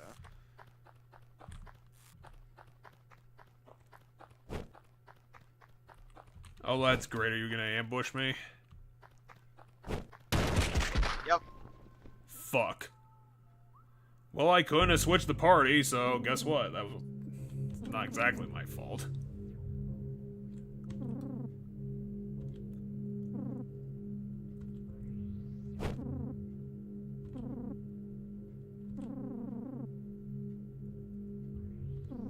I never wanted her here, so I kept her by my side.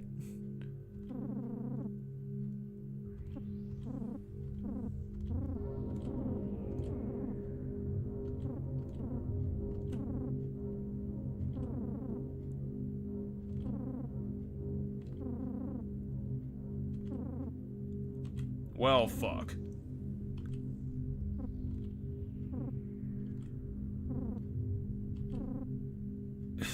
What the fuck is this guy's whole deal? His bargains are like completely random. And now I'm gonna take your left ear, 3 of your toes, and your left ass cheek. I looked at the guide quick about what the choices do. You wanna do the ballsy answer?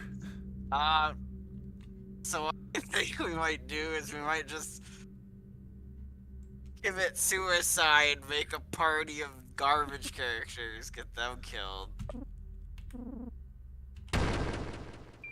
Oh yeah, well, I can fight you, even though 2 of my party is dead. Fuck you, I'm so great. How did I evade that? He can do 11,000 damage and I do nothing. How about my ass attack? How was this guy the best guy ever? But I had all the TP! He's gonna kill the whole party now, or he's gonna just make us. Well, I guess we'll have to do this. Yeah, but I vote we reload.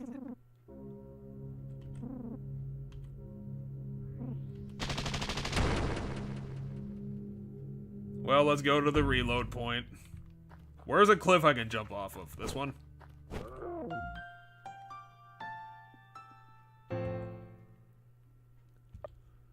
So we have to lose 3 characters? That's the bargain? Or find out what happens with the nipple choice. Oh, fine. Let's see, it's the EWC, which,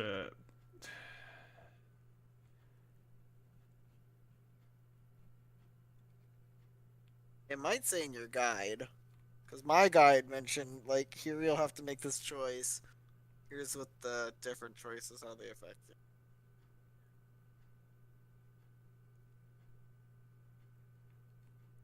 yeah, it seems like the EWC stuff is all, like, completely optional. Right. That makes sense, but, like... Oh god, apparently Chapter 3 is gonna kick our ass all over the place. Okay, but what does the nipple choice do? Um...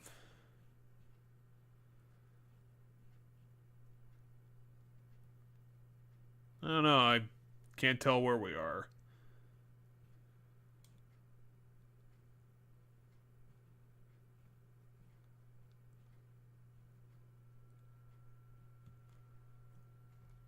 Okay, let's see.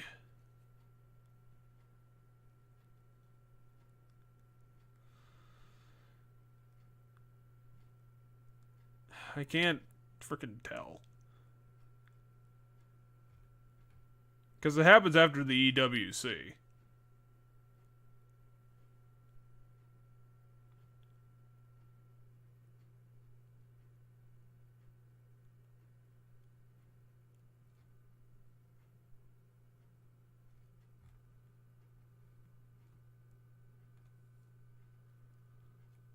Let's see.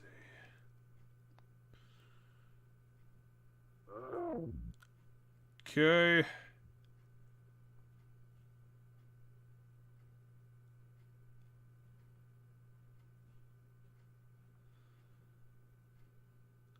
Okay, here it is.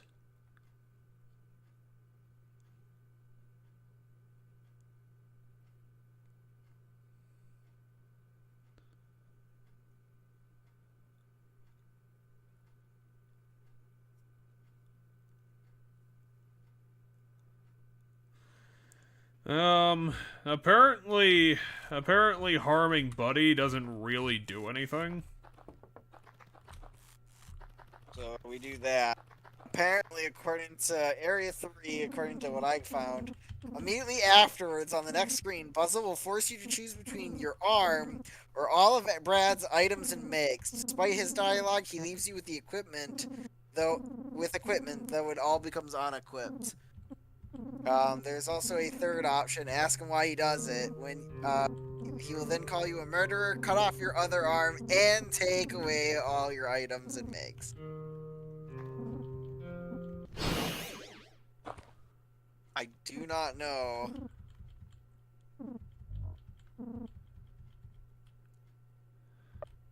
Whoops. Well, I just Dragon Ball Z'd their faces off. Literally. Sorry about that. Well, I guess I could kill myself and not do that.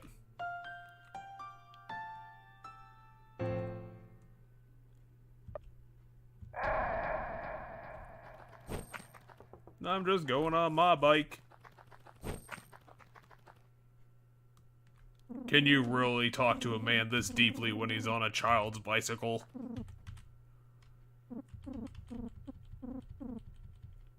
Well, I'll stop, like, clicking everything when I see the fire circle.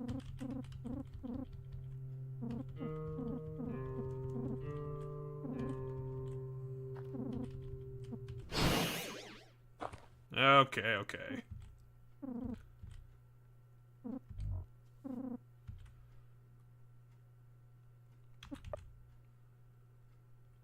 Okay, let's click.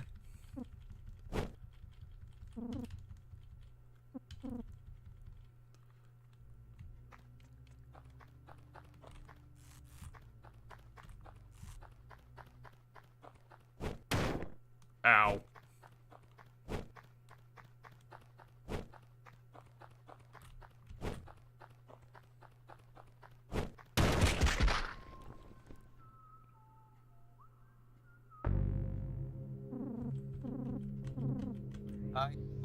I forgot that that's what we did last time. Last time remember when we sold all of our shit to buy all the different equipment? Yes.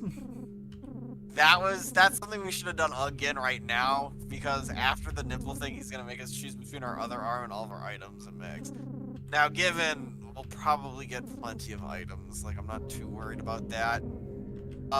There's apparently an achievement based on how many arms you have, but losing one arm is apparently not a problem.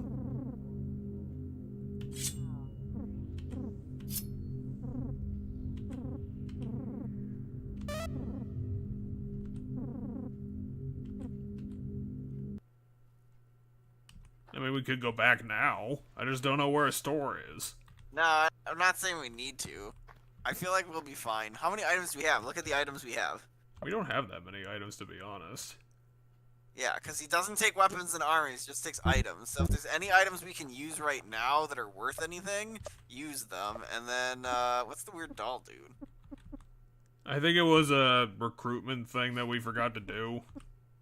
Or you can sell it at a shop for good money. Because this is rare but worthless. Hold on. What does the bottles of water do? I think it's just, status ailments. Yeah.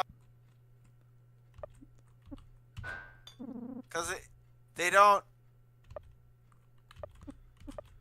I mean, they'll take the empty bottles too, so it doesn't matter. But, like...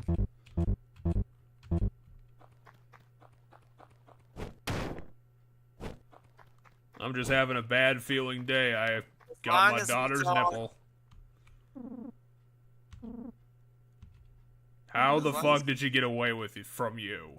I don't know. But, as long as we don't lose 2 arms, because I feel like if we lose 2 arms, our character's probably going to become trash. Huh?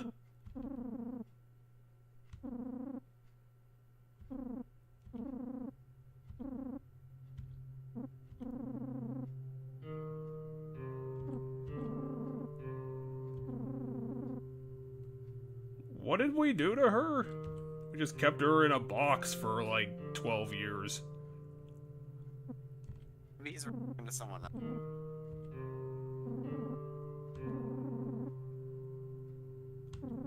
You said he just takes items, though. He does not take armor. It says despite his dialogue, he does not take armor. It will de-equip all of our armor, but if we open our armor thing back up, we have it. That was really weird.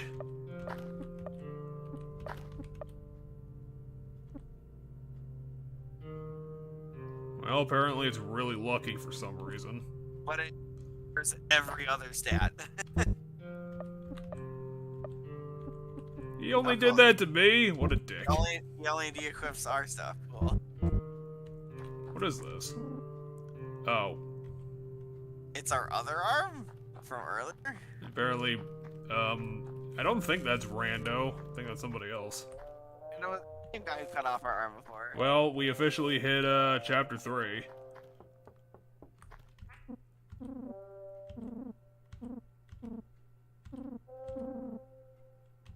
Really? How?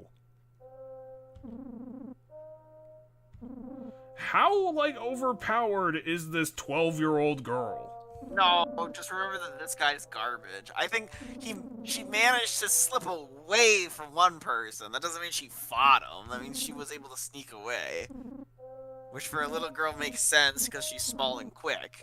But she apparently fought him and beat him. But he's garbage, so it's fine. Okay, so it's just fetch quest time.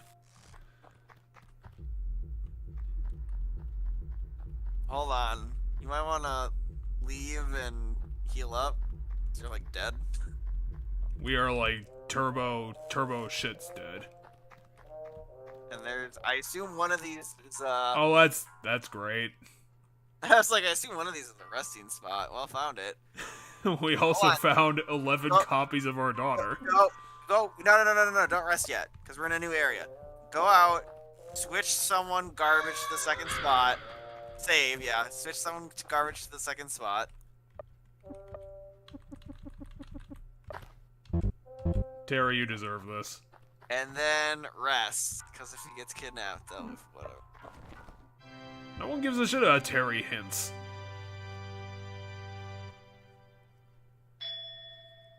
Oh, that's not good. We're gonna have to double rest again. We have to leave the screen and come back.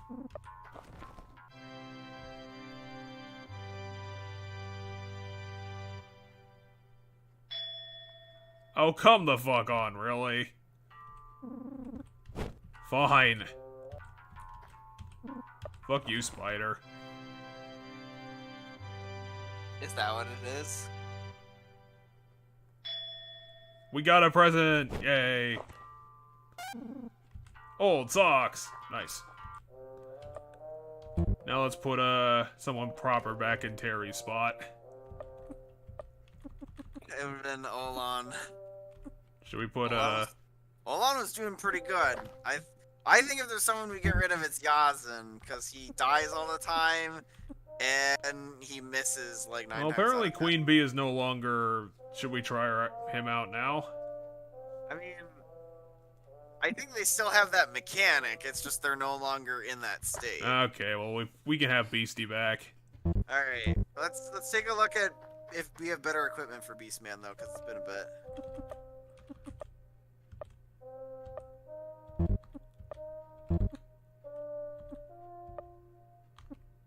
Not really. Old Sock is just better, and... Should we give him luck or agility? That's kind of our options. I don't know, maybe luck. I feel like luck is probably a better stat on him than agility. Because he already has, like, terrible base agility, which makes me think it's not agility. I don't know. We're at chapter 3. Kind of feel like just dropping it for now. Sure. And save at the bird, because we switched up some party stuff since our last save. And we got that item, so we might as well just save with that. And then, yeah, let's go forward. We can sell some of our equipment that we have. Oh yeah, there's a shop up there. And maybe see if we can buy some better equipment for Beast Guy, like a new weapon, because he's probably a bit. Yo, dude, you got anything good? Yeah, he's got the items. Oh yeah, we also don't have any money. Oh yeah, I forgot I had this gun, but I don't think any of the people we have right now use guns. You can sell the whip too.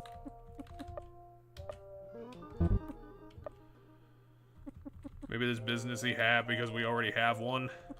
Yeah, that will suck. We have a bunch of old socks.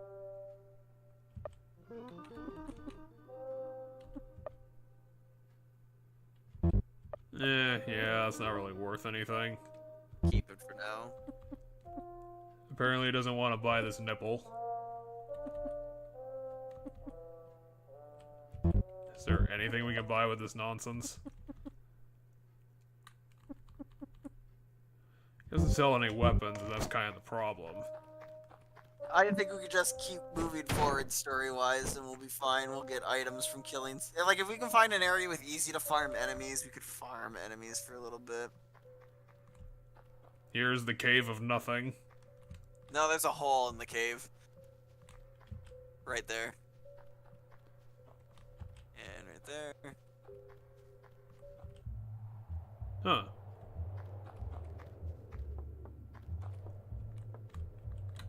I just vote we go back and then keep that guide. Keep that guide, like, marked.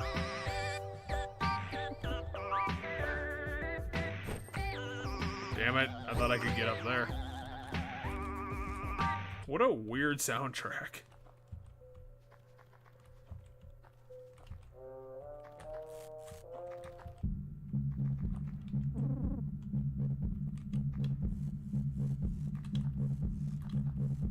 This is a good spot to stop, and now we're like just looking.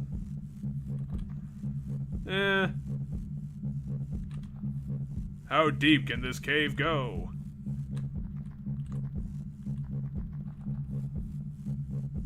I really hope the bottom is just a middle finger again. Oh, come on. Okay, go over to the right. Hey, that could be useful.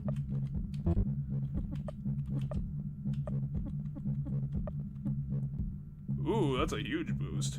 To defense, though. Special attack, though. Go look at what's his name. Who? Does he wear shawls? The magician. No. No, he doesn't. Okay. Who else wears shawls that might benefit from that? Out of the people we use. Not use on, though.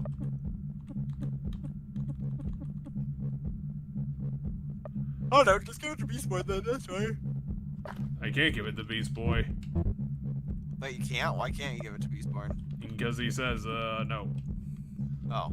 Yeah, okay, then give it to Olan. Sorry.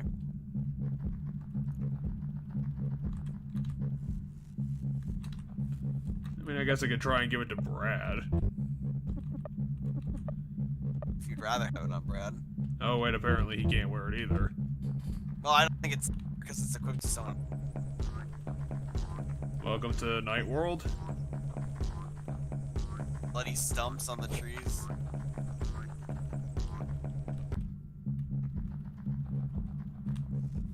I think this is basically just going to be a hub world where the guy was like, hey, go find me 4 items, and there's going to be like 4 different worlds we have to go to.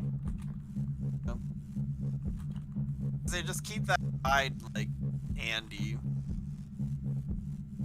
So that, like, in 2 weeks when we play this again.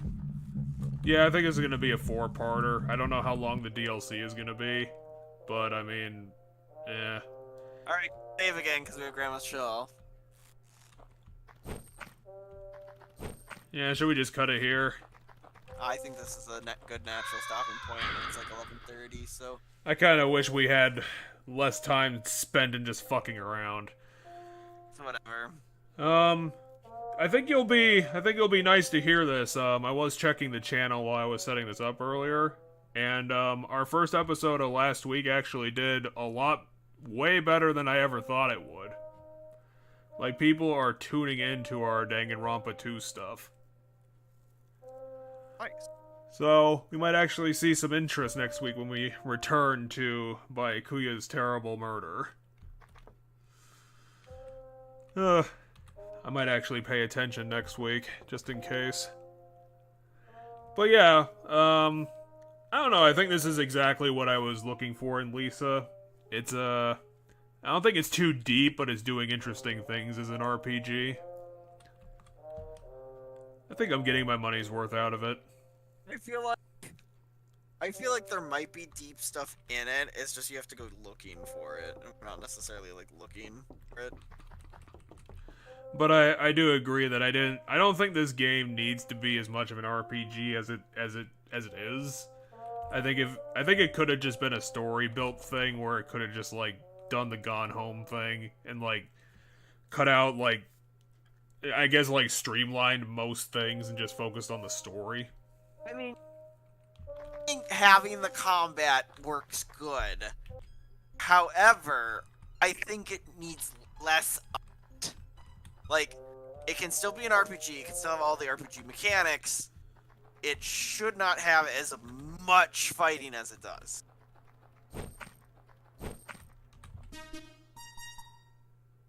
Cool. Alright, that's the Power Rangers I play, so we'll go to next time. We should go to that place first. That looked like a heck of a time. Sure. We'll keep that in mind. But if you didn't did you save after we got Grandma Show? I forgot. Yeah, we did. Okay, then. Oh, I can always double save just to make sure.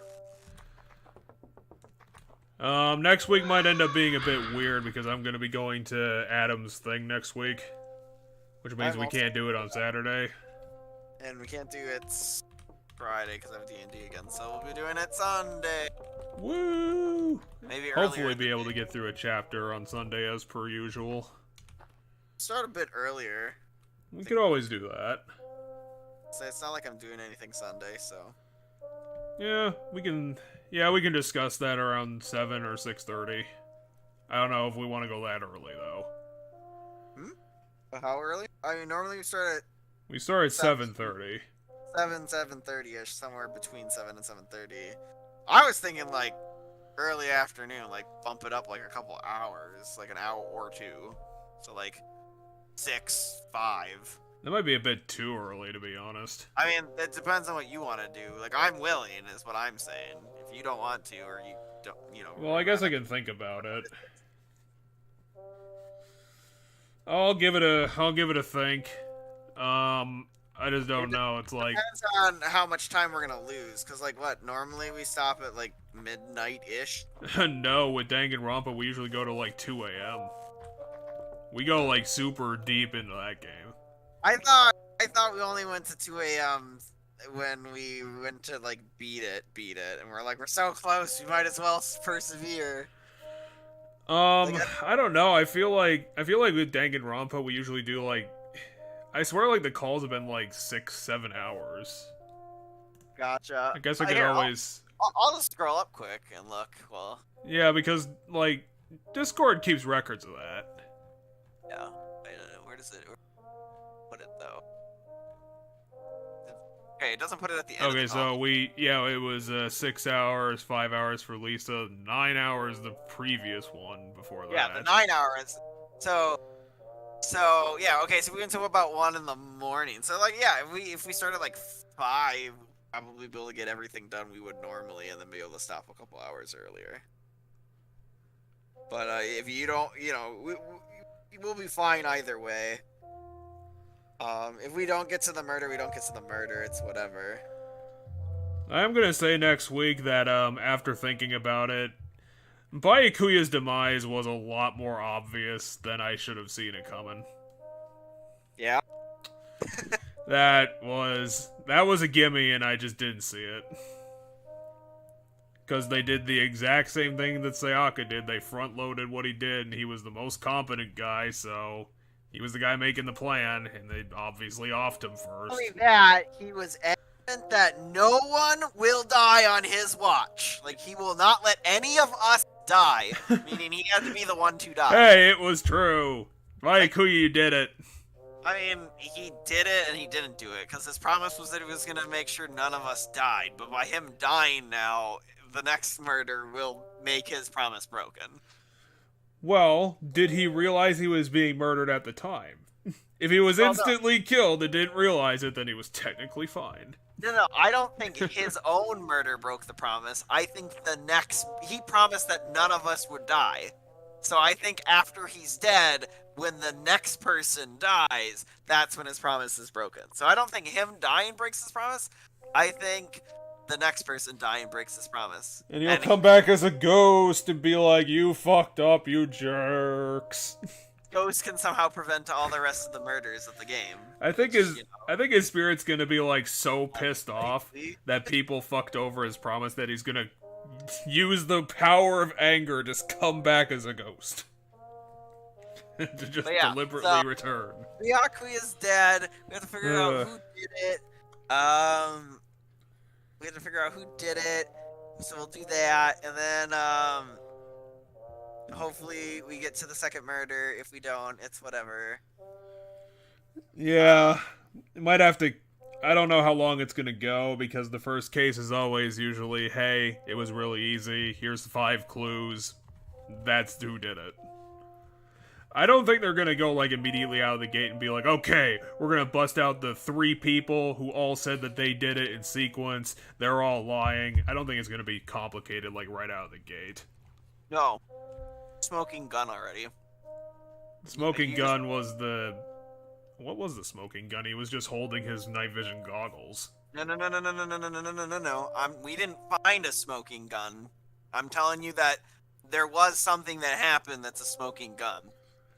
I'm just telling you that the game, if you're paying attention close enough, the game already told you. That's all I'm saying. It's not as obvious as the well, yeah, that one was stupid obvious. This one's in like... all fairness, I missed that my first I think I missed that my first time. It's been a long time. Now, given I watched the anime first, so for the first game, so I would have only had what the anime showed me of that number. So like maybe the anime does something to hide it a bit better. I know that there's a couple people who deliberately left the room at least once or twice, or was just always out of the room. Because didn't the swordswomen just like leave to go to the office to guard something? Yeah, she was supposed to guard the box that had everything that was confiscated in it. And then there was a breaker box either in the office or the storage room. The breaker box was also in the office where she was supposed to be. And it's like 15 feet off the ground for no reason. It was something like that. But she ended up in the bathroom, I believe we found out, and wasn't the boys' bathroom locked? It wasn't the boys' bathroom. It was just a bathroom. Like it's not. It wasn't a gendered bathroom. Okay. But the one guy wanted to get into it, but he couldn't get into it. And apparently that's going to be a character quirk of his, is that he's always going to be shitting. He's always going to be shouting about shit. Like, I'm not kidding you. There's multiple times in that game. No, I heard about this before on like just some random video. They made a joke specifically about this. Like it wasn't really a spoiler. It's just like it came out of nowhere. He yells the word shit a lot. Yes, he's very screamy. He is very screamy. He somehow out OPs JoJo's, which is amazing. Like he's somehow bigger than Jotaro. I mean, parts of him might be references to JoJo or something like that. I don't know, it might just be one of those things like, it's just like a Japanese thing, so a bunch of characters look like this because it's like a Japanese fashion statement or something. So the code... It's the code. But the code that's just a school uniform coat. It's a school uniform coat opened, so like normally you'd have it zipped up, but it's an open school uniform coat, like the high collared coat. But I think that style of school uniform coat combined with other elements is enough to be like, there's your JoJo reference. I should post a picture of Marino on this before I forget. Sure.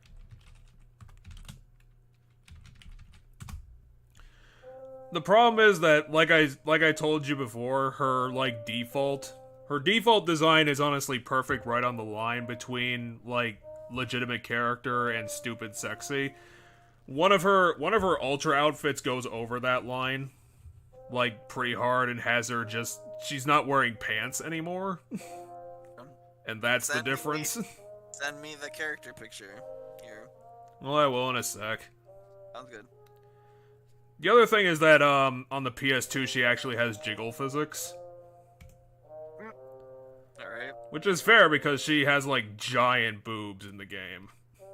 Which is why I kind of laughed to myself and I was like, did someone like repurpose a sex bot to be a thief at some point and that's how Marino happened?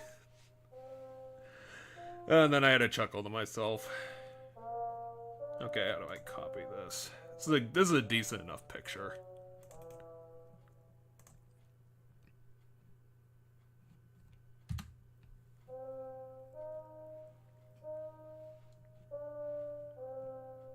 I kind of wish I had a spinning gif of her to kind of show you the whole thing.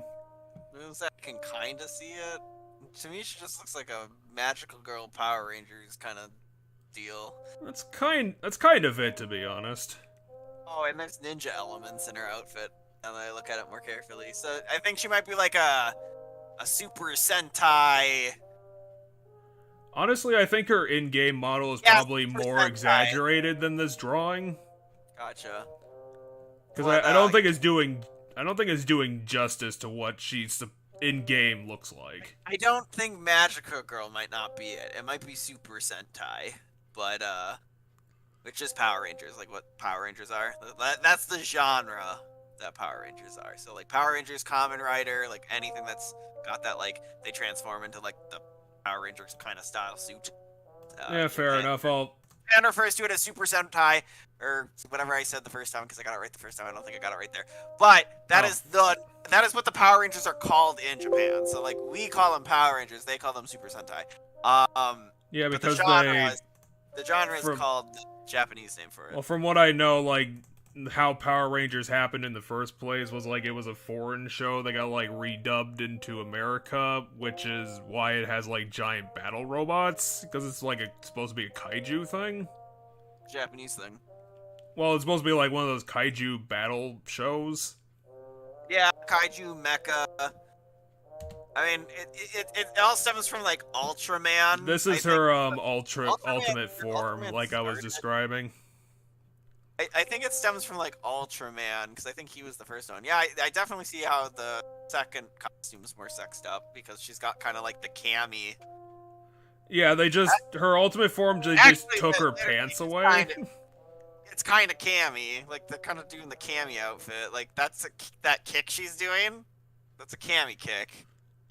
Her specialty is definitely kicks because the problem with her ultimate attack is that it's based on a slot machine, which means that you're going to miss it like 80% of the time.